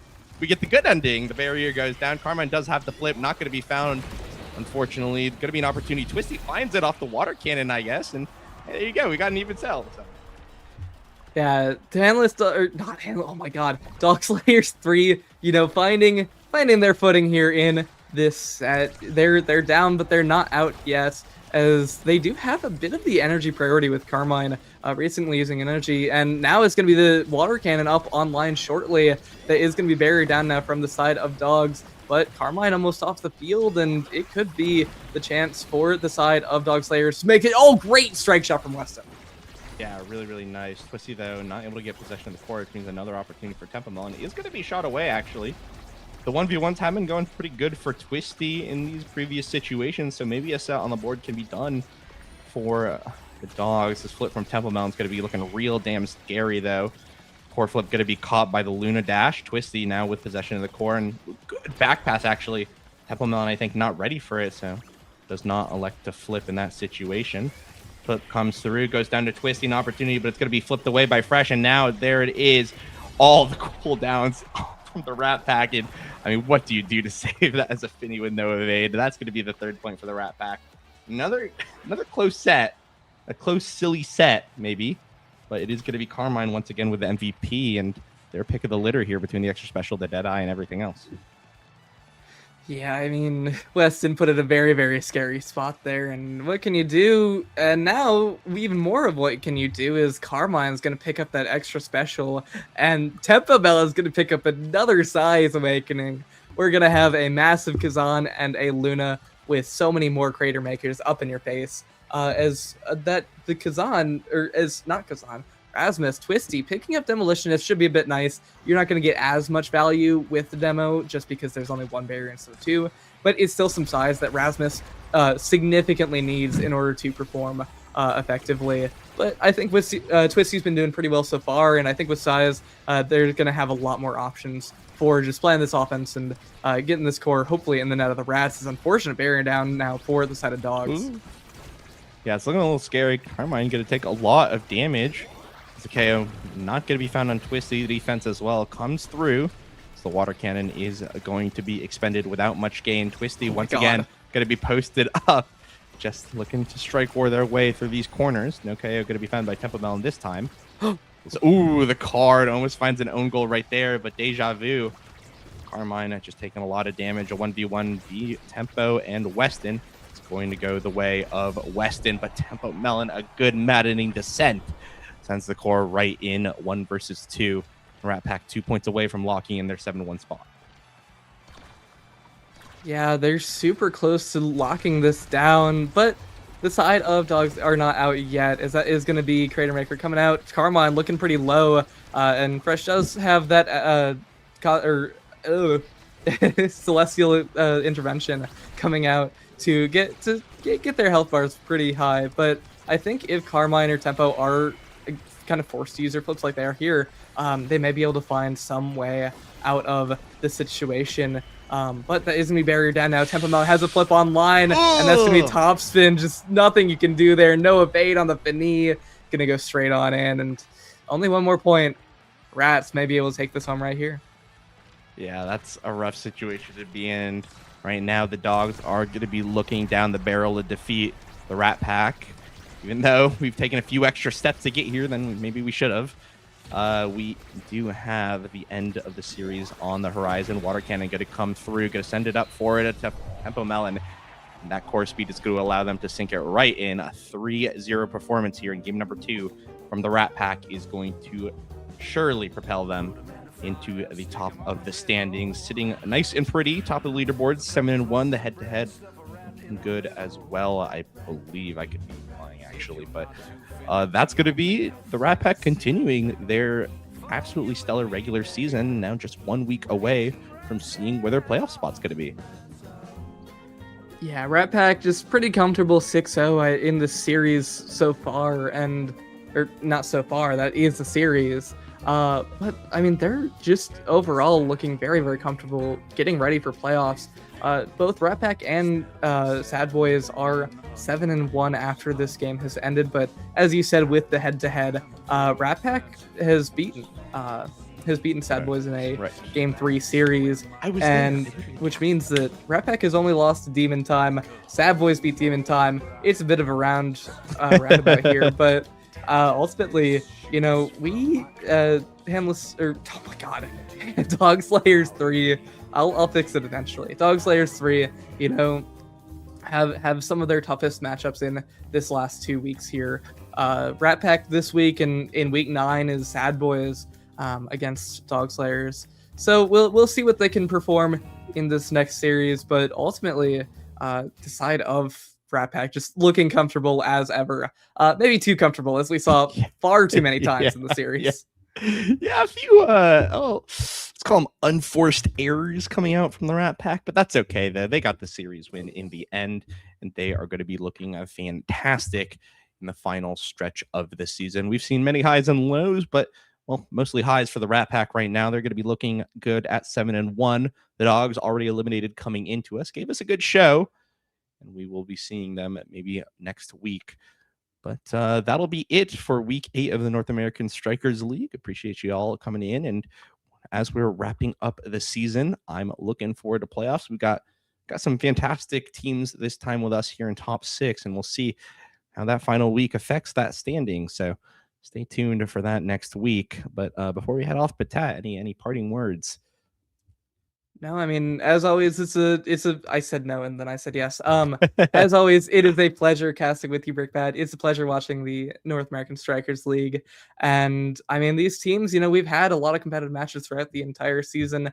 We got one more week of the North American Strikers League regular season, and then we'll be going into the playoffs. But for the time being, that's all I got. Thank you everyone for watching, and I think we're gonna be we'll see you soon.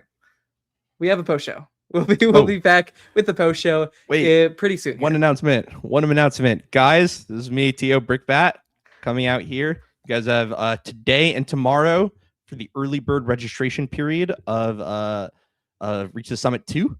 So make sure, if you want to get that little bonus discount and you know that you're going to go no matter what, make sure to sign up so we could save you. Additionally, I didn't actually ever ping for it, but we do have 2 side brackets for fun. One of them is going to be rounds. The other one's going to be Penguin Bros. These are like small, fun PvP side brackets that we're going to run. So sign up for those. Those are completely free if you have a Spectators Pass or have signed up to compete in Omega Strikers. So make sure to sign up. Might as well. We'll figure the rest of it out for scheduling. But yeah, final day to save those few dollars. So anyways, yeah, we have a post show. I'll hand it off to the rest of the crew for that. And it's been Brickbat joined by Potat. Awesome cast. And we'll catch you guys next week for the final week of the regular season. Wait, Brickbat, one last thing. You said last 2 days. Today's the last day. Today is the last day? Yeah, today is the last day. No, isn't it the 26th? It switches on the 26th. Oh. I'm gonna send a big ping. Well, what if we just we get in low key? Yeah. Okay. Well, 25th. So sign up today. If you want that little discount. Anyways, I don't know if we're live anymore. Goodbye. We're live, right? Yeah. Bye. Bye. Okay.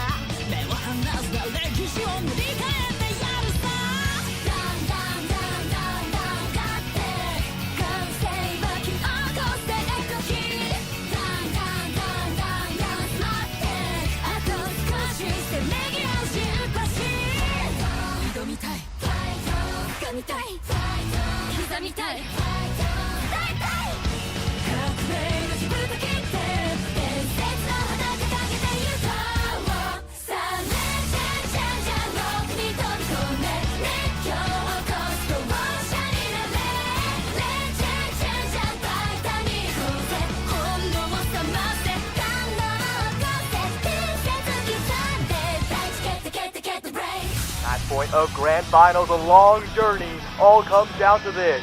Looking for a passing lane, there's the opening on the outside, the pass, it's wide open, a beautiful shot to the corner, they've reached the summit!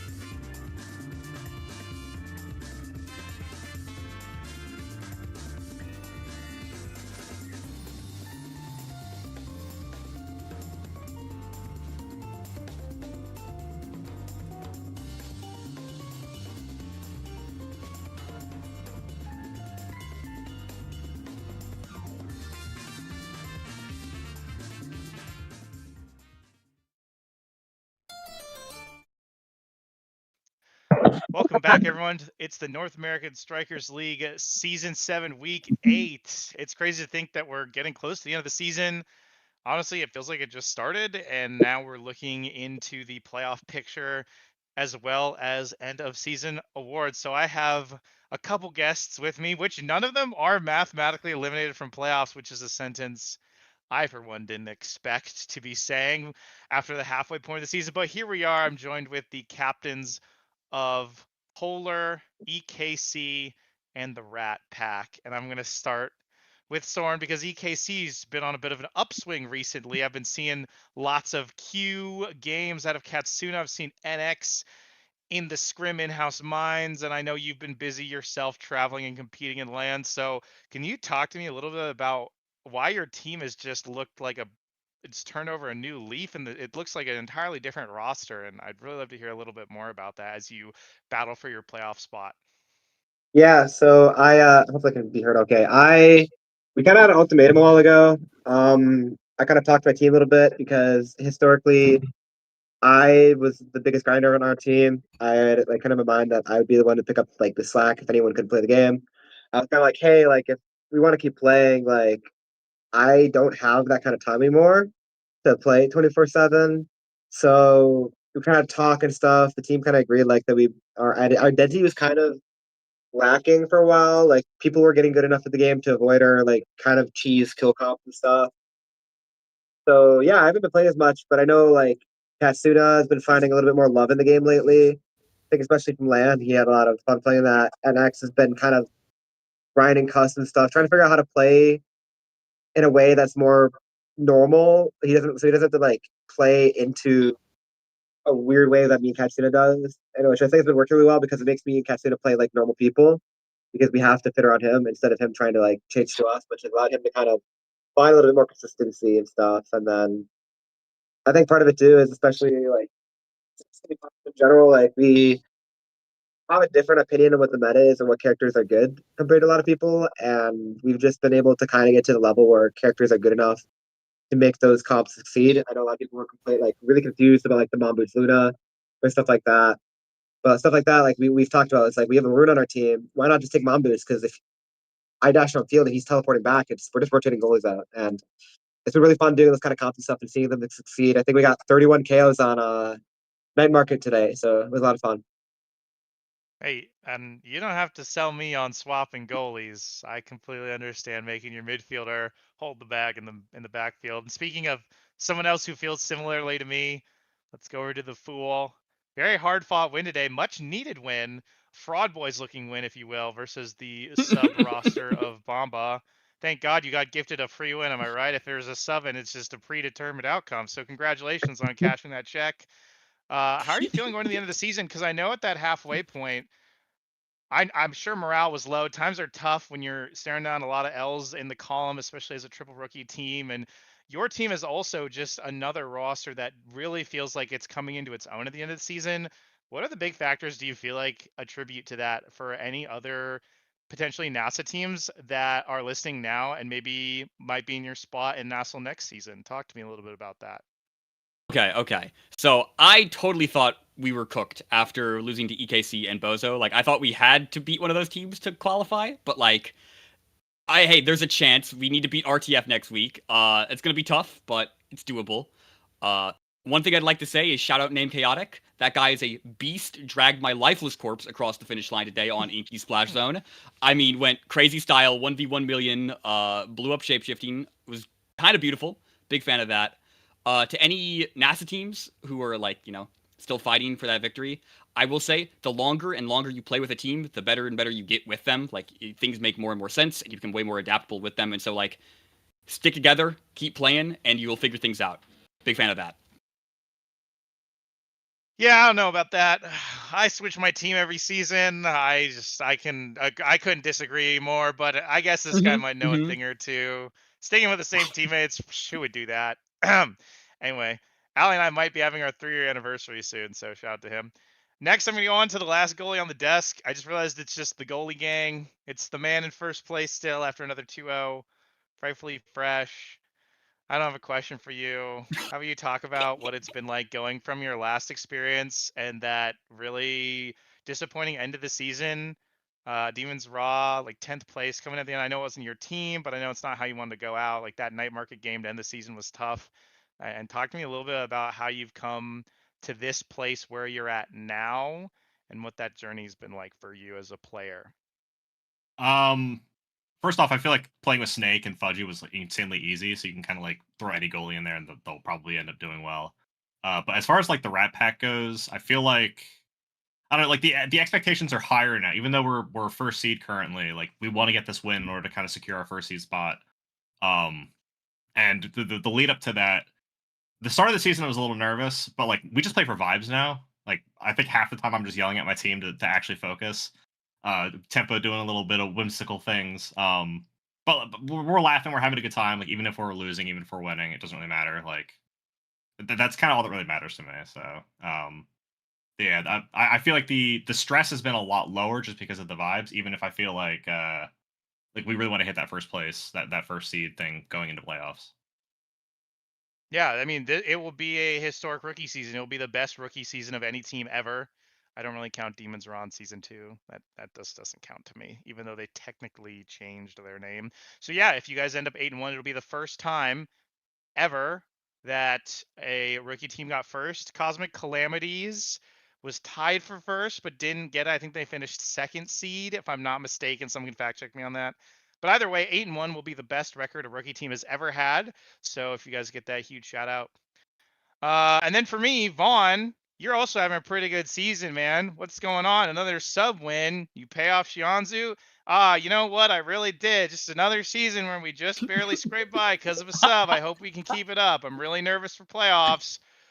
Holy moly, I'm really nervous. Another historic season in the books. Let's get it. Woohoo! Kai's OP, guys. I'm just going to say it. I'll pick Kai every time it's up if you don't pick it from me. I think it's without fail if you go back to every single VOD. If Kai is not banned and the other team doesn't play it, I pick it. That's just how it is. I'm just letting everyone know. That's what's going to keep happening because I'm a beast at that character. And that character has been top 3 for like 9 months.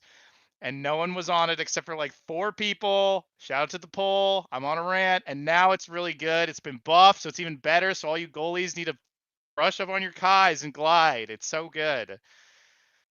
W. Okay, thanks, Vaughn. No problem, Vaughn. Awesome. Woo, go Frog Boys. All right. Frog with that Boys. being said, that's facts. Only lost to a full-strength roster? These guys suck? All right. Now that that's said, I want to quickly shout out a couple people. Hashtag joybaiting. Shout out to Name Chaotic. He's definitely getting my most improved vote. That guy's a beast. Shout out to Huss the Joker. That guy is always the best sportsman ever in the world on the planet Earth and all the other planets. Shout out to Carmine, who is looking like maybe the best midfielder in the league and won second place midfielder last season. So that's really cool. Shout out to Weston, who's the captain of his team, and they made the miracle run. And honestly, I think the dogs get memed a lot in chat, which is like kind of sad because I don't know, I like rooting for them. And so I think like picking yourself off after a loss and still having a good attitude is a win. Shout out to Breads. I'm sorry, I'm trying to go through those names. Shout out to Breads. He subs in a lot when he needs to, and he plays his little characters like he always does, and he looks like a beast every time. Shout out to Katsuna, because that guy's been looking night and day better. I low-key am like pretty, I don't know, like I really, when he's on and really good, he's my like favorite player to watch, and so when he's not on, I get really frustrated because I want him to be really good, and he is really good right now. He's doing beast mode in the games. And I can't think of any more teams right now. So that's going to do it for me on the desk. A little bit of joy baiting before Say Nice Things Sunday. And I'll also say shout out to the casters that keep casting. I know I always say shout out to TOs and like the stats team, but shout out the casters like W casting today, especially like Flopson getting casting more. Envy's like a common staple. My boy Brickbat came in. Saya stepped in today. We had some Potat. So shout out to all my casters. I didn't name everyone, but you're one of them. So cool. That's it for me. I'm hopping off. Thank you for tuning in for week 8. The season finale next week. Don't miss it. Who's going to make playoffs? We won't know. See you later. Bye-bye.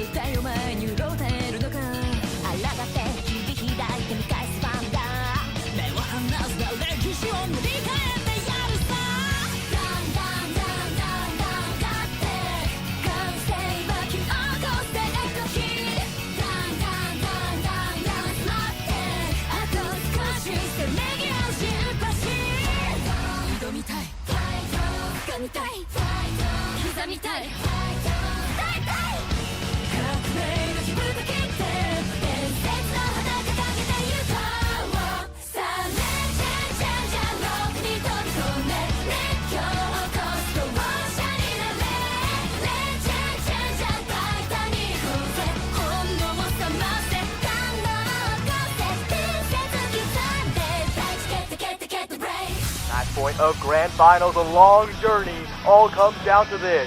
Looking for a passing lane, there's the opening on the outside, the pass, it's wide open, a beautiful shot to the corner, they've reached the summit!